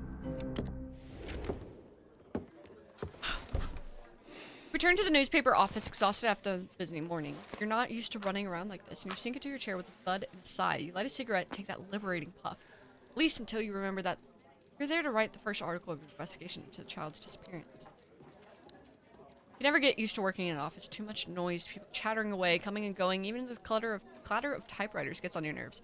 Sometimes you miss the days when you could just sit in silence of your studio, palette in hand, perhaps for hours in front of an empty canvas waiting for inspiration. Your left arm went stiff plenty of times, actually. You don't feel like publishing everything you've uncovered. After all, what you're doing is more investigative than journalistic, and well, you doubt people would believe the monster thing anyway. Better keep the vital information you uncovered this morning to yourself and give the public only the bare minimum. Or rather, the bare minimum to make a good article that would satisfy your editor-in-chief, and that means choosing how to structure the article carefully. Tony uses actual body of the article, the blood that runs through its veins, or rather between its lines, and the flavor that remains when you finish reading it. The reader who decides to take time to care about the events you are recounting may be moved, impressed, disgusted, or bored by what they see on the page. That's why it's important to understand what tone to use. Informative. Write down exactly what is known about what happened. Hi, Weary. How have you been? What's up? Most reasonable hypotheses that the police have worked out current state of the investigation that gives the reader a clear and objective picture of the situation. Now you need a headline. This is a really difficult part. You've always been incapable of giving titles to your works, and be they paintings or newspaper articles. In such cases, you turn to headline minor, but as the investigation is rather delicate, I want to put something that important in the hands of outsiders, so some New York newspapers go to great lengths to give the public as many pictures as possible. Thurber, of course, disagrees. He often repeats that they should be carefully rationed and only used when there is real need. A single artistic representation. Say more than 1,000 scattered images, he once said. He's probably right, but now at the end of the article, we're faced with a dilemma. Your editor-in-chief has managed to get a hold of a couple of photographs that could crown your article. However, they are very different. One appears to have been taken from some archive. Shows Billy's first birthday on Christmas Day, at least judging by the tree strung with lights in the background. The other must have been taken by your colleague who was originally in charge of your investigation. It shows Mrs. Gaffney giving your statement to policemen. Then there's the one of shots you took this morning that seems quite appropriate. It shows Andrew and Irene, the couple's other children, playing on the bedroom floor next to the bed where Billy was sleeping. Only one of his sister's dolls on it. Empty bed. Gather all the material into your folder and then get up and move quickly through the newsroom, heading for Thurber's office. You know you don't have to, but it's always good to update your boss about the daily progress of your investigation. To your surprise, however, you notice that the lights are out, so you intercept Lily, secretary, just as she's putting the last papers on her desk before leaving. Hello, Lily. There's an article on the Gaffney case for you. Is the boss not in? No, you dyed your roots to blend in with the... Hey. It's true, it's true, it's true. What can I say? Gummy worms. No, for the next month I'll have this hair, and then we go start the process of going warm blonde. I'm excited. What? Of course he is. Can't you see? He's turned off the lights and locked the door because he became a vampire while you were away and he doesn't want to be disturbed while he drinks the clean. Cute. Vampires prefer young, pretty girls. Shouldn't have kidnapped you instead of Miss Natasha. Oh, he's smooth with it! Maybe he didn't want to risk a kick in the balls, Pikmin. But before you crumple to the ground begging God to castrate you, sparing you any more pain, there was a phone call for you. What? Phone call, you know. When that thing starts going ring ring, pick up that crescent-shaped thing and oh, magic, there's someone talking. Love her. Warm blonde. We're going blonde. Who knows, maybe it's your grandmother's ghost trying to tell you how to mend the pockets of your coat. Thank you, Lily. I meant I don't understand who on earth called me. A man called Edmund Gaffney, I think, father of a missing child, said you two met this morning. But apparently a certain Edward Wisniewski, you called him a little while ago, a man who lives in This like better not be taking place there. I don't know where it's possible. Young secretary shuffles papers around on her desk and picks one up on which she has scrawled letters and numbers with a chicken scratch. That would give the doctor a run for his money. You wonder why Thurber doesn't make her take handwriting lessons.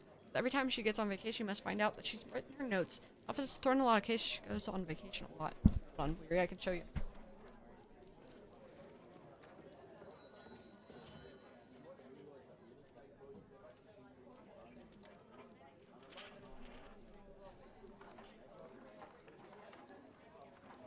See the difference? We're trying to get here. Yeah, I snatched the wig right off him. Yeah. Goal we're headed towards. Taylor Swift? No.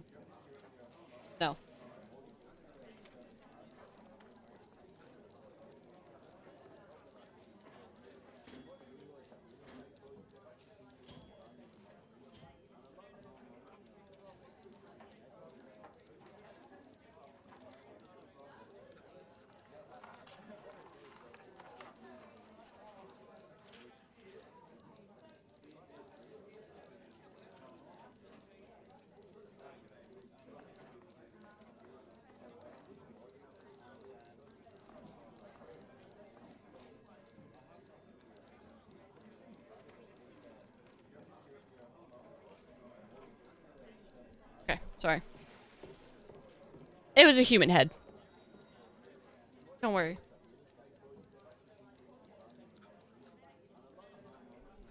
The young secretary shuffles papers around on her desk, picks one up on which she has scrawled letters and numbers with chicken scratch that would give the doctor a run for his money. Wonder why Thurber doesn't make her take handwriting lessons.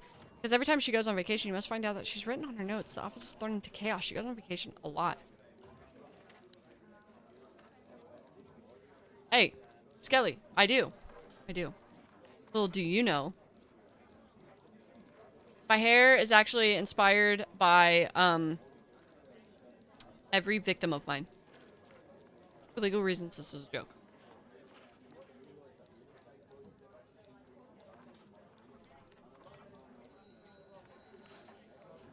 On 126th 3rd Avenue, apparently he found a kid, turned him over. Apparently he found a kid and turned him over to the police the same night he disappeared. Billie Eilish vibes. Oh! Yeah, I could kind of see that. I have seen Obsession Weary, yes. I love it. Thank you, Skelly. You're also, like, not wrong. Yeah, I could absolutely see it. I don't know them, but I do know that YouTubers did make it. Which, go them. Hi there, what's up? Thank you.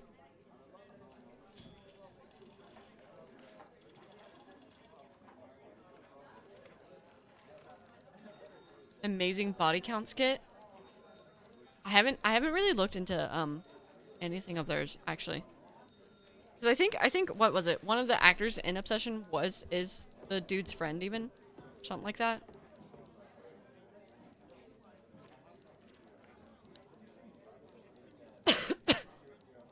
Sorry. I'm no detective, but that sounds like bullshit to me since everyone's still looking for him. So either police are more fucked up than expected or this guy's full of shit. Thank you, Lily. I'll look into it. Give your argument serious consideration. Invite her out that evening. Oh, that's so fun! Found footage horror movie? Oh, that's so fun. I hope they do more stuff. Because their work is really cool. Like, based off of Obsession, their work is really cool. I was thinking, maybe you could lay those out for me again over a good bottle of wine. Sure, I'll let you taste it on your teeth. It's not exactly the answer you wanted, but maybe next time it will be better.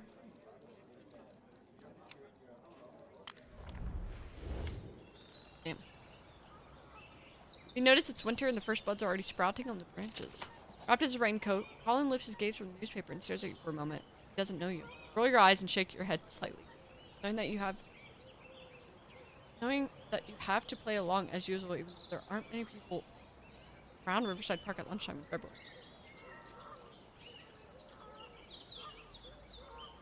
His comedy stuff I have seen. Hi, Sub, what's up? His comedy stuff I have seen. Some of it. And it's so fitting. It's so fitting, Yuri. I really do love it. I love it. See, then company night, went to the car wash, gave your car half-ass detail, now you're Swinson since you didn't go. Swinson sounds really good to eat, actually. I won't lie to you. Sounds really good. Do they have any special, like, flavors for milkshake or burgers or anything? Been to Spider-Man 4 times so far? Damn, Sub! You said I go hard in the fucking paint. Oh, Peel is so good at horror. Oh my god. I hope he's in the process of thinking and scheming up another banger-ass fucking movie. He's so good with it. I love it.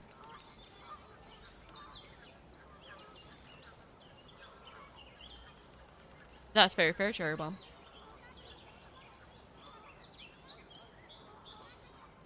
Excuse me, is that seat next to you free? Of course, please have a seat. Sit down with a sigh. Not too far from you. Surrounded by a fence of sharp iron bars, is a marble urn, naming a child. Monument that now seems as almost an annoying reminder of current affairs, and of past ones. You bring a newspaper to pretend to read while your friend updates you on the week's news. Or simply while you chat. Yes, you started meeting there on Sundays when he's not on duty. He takes his dog for a walk. From behind a tree comes a mutt with shaggy, yellowish fur and the kind of scruffy farm dog you find in any barnyard. He sees you, starts wagging his tail vigorously, and throws himself at you with delight. Welcome. You laugh?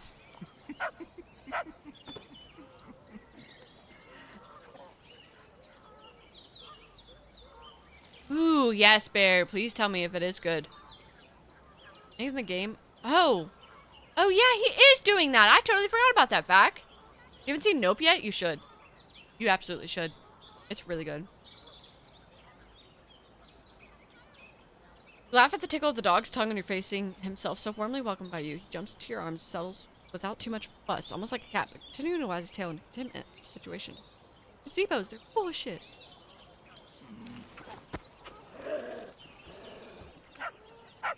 Colin's eyes widen and you grabs him by the collar, pulling him back to the ground with a grumble. Should have behaved like a stranger, even with a dog, but there you go. His paranoia sometimes reaches such extremes that it borders on the absurd. Ace, enough. Leave the gentleman alone. Don't worry, you know I love this old rascal. He doesn't respond to you, but sends the dog to a chase after squirrels and pretends to read the newspaper again. At that moment, a man wearing a boiler hat, holding another dog on a leash passes by. Observing the scene with an almost amused look, you figure it's best to play along with Colin, and it's gone. Excuse me, why does your dog have 2 collars on its collar? Well, my kids painted it. The girl blue and the boy pink. That way they think it's clear to everyone that the dog belongs to both of them, not just one. Anyway, in the end, I'm the only one who walks him and feeds him, so that's why I prefer cats. They're independent. They don't need anybody to nursemaid. Plain nursemaid to them. Well, it's a good thing at least he knows how to take care of himself. This last grumble, Colin brings the curtain down on your mediocre performance. Did you sleep last night? Well, did you sleep last night? You look like Phantom of the Opera. Strange dream. Without looking him straight in the eyes, you tell your friend about what you saw that night with the unsettling visions that plagued you in the darkness, and that, despite your efforts, you didn't want to seem to leave your mind, even in daylight. Damn, this investigation is really getting to you. How would you react if you had seen, well, what I saw? Okay, have fun. He rolls his eyes for a moment. It's clear he doesn't believe you, but how could he? In his place, would you behave any differently? Probably not. You have to try to come to terms with it. There's no such thing as a monster. What happened? I need to see a psychiatrist. I get it. Don't put words in my mouth. Have you gotten anything interesting? Maybe. I heard a certain Octavia White who lives at 275 Sackett Street. Claims to have had William Gaffney with her the very night he disappeared. But before you get too excited, you should know that this woman is not mentally stable, so she could be another fantasist. Did she kidnap him, or did she find him on the street and then give him to someone? Khan sighs and folds the newspaper calmly, as if he, too, is pondering that matter. Remembers what you'd found on Riker Avenue, although he did not witness what you did. He's worked on the police force enough to know that it's going to be hard to find the child alive. She could have done it by herself and turned herself in out of guilt, although I don't remember her saying anything about the murder. But like I said, she's crazy and we don't know anything for sure. I still think we should talk to her. You're right, could be delusion caused by reading a sensationalist article, or the event could have triggered something in her memory. She really had the child before she was taken to Queens. So we might be able to track down the killer. Just careful not to get yourself in trouble. This thing is getting more and more bizarre. You want to tell him that he doesn't know how true what he said is, but you hold back. You don't want him to worry any more than he already has. Yes, you're right. It's none of my business. Anyway, if you talk to her, you won't find her at home. After her statement, there's no reason to hold her, but... well, she obviously confused. We couldn't let her leave to her own devices. The matter was brought to the attention of Inspector Sullivan, who recommended that she be committed. What? Seems strange to me too, but she has to undergo some tests to see if she really was mad. Now she's in Kings Park State Hospital, 861 Clarkson Avenue. You may know it. The asylum. Name only. Thurber had tried to get permission to do some paintings of patients without family. Something they were called, but slamming in the door. But they kept slamming the door in his face. We'll see if I have better luck. He tried to get up and he turns towards you and shakes his head. He doesn't usually make such obvious gestures in this moment. It surprises you.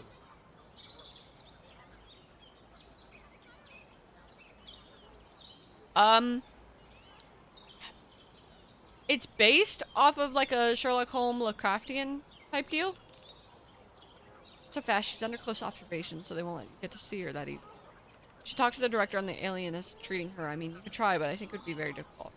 You know, at the beginning of the day comes to mind, and you find yourself weighing all the possibilities of entering the Gaffney house without being caught by a police guard. This risks becoming a repeat of your recent exploit. Let's just say, I'll try to think of something. Something legal, Richard, or so I'll personally throw you in jail. By the way, Fiona says she would like you to join us for dinner one of these evenings. On occasion, she has even forbidden me to help her in the kitchen. Which is a good thing, considering we almost turned your dining room into a crime scene last time. Anyway. Alright, let me know when and where, and I'll be there. Nods and goes back to reading the paper. Well, now do you realize it's not the New York Gazette? You're deeply offended. You want to say something about it, but the words die in your throat as you see other people approaching. You stand up and touch your hat in greeting as two strangers. Anyway, there are better newspapers if you don't mind me saying so. Oh, the last sentence before walking away. Sometimes your friend wasn't so damn... Sometimes you wish your friend wasn't so damn difficult to keep. Oh boy.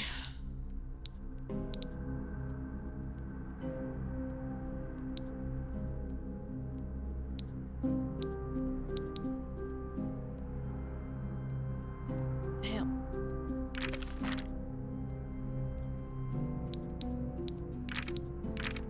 Go to the hut first. Place Gaffney's mentioned on 16th Street really qualifies as a house, more rustling tin shack than a home. On the outside, it looks like an old abandoned tool shed, crudely repurposed for someone to live in, or at least find shelter. There's even a small awning to keep the rain off. It's not the first time you've seen one in Guanas, but what you've been able to gather, situations like this don't happen very often in Brooklyn. I wonder who this outsider is who likes to hang out with the kids on the street and why the police haven't thrown him out yet. At least their inaction works in your favor. You approach the door and knock as rats scurry past your legs, emerging from who knows where. You're in silence. Several seconds pass, interrupted only by a lapping of the canal water and the muffled sounds of traffic. There's no response from inside the building, so you head to the window to take a look inside. A few boards nailed over it. Hi, Cherry Bomb, welcome back. But to your surprise, they're not there to keep people out, but to keep the cold out, since there's no glass. Knock and declare your intentions. Go back under the awning and knock again, more vigorously this time. Whoever lives here must be extremely suspicious and worried about the police or some thug showing up. Hello, my name is Richard Upton Pickman. I'm a journalist from the New York Gazette. I wanted to ask you a few questions.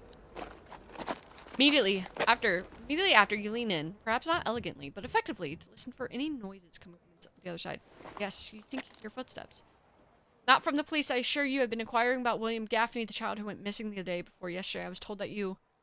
Pause for a second. Not quite sure how to finish the sentence without making a person on the other side sound too suspicious. In fact, there's no polite say without seeming suspicious or ambiguous, so you might as well try. No several children in the area. A few moments and a squeak so annoying it makes your skin crawl. The door opens very slowly, almost as if it was reluctant to let you in. Standing in the doorway is a black boy of about 12 with short curly hair and bright eyes that scan you intensely, darting from side to side in search of who knows what detail. I don't suppose you're the owner of this house, are you? You feel very stupid saying something like this, but you have no idea how to start a conversation in a situation like this. He tenses his lips and shakes his head, but remains silent. You don't know how to react, so you take a pack out your pocket, light a cigarette, partly to relieve the tension, partly in hope that this kind of normal gesture will calm the boy down. Of course, the situation isn't going to calm down that easily. You know where he is. I really need to talk to him. What's your name, by the way? You know my name. I don't know yours. Thomas. Well, hello, Thomas. Can I ask where you're from? The Bronx? Wow. Harlem. You nod and let out a puff of smoke. So this boy's from Manhattan. You look around the place in the hodgepodge of old furniture, a bed that has seen better days, and a window overlooking the backyard. You doubt a man who lives here kidnapped Thomas, so why is he here? Are you a guest, or are you taken care of? Bob ain't here. Can't you see ain't nobody here? Now get out of here. Look, this Bob you're talking about might know something about the disappearance of William Gaffney. Can you tell me where I might find him? Shrugs his shoulders and looks around us to indicate once again that there is no one here but the two of you. You know the boy won't be any more cooperative than that, so the only thing you can think of is to express your fears, even if it makes him a little more nervous. Listen, family of a missing child fears that Bob may have kidnapped their son, and I imagine the police will be informed of this new suspicion. And I assure you, actually no, you know as well as I do, they won't take it lightly, right? He doesn't answer right away, but wrings his hand and grimaces. He knows what you say is true, and as much as he wants you to protect this mysterious guy, he also knows the police won't be lenient with someone like him, and when they come, they'll probably ask questions about the presence of this boy. But I still can't help you. Like I said, he ain't here, and he ain't tell me where he went either. Keep an eye on his place and feed his canary. Up. Working down here on the canal since last fall, long way back home, and getting around this damn city costs too much. Only head back to Harlem on Sundays when the sorry bosses finally give me a break. Wow, you're young and you're already talking like a union man. Union? What? Look here. Bust my back in the mud every damn day, so excuse me if I ain't too happy about how I make my living. What's it to you? Did he invite you to stay here? Well, he a kind man, but no prejudice in him neither. Not many folks like that around, so I was in a bad way and asked if he could help me out. My boss used to say, stay away from that fella. He's got bad intentions. Look at me now. Well, that's much better. Listen, can I take a look at his stuff? Hey, slow down now. What the hell are you doing rummaging through his things? This ain't your house. You let out a half laugh at his reaction. You immediately regret it and hope that it doesn't come across as making fun of him. So you decide to keep smiling, correct yourself, and avoid any more mistakes. Yes, but you have to admit, there's not much to steal here. Frowns and looks around as taking in surroundings for the first time. He probably realizes that your words are true and that the journalist in coat tie could probably be interested in selling some old clothes, so he shrugs his shoulders. I just wanted to try and understand where he went and talk to him. Maybe he knows something about the kidnapping, about who the real culprit it might be. By the way, why did he run away? This time it's Thomas who snorts, as if you just asked the most obvious question in the world, and he points to the window on the wall opposite the door, glass covered in the mess of smashed brown eggs. You can only imagine the sulfur smell on the other side and why they're there. Ah, right, the Gaffneys didn't remember, but obviously other people did. See why he cleared out. Well, anyway, I can imagine. Cuddling with animals does make you so fucking sleepy. But anyway, I'm not going to take anything. I just want find some clues to find out where he might be now. To tell you the truth, I'm worried about him too, so but don't go stealing nothing. Got my eye on you.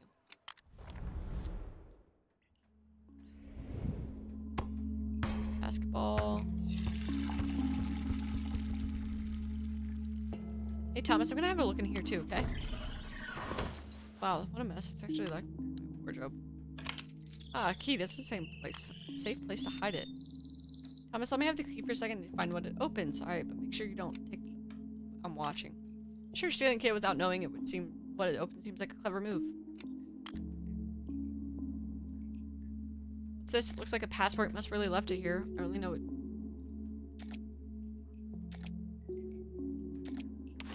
Sorry, Thomas, I have to go back on my word. Say it's worth the risk, wouldn't you?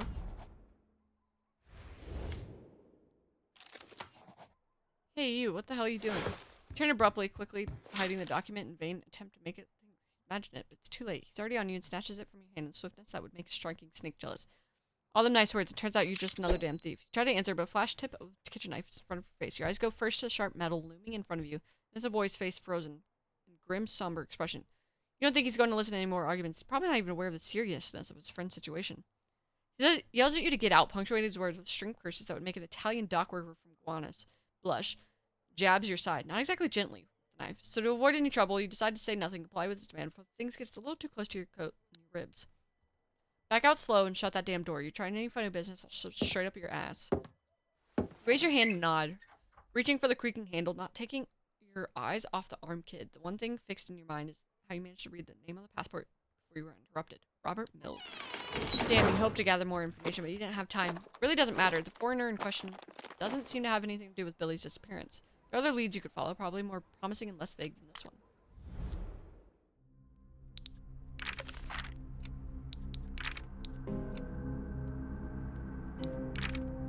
I'm gonna go to Kings Park State Hospital.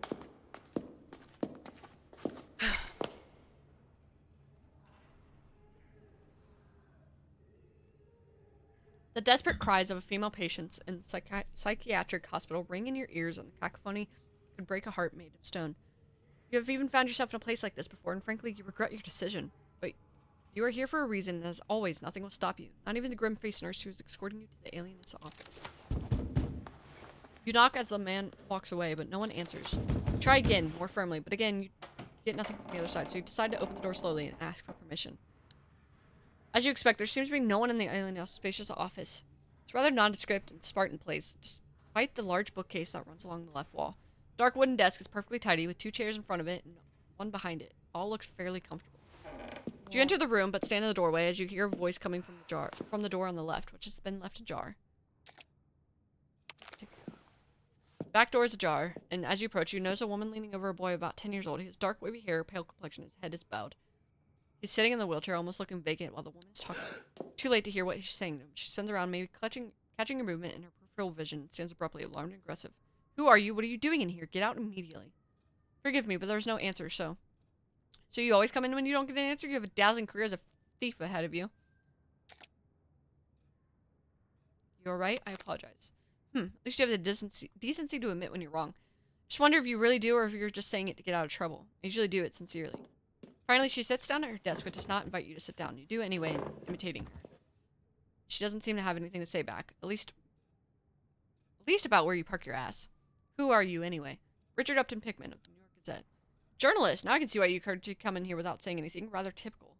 She interrupts you sharply, but you try to ignore her snide comment, biting your tongue, keep from responding in kind. You wait until she's finished landing that umpteenth jab before you clear your throat and continue. As I was saying, I'm following up on an investigation into the Gaffney case, and understand that a woman who's recently been brought in claims to have seen the child. In fact, to have kept him with her. I'd like to interview her if possible. She takes some papers from her desk, looks at them for a few long moments, and nods. As she does so, your eyes can't help but wander to the back door, and your head fills with questions. She doesn't seem to notice, though, and finally lifts her eyes from the papers. Oh yes, that's right, Mrs. White. I can confirm she is a guest in our facility, but she cannot receive visits from anyone at this time. Not even relatives? She gives you a dirty look before answering, emphasizing the last sentence. She doesn't have any, as far as we know, and even if she does, we have strict orders to keep her in isolation. I'm afraid we can't go against those orders. Sit back in your chair, giving her a slightly odd, sideways look, and she opens her palms as if to say this decision is out of her hands. And to you, this is starting to look very suspicious. Strict orders from the director, you mean, or from the police? From Inspector Sullivan. I understand it was he himself, who requested her confinement. To keep her safe, I imagine, someplace other than a prison, which I think would have been very inappropriate for a woman in her mental condition, as she is a witness to events. She inhales and looks up at the ceiling for a moment, smiling wryly. It's the kind of thing that you can't help but annoy you, like she's deliberately hinting she knows more than she's letting on, and wants you to know she's not telling you. In short, a real bitch of an attitude. Hers are pure delusions, Mr. Pickman. Her life is punctuated by a series of traumas that have been damaged her mind in a manner, I dare say. No, not irreparable, because nothing is irreparable, but it's still a very complex situation. She didn't even give credence to what she says about Lil Gaffney.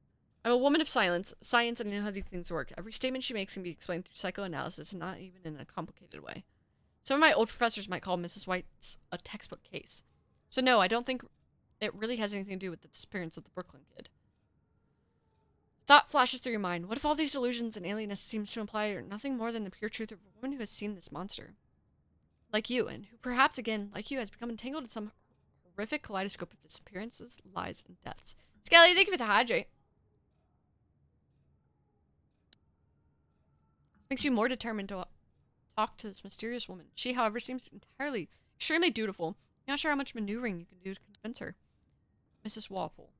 Miss. Of course, I should have guessed. What you say? Oh, nothing. Miss Walpole. Thing is, well, Billy Gaffney's disappearance is also a personal matter. It's not just another investigation for me. Let's just say I'm involved in it. She puts her elbows up on the desk, crosses her hands in front of her mouth, a posture you've seen in your editorial chief and adopt when it takes an inquisitorial stance. You assume that this is her way of showing that you have real attention. The real question is how much you should tell her about the situation. Tell her that you knew Billy. The point is, I knew the child personally. She continues to stare at you, carefully weighing your words without changing her expression. Pretty sure she's trying to work out whether you're lying or telling the truth. You're quite confident in your attitude, not least because you actually knew Billy. Sure, not while he was alive and not in the real world, but you talked to him anyway. She doesn't need to know the details of what happened. See, very personal matter then. You nod and remain silent. Seems to have gone well, so best not give yourself away by talking too much. What about the patient I came to see? Think she might open up even more with an outsider than with a professional figure like me. It's another problem with us psychiatrists. We don't want to bore you with these matters. Just tell the nurse that you have my permission to see Octavia White. If he doesn't believe you, send him to me. You thank her and, without wasting any more time, leave her office. Closing the door behind you. Back in the hallway, it doesn't take you long to spot the nurse you saw when you arrived. Hello again, Dr. Walpole. Has asked that you accompany me to see Mrs. Octavia White for an interview. He frowns, clearly unconvinced that the psychiatrist has given you permission to interview a patient. Notice how many times journalists have pestered the staff to talk to this woman. Sure, she told you to talk to White? The patient is under strict... Well, she also said you could go to her if you want to confirm it, but she added that you should know that she doesn't like it to be disturbed when she's working. Oh, I know all too well. That one's always in a foul temper. Follow me. He unceremoniously leads you to the second floor of the building, into that hell of an incessant moaning and groaning that never reveals who's producing it. His patients are kept in their rooms almost like cells. You can't help but wonder how many of these people locked up here are really mad and how many have seen something no one believes. Perhaps in another context, you too might have ended up in a psychiatric hospital, might end up there again. The other room you stop in front of is the same as all the others, marked only by a sadly anonymous-looking number. No sound seemed to be coming from inside. The patient isn't dangerous, but don't upset her. You have 10 minutes with her hospital rules. If you need anything, I'll be outside. You nod and enter as the door immediately closes behind you. The room you stand in is sadly bare. There's only a small table with a couple of chairs, your wardrobe, and a bed. The other thing that catches your attention is a ragdoll carefully placed on it. Octavia White strikes you as a stiff, composed woman. She's sitting on the bed, apparently absorbed in mending something. Squinting, you can see that's a small dress of a brightly colored fabric, too small to belong to a child, but seemingly the same size as the doll beside it. There's also a tin box near her lap that must once held cookies, but judging by why it sits now, probably filled with sewing supplies. Classic. She only raises her head when she notices your presence. Her eyes are large and have a strange glow to them, as if she were hallucinating, or frightened, but not of you. You are sure. Hello, Mrs. White. I'm Richard. Would you be willing to answer a few questions about the case you said you were involved in? A moment of silence as you stare at each other. She seems to understand and nods wearily, without setting down her needle and thread and fabric, in fact, taking the whole box with her. She gets up and sits at the table in such a mechanical way that you imagine this has happened before and her body is almost acting on its own. Without saying a word, you sit down as well. Take a deep breath and take out your notebook while she resumes her stitching work. Mrs. White, please, could you pass me the black thread? That way I don't have to set everything down. The weft of the weave is very important. You have to weave it well. Otherwise you will risk losing the thread. Everything. Yes, ma'am. Here you go. Thank you. Look, you said you knew William Gaffney when you turned yourself in a couple weeks ago, right? Yes, I know him. Can you tell me exactly what happened? Billy was scared. I took him in and looked after him until he calmed down. Well, I think. Tell me what he was wearing. He was wearing a blue suit, gray trousers, not very elegant, but dignified. Anything else? No, he had no coat or hat. I thought he might catch a cold, so I quickly made him some hot tea. You have to be careful at this time of year. Children catch pneumonia easily. It can be very dangerous. Yes, and what can you tell me about his shoes? Should be thrown away. They're all scribbled on wax crayons. You should ruin something you're wearing. His parents ought to have taught him better. Could you pass me the white thread, please? Would you like to simplify yourself? Don't see what this has to do with Billy, but if you're like, I'd be happy to add you to my growing collection of people who are interested in my life. My name is Octavia White. I live on Sackett Street here in Brooklyn. I'm a governess, or rather I used to be. I've got a few years on me now, and I don't work anymore. So I used to teach children. Yes, for many years. I raised a lot of them since I moved to New York. I'm Canadian, you know. Well, the most important thing is discipline. Don't forget to be nice to the kids. If you treat them right, they'll treat you right. You'll learn to be good people. Good philosophy. You seem to have really enjoyed your job. It was my whole life. I never married or had children of my own. Raising other people's was a pleasure, not just my philosophy. Philosophies come and go like fashions. People think they're inventing something new, and instead they're just faded copies of the past with a few extra frills and a bow. Pleasure, however, lasts forever, or at least as long as I was able to carry out my duties. And I remember them all, you know? I haven't heard from any of them in years or decades, but my memory retains all the details of their childhood, their successes, their tragedies, their strangest habits, and even every single broken bone and tragic little scratch. I jealously guard those memories in my mental library behind a glass cabinet that cannot be taken. Forgive the indiscreet question, Mrs. White, but how are you supporting yourself at the moment? Oh, with my life savings. I occasionally make dolls like the ones you see here. I have several of them at home. Most I made myself, others I gave to children I looked after, and most of them have returned me. You like it, by the way. I was the one who took him from his home. I see, full confession. You realize that you could land you in the electric chair, don't you? Don't ask silly questions you already know the answer to, dear. I don't think they're going to keep you here with me for so long, so make good use of it. Alright, you must have been very clever to slip past everyone unnoticed like that. Obviously, no one was paying attention to me. People don't pay attention to children in this era or teach them about the existence of people like me. I always did. None of my children ended up like poor Billy. And how did Billy end up? I know what you're trying to do. What, Mrs. White? You know, don't. I don't want to talk about that. Just know that I take full responsibility. That's why I'm here, and that's why... and it's good that I stay here. Will you pass me the red thread, please? How exactly did you shake him? The front door was open, and the children were playing in the hallway, so I asked Billy if he wanted to come with me, and he agreed. He was such a nice boy. You would have gone out the front door anyway? Of course. Pretty sure Billy Gaffney was taken from the roof of the apartment building. What you're saying is a little fishy. I don't know what to tell you, Mr. Pickman. I'm just giving you the facts of what happened. So let me get this straight. You walked into an apartment building through a locked front door without a key, and a child you didn't know asked him to follow you outside, and he agreed without blinking an eye, without anyone seeing you or being suspicious? Well, so if all that's true, tell me, how did you know Billy Gaffney? Oh, you know, I've heard a lot about kids and known a lot of kids, and... Hi, Charles. You don't. They're not real. I'm going to ask you a question about a particular child. You remember how you knew where he lived or even that he existed, don't you? I don't remember exactly. You know, I'm getting on in years now. Strange. Didn't you say that you remember everything about the children you looked after? Oh, maybe I exaggerated a little bit. Can you pass me the yellow thread, please? Silence. Silence? Do you know the silence, Mr. Pickman? Don't answer. It's a rhetorical question. You obviously don't know silence. Otherwise, you wouldn't have asked me such a stupid question. What's up, Charles? How are you?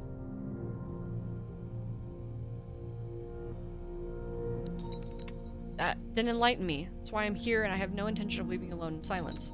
I cannot have children of my own, Mr. Pickman. God has not granted me this blessing, but through my work, I have always managed not to give in to silence. But now I miss children, I miss their voices, their pleas, their cries, and I've not been able to find work for so long. I thought you were no longer working. I'm always looking for a new job. But I'm old now, and experience isn't enough to convince my parents to entrust their children to me. They prefer younger girls, even if they're less qualified than I am. So you thought it was best to produce a child for yourself by taking away its own family. I will not mince words. That is exactly how it is. After a lifetime of children's screams, laughter, tears, and games, the apartment is unbearable. Don't think I could have lasted much longer. I did save myself. Yeah, everyone's kind of been just listening to me. It's been a very read-heavy game. Like, a very read-heavy game. So, you know, it's what it is. Fine, I'll take over. Sounds good. There are a lot of children left on their own and on the streets, and orphanages are full of poor souls just looking for a home and some affection. You strike me as an intelligent, educated person, so don't come and tell me. Hi, Cal, what's up? You haven't considered these less criminal hypotheses. Yeah, lurking and doing other stuff. Why? Well, I don't... Yes, I thought you wouldn't have an answer for that. Mr. Pickman, forgive me, but I'm beginning to be very tired. Hi, Legend! Welcome back from break! See, I think the time has come for me to go, unless... No, please stop. I don't know anymore unless... than I've already told you. But wait a moment. Please, before you go, can you pass me the missing thread? I've lost the count. Alright. Thank you. That's exactly what was missing. Oh, second one.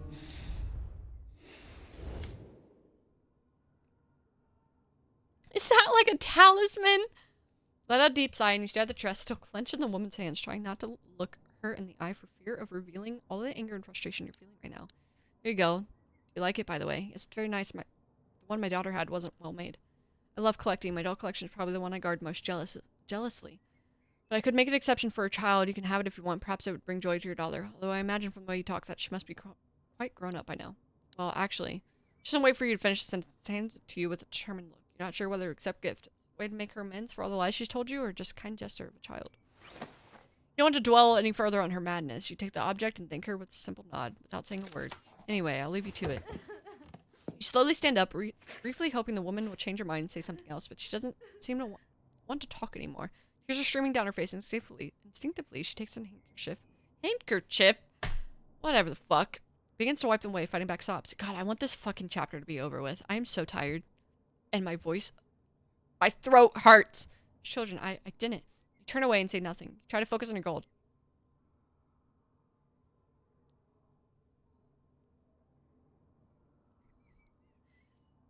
Think about everything you've discovered and to ignore the strained weeping of elderly woman who is realizing for the first time what she has done.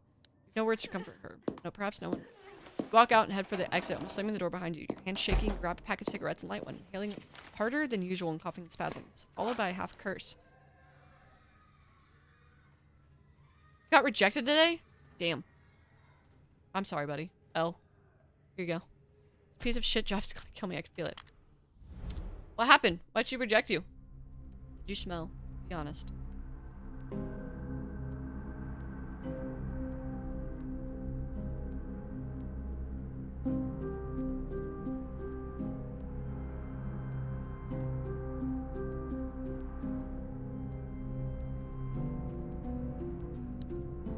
Oh no! It was like, yeah, I'm sure you don't see me very often. That's rough. That's rough as hell.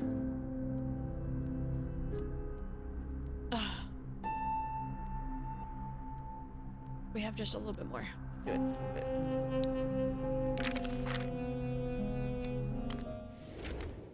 It's almost dark when you arrive at your destination. An anonymous rundown building about 50 yards from Kiwanis Bay. You imagine Mr. Wisniewski, some kind of clerk, certainly not wealthy.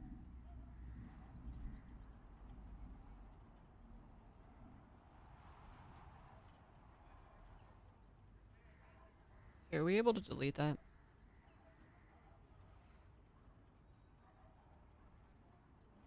Be able to delete that chat?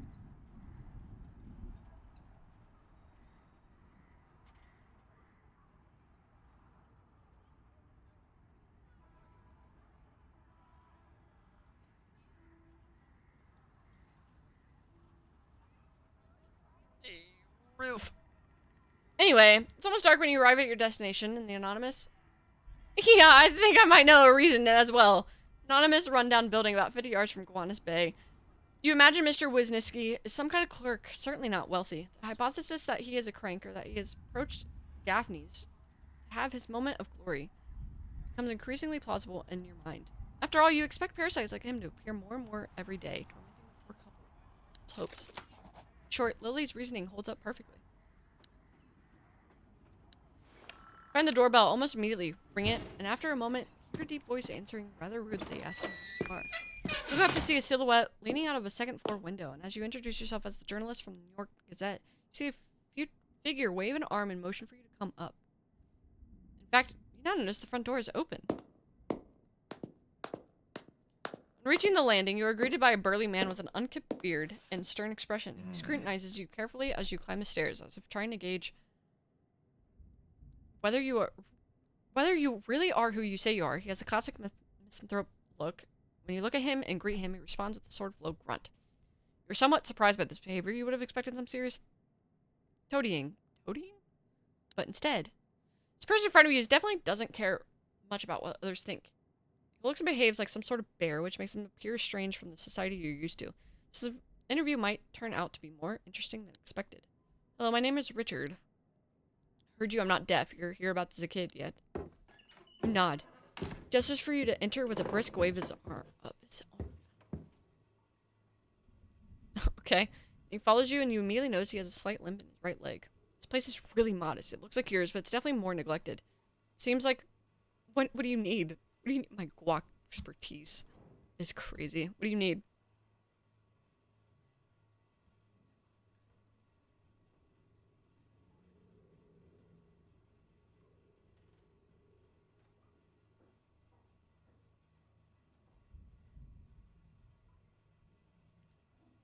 Unless you're meaning like you need me to go and make it. In which case, I think we're almost done with this chapter.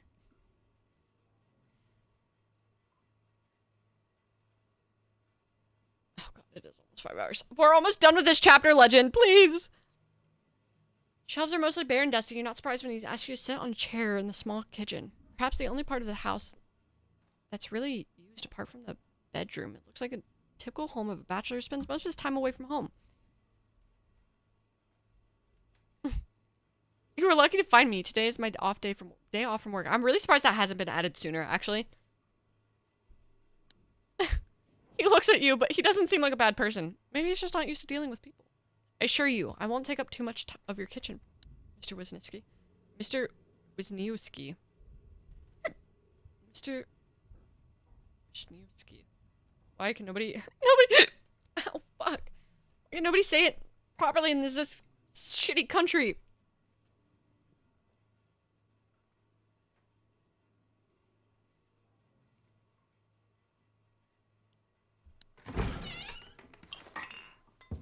Wisniewski. Nevsky. Probably like Wisniewski. I don't know. You're about to apologize. Before you can, he opens the cupboard and pulls out a bottle of clear liquid. He uncorks it, pours some of it into a couple of glasses. One of which ends at the front of you. It ends up in front of you. A moment later, a sharp blast of alcohol hits your nostrils, making you briefly dizzy. You drink? Well, yes, but then again, who doesn't drink in New York? Maybe just a few old ladies. I wouldn't hold my breath on that. He ignores the joke and unceremoniously downs the high-proof alcohol, which is probably more related to chemical than in fermented vegetables. Kind of cheap swill sold under the table. Sure to offend both Colin and Thurber, though for different reasons. Good, because you... Is this dude Polish? Where I come from, you do not talk without drinking. Not sure how... I don't know how to pronounce it. Oh, really? Sounds like an interesting challenge. Take a deep breath. It does. It does. Wake him up. Be like, Rob. You take a deep breath. You're not used to this stuff at all, and you never drank much when you were younger, before Prohibition. Now, when you do drink, it's usually with Thurber, who always takes you to places with top-quality alcohol. It's on him, after all, but the deceptive liquor in front of you gives you a terrible feeling. Nothing like whiskey or gin. He's sleeping. You tense your facial muscles before you take the glass and fling its contents into your mouth, not having the will to hold it. Knowing you simply can't. You knock it back with a flick of your tongue as the burning heat of your alcohol fingers. Okay, have fun. Happy to know. I'm really quick way of coming in here being like, damn, you guys get girls? Or are you like me and get rejected? By the way, here's how I got rejected and here's why.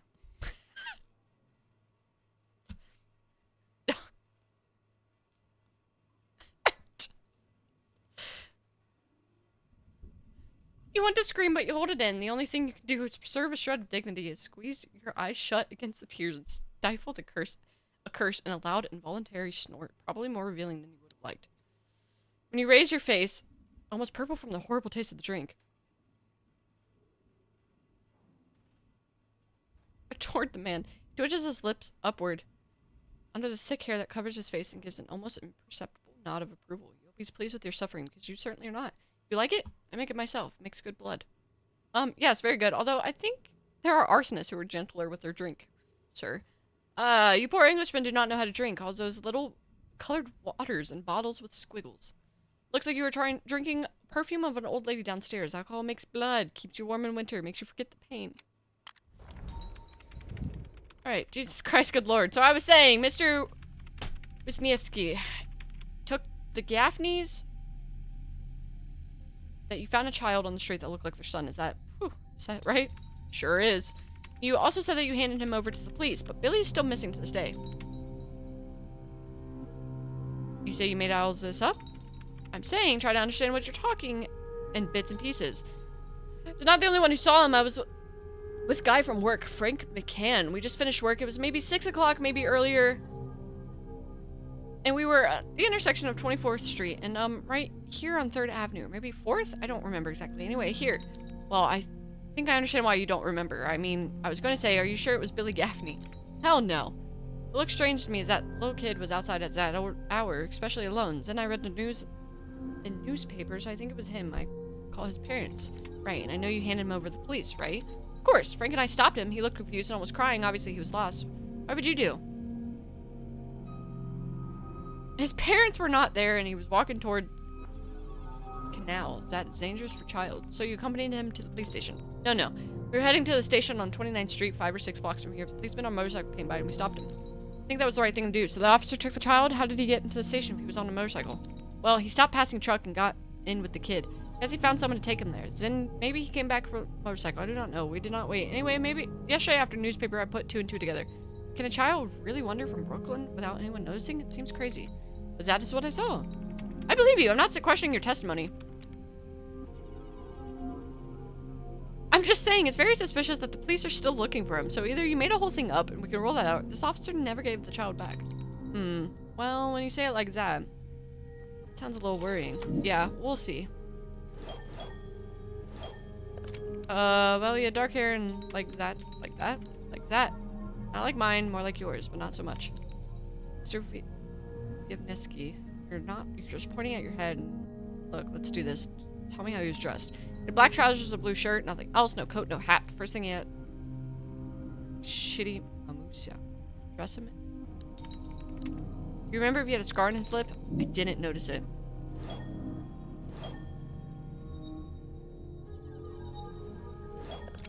Drawn on shoes? What do you mean?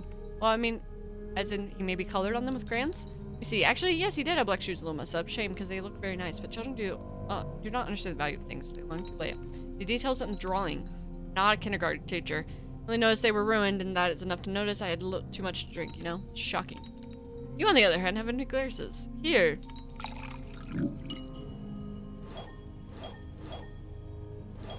Tell me about the policeman you...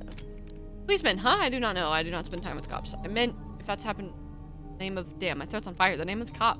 What? Oh, yes, he had the same name as me, but surname was different. Remember it? It was something like I don't know, Evan. Yes, Evanfeld, I think. But like I said, I do not remember cops around here. Stay away from... wonder why. What? Nothing. What about the truck? Nothing special. I do not remember plate number. I was not paying attention. I see hundreds passing by near canal. Well, at least the direction. Oh, yes, they were going down 4th Avenue. I think toward nearby station. Do not be shy. Guess I have no other choice. You happen to have a doll with a doll? Look, he was a boy. No, I mean, yes, I understand he was a boy, but he wasn't holding a doll? Why? Boys in America play dolls? It happens, yes, especially when they're very young. Slam, thank you for the hydrate. And the posture check. Legend! Posture checking! Everything here is upside down. Maybe one day you tell me dolls are better than the ones from my country with all the decorations, the little legs go up and down. Up and down. No, he had... No dolls. He had crackers and candies in hand. You know what? Flavor too? Yeah. Hey, I got rejected. Oh, damn, why? That sucks. Boom! Oh. Never mind. Why do you remember that? No. That's true. You're right. Did you ask this last question? Your stomach burns from too much alcohol, an unpleasant feeling that spreads through your body, throughout the maze of your intestines. Then up your throat to your brain. Shake your head, trying to concentrate, but the guy seems to notice, but doesn't say anything. For the first time, you notice a faint smile on his lips as if he approves of something. You don't know what. Not only do you notice that the cupboard left over and catch a glimpse of other bottles. Now you could pour him to call in for illegal alcohol production if you want to. Although perhaps letting him produce this trash might drastically reduce smuggling, as some people would refuse to drink it or drop dead after a few sips. The only thing you can hope for is that joining the ranks of dying alcoholics is convince him to trust you a little. So you pour yourself another glass, almost with shaking hands, after he holds the bottle out to you again, as if offering you a trophy or winning a challenge. You watch the liquid sway back and forth, holding it in your hand a little too long for his liking. As evidenced by the raised eyebrow, then you gather your courage and gulp it down again. You do everything in your power not to slam your hand on the table as the fiery spasm engulfs you and your stomach screams pain. That thing you keep swallowing can probably cause cirrhosis of the liver in just a few sips. Now you deeply regret the perfume bottles, as he calls them, that Thurbo keeps inviting you to try. Then he seems even happier and takes another sip, this time straight from the bottom. I don't know. Holy shit. Oh, listen. Do you remember? I don't know. How do you remember? Do you remember anything else? Leans back in a chair, tilting it, wearing a thoughtful expression. Can't tell if he's genuinely searching for memory or just riding the drunkenness rising inside of him. Might as well press him again before he suddenly falls asleep. Mr. Wiesniewski? Huh? What? Oh, sorry. Maybe I'm tired. A bit like me, I suppose. As you say this, you realize that you really are exhausted. Your head is throbbing and you're almost seeing double, while your body cries out for help in ways you've never known. You don't know how much longer you can go on like this. At least you've discovered something interesting. Get up from your chair, and despite that dizziness that overcomes you in an instant, you try to muster a genuine smile for your host. He doesn't reciprocate, of course, and seems relieved that you're leaving. Probably because, being the misanthrope that he is, he can't stand being around strangers for too long. Thank you very much for your time, and also for your statement. I promise to get to the bottom of this and keep you informed. Just another way to sell things. Doesn't say anything, say it with malice. It can only bring a genuine smile to your face. Then he lifts the bottle he's been collecting like some sort of treasure. Gestures for you to take it, almost hitting you in the chest with a rough motion. Okay, thanks. Since you liked it, I have a few more for my health. Or drink with friends. You know, not good to be alone. I can tell you that. Because I'm very good at leaving people, or maybe give it to someone special if you can still have someone like that in your life. These words don't sit well with you, for they force you to admit that, yes, sometimes you do feel terribly alone. Maybe it's the alcohol that makes you think that way, but you wouldn't mind spending more time with the loved ones you have left. Does the old drunk have a point? Except for giving someone an alcoholic abomination, you wouldn't do your worst enemy such as a disservice. What is it? What is it? Do I need to add it?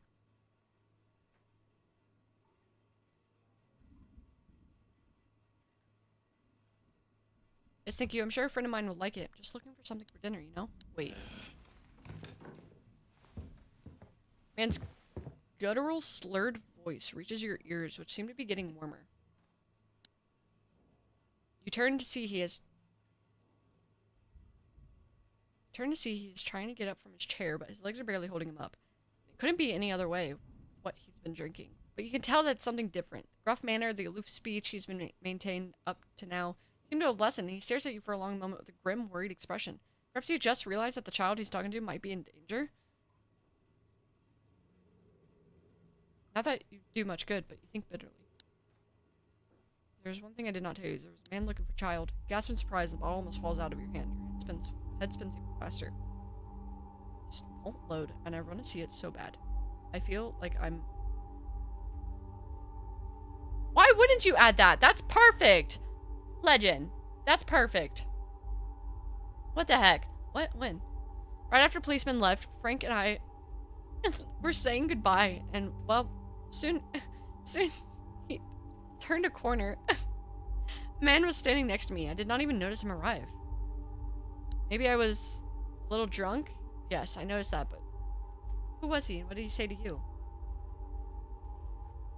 He looks around. You can't even tell whether he's been looking for something or avoiding the question. If there's something, but there's no need to ask again because he resumes speaking almost immediately. Wait, Legend, hold on. Can that be your identifier in chat when someone says Legend? Please? Please? Can you change it to that? That's gonna be, I don't want it to be mods. I want it to be it's yours. That's gonna be your name.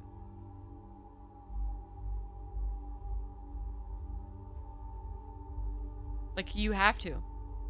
That's the only way this works. He did not introduce himself. Not young man, dressed normal, I guess. Jacket, tie, hat. He had mustache, his eyes mean, but maybe he was a relative. I do not know. Yeah!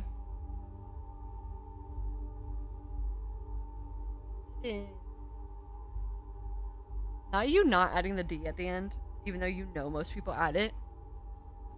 Crazy. As you should, Legend. First thing that comes to mind is the description of Boogeyman given by the beaten sun. So the kid was not making it up, as you might have guessed. May have actually seen the human face of Billy's killer, just like Vietnamese. Whatever. Don't be ridiculous. You don't believe it either. Don't call the Gaffneys. It was obviously not a relative. You realize too late that you're almost shouting and using words that are too harsh, carried out by alcohol, fear, and eagerness to find out more. Yet Vietnamski does not seem to be angry at you for saying it. In fact, bowed his head guiltily. Anything else? He only asked where the policeman was going, and I told him the same thing I told you, going to a nearby station, and then nothing. He left, same direction, on foot. That's all. It's not much, but at least you kind of have a portrait of a person, or rather, you know he's middle-aged, well-dressed, has a mustache. All in all, it's not much. It's more than you had before. Maybe this old drunk knows more. Yeah, they have. You look at him and notice he's trembling slightly, as if his encounter was definitely more intense than what he told you. As if to say that there is nothing more and that's all over and that you should have left now. Haku, thank you for the hydrate, and also posture check legend. Not the T-posing NPCs. Here in America, everything's upside down. Monsters are humans, females are males. I do not understand anymore. Oh, that's interesting. That's an interesting way of saying that. Ah, yes, maybe I go home, my real home. At least there I understand how things work. Now please leave, that's all I know. Sigh. Can't blame him. You know an experience like this can destroy any certainty a person might have, even if they had little to begin with. Not that you're certain that what this drunk says he has seen is true, but it can hardly be a coincidence. Bid farewell and stagger out of the apartment. Reach your car, parked at the entrance of Greenwood Cemetery. After a walk that felt endless, your insides aching the whole way, you open the door and sit down with a sigh, hoping by relaxing your muscles, your body will find something. Close your eyes for a moment, then when you open them again, you gasp in fear, barely holding out back a scream as your heart jumps just past the hood of a Chrysler. You see the silhouette of a child for a moment. You recognize him at once. He's pale, his eyes are gouged out, two small dark abysses. His ears are cut, dripping with blood, while his slit mouth opens in a desperate attempt to speak, but to no avail. Only last moment, the instant after, you're not even sure it was ever there. You realize that you clung to the seat and that your stomach, contracting by the frightening experience, can no longer hold back. So after a few seconds, you open the door again and lean out, emptying the entire... Oh, that's disgusting. Emptying the entire contents of your stomach. That's okay, it just keeps going. Contents of your stomach onto the road as powerful stench of alcohol and stomach acid rises to your nose. Muscles in your abdomen beg for mercy as you pull yourself up, wipe your mouth with a handkerchief, and narrow your eyes to focus on the reality around you. Jesus Christ, I can't take it anymore. I need a cigarette or I'll never get this awful taste out of my mouth. Rob activities. My apartment. Home sweet home. You unlock the door and step into your apartment, drained to the bone. You walked miles chasing leads, combing through one place after another, trying to piece together what really happened to Billy Gaffney before he was brutally killed and devoured on Riker Avenue. Your body begs for relief, battered by exertion, numbed by cold, and unraveling under the weight of so much emotion. You feel flushed and your throat is burning. Not a good sign. You hope that a night's rest will do some good, especially since you have to stay home tomorrow. At least that's what the rules say, but you're not sure if you want to take a break from your investigation. Surely Thurber wouldn't mind if you worked a little more than necessary. You barely have time to find the folder on the table before welcoming meow of Pluto grabs your attention. You realize that he's now standing in the middle of the room, on top of what used to be the Bible found in Riker Avenue, now reduced to a scratch cover and a bunch of shredded pages. Different to all of this, he lifts his tail, gives it a slight shake, and immediately rubs against your leg. What the hell? What have you done? To rush to pick up the object, predictably, there's nothing you do. The book is now just a collection of shredded paper, and what could have been a vital clue is now useless. As you pick up what's left, you can't help but notice how violently your cat tore it apart, a way you've never seen before. Pluto has been constant yet discreet presence since you've arrived in New York. He's never broken or damaged anything. Why did he behave like this? You gaze at him for a long moment, and he meets your gaze with a single eye. Look at this mess. What are you in heat? Mistook it for a rival? Go outside if you need to practice fighting, or use that poor couch like you always do. Finish gathering what's left of the book, compress it as best you can, and slide it into an empty folder. Won't be much use anymore, but you don't feel like throwing it away. You need a shower to unwind after this long, stressful day. You arrange the things you've gathered as best you can, go to the bathroom, throw yourself under the running water, and let out a sigh of relief as you feel the comforting warmth. You almost don't want to get dressed and go back to the living room. You sit down and begin to gather your thoughts, even though your temples are throbbing with fatigue. Your headache is starting to pound harder and harder. You'll need to paste together what you found and understand as much as you can about the dynamics of what happened.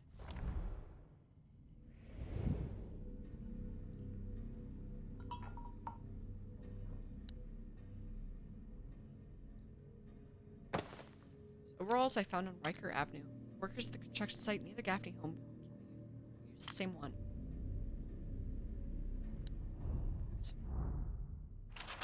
Calendar without scantily clad women. True rarity. Robert Mills' passport. Who knows if he really knows anything about Billy's abduction and Gaffney's claim. Photos I took. Jesus. The list of workers at the worksite near the Gaffney house. I should also return the camera to its owner.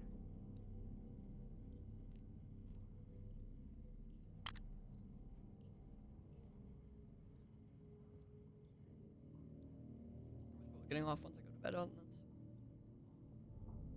My main that guac is so good. My main suspect is Frank Howard, whose name and address has been erased. I think it's worth paying a visit to his house, discreetly perhaps. Tip of that monster's fingernail. It's unsettling, it's still sharp. It doesn't surprise me that it managed to pry open the skylight of the Gaffney building.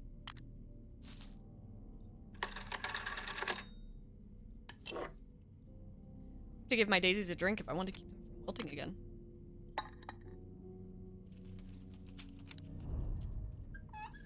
Go to seedlings, drink up before bedtime.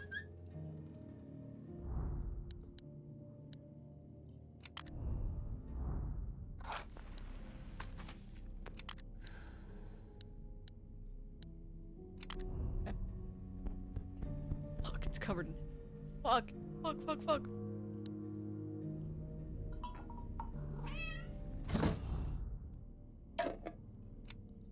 Ah, good old canned meat, the dinner of champions. There you go, half a can, all for you, at least you can enjoy it. But now it just makes me sick to my stomach. I don't like how serious that was. The doll I found impaled on a tree branch on Riker Avenue. Still creepy.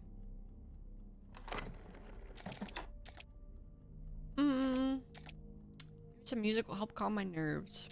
Something with a beat. There, I think this is the perfect spot for them.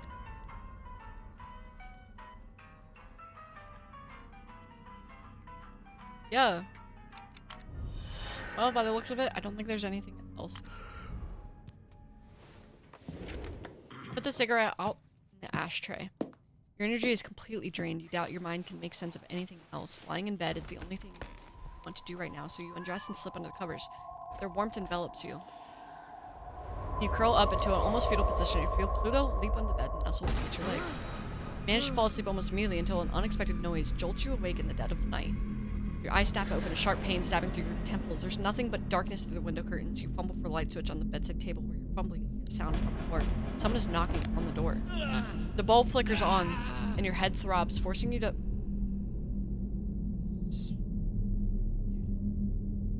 Sorry. Anyway. Takes you a few seconds to open them again.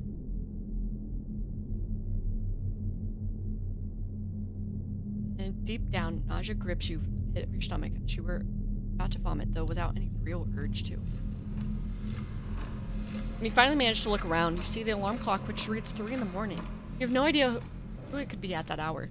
Colin or Thurber, an emergency perhaps? You pause for a moment, considering all the possibilities that flood your mind, including the one where the monster from Riker Avenue has hunted you down without you knowing and is now at your door. Your sudden sense of alarm makes the headache worse. The pain snaps you back to reality, and you think maybe the sound was a hallucination, except now you hear the knocking again.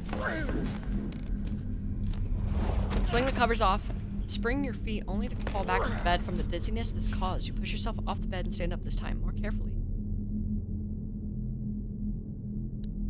Hi, Dusk, what's up? Knock, knock, knock. Try to mumble something, but your throat is so dry it can only a wheeze comes out. Try to make your way to the living room, each step like trudging through molasses. You lean against the wall as if you had too much to drink. It's only when you see Pluto sitting on the table, staring at the door with its single eye, moving its tail hypnotically. The room is now filled with silence, punctuated only by its faint and unsettling growl.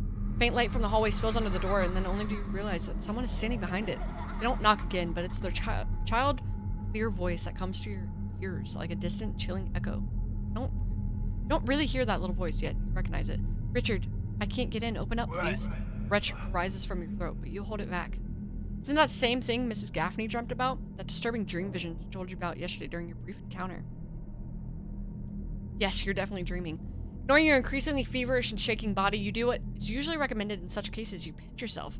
But all you feel is just pain in your arm, amplified by the heightened sensitivity of your skin, which seems to be growing exponentially. You wonder how high your fever might be. Richard, I'm scared out here. You rush to the door and grab the handle. It's only then you hear the cat's loud, long hiss, which echoes ominously around the room. Its single eye stares at you intensely, and you hadn't noticed it before, but has a white patch on its chest. Has it gotten dirty again, or was it always there? And its tail stands up, bristles like it's been shocked with electricity. Its back isn't arched, no claws out, but it seems on the verge of doing just that. It doesn't take the eyes off you for a single moment. Like a doorknob.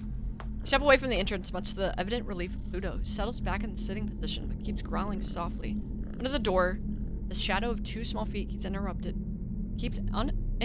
the light, trying to seep through your apartment. The presence speaks again, but this time it's a different voice that reaches your ear, and you can't help but stare wide-eyed in surprise, your heart on the verge of exploding. Dad, why do you want to leave me out here? Is this possible? Your rational side knows it doesn't make sense, but you're struggling to hold it onto any semblance of clarity. It feels as if the world around you is crumbling, forgetting the laws that govern it. Take a deep breath, trying in vain to push away the chaos of emotions. Fighting against your own paternal instincts, you do your best to pretend you didn't hear the voice and look at the black cat. It now seems more relaxed. Yes, alright. The animal has clearly understood that you're not going to open the door, and that seems to have reassured it greatly. Jumps off the table and starts rubbing against your legs, then takes a few steps toward the bedroom. It's inviting you back to bed. You look back at the door for a moment and notice that the shadowy figure is still on the other side, but they're no longer talking or knocking. Fuck off, you bastard. She's dead, and so are you. Nothing I do can ever change that. Leaning against the wall as you begin to make your way towards the bed. It's when Pluto darts between your legs again, quickly and seemingly for no reason. Instinctively, you try to dodge it, but you lose your balance, and an intense feeling of falling rises from your stomach to your throat. Wake up with a choked cry, clawing at your sheets, your eyes now open, where the cat jumped out of the bed and never really moved from. You feel even more nauseous, now you're drenched in sweat. As if you're reaching for the light switch, you notice your hand is trembling. Trying to steady it, you accidentally knock something off the bedside table and shatters on the floor. It sounds like shards of glass piercing your eardrums. Hazy. Finally, you manage to turn on the light, see the broken glass on the floor, the water still spreading, the crushed and soaked daisies scattered on the ground. You rush to collect them, trying your best to avoid the shards, but some of them slice your fingertips. You growl in pain. Try to ignore the drops of blood dripping and mixing with the water. You gather the daisies, careful not to soil their pristine petals. You stagger towards the kitchen, turn on a new light, place them in a new glass, and slump onto the desk chair. Your head spins as if you've been tossed in a washing machine. You should a while to gather the strength to tend to your wounds and return to the bedroom where you collapse back onto the bed. Before closing your eyes and sinking into your troubled sleep, you catch a glimpse of Pluto's little head stretching into your field of vision, gazing at you with a single eye. For once, it will curb its cursed primal hunger and wait for daybreak. It surely won't starve after just one night.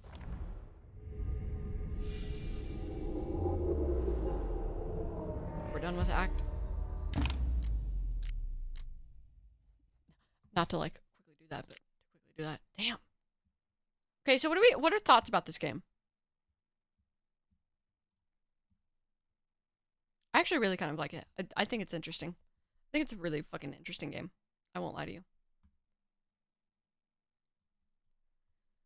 A lot of fucking talking though. A lot of fucking talking. And that one is kind of it's a lot. It's a lot. It is unique. I like it. But it makes it really interesting. Makes it for a really fun time, actually. Can't lie to you. I am. I'm gonna go eat and stuff. I'm sorry. Dust, thanks for the hydrate. Yeah, it is. It's a really interesting concept. It makes me wanna try the first one. Yeah, it does kind of remind me of Frambo. Yeah, you're right. Scarlet Hollow and Frambo, actually.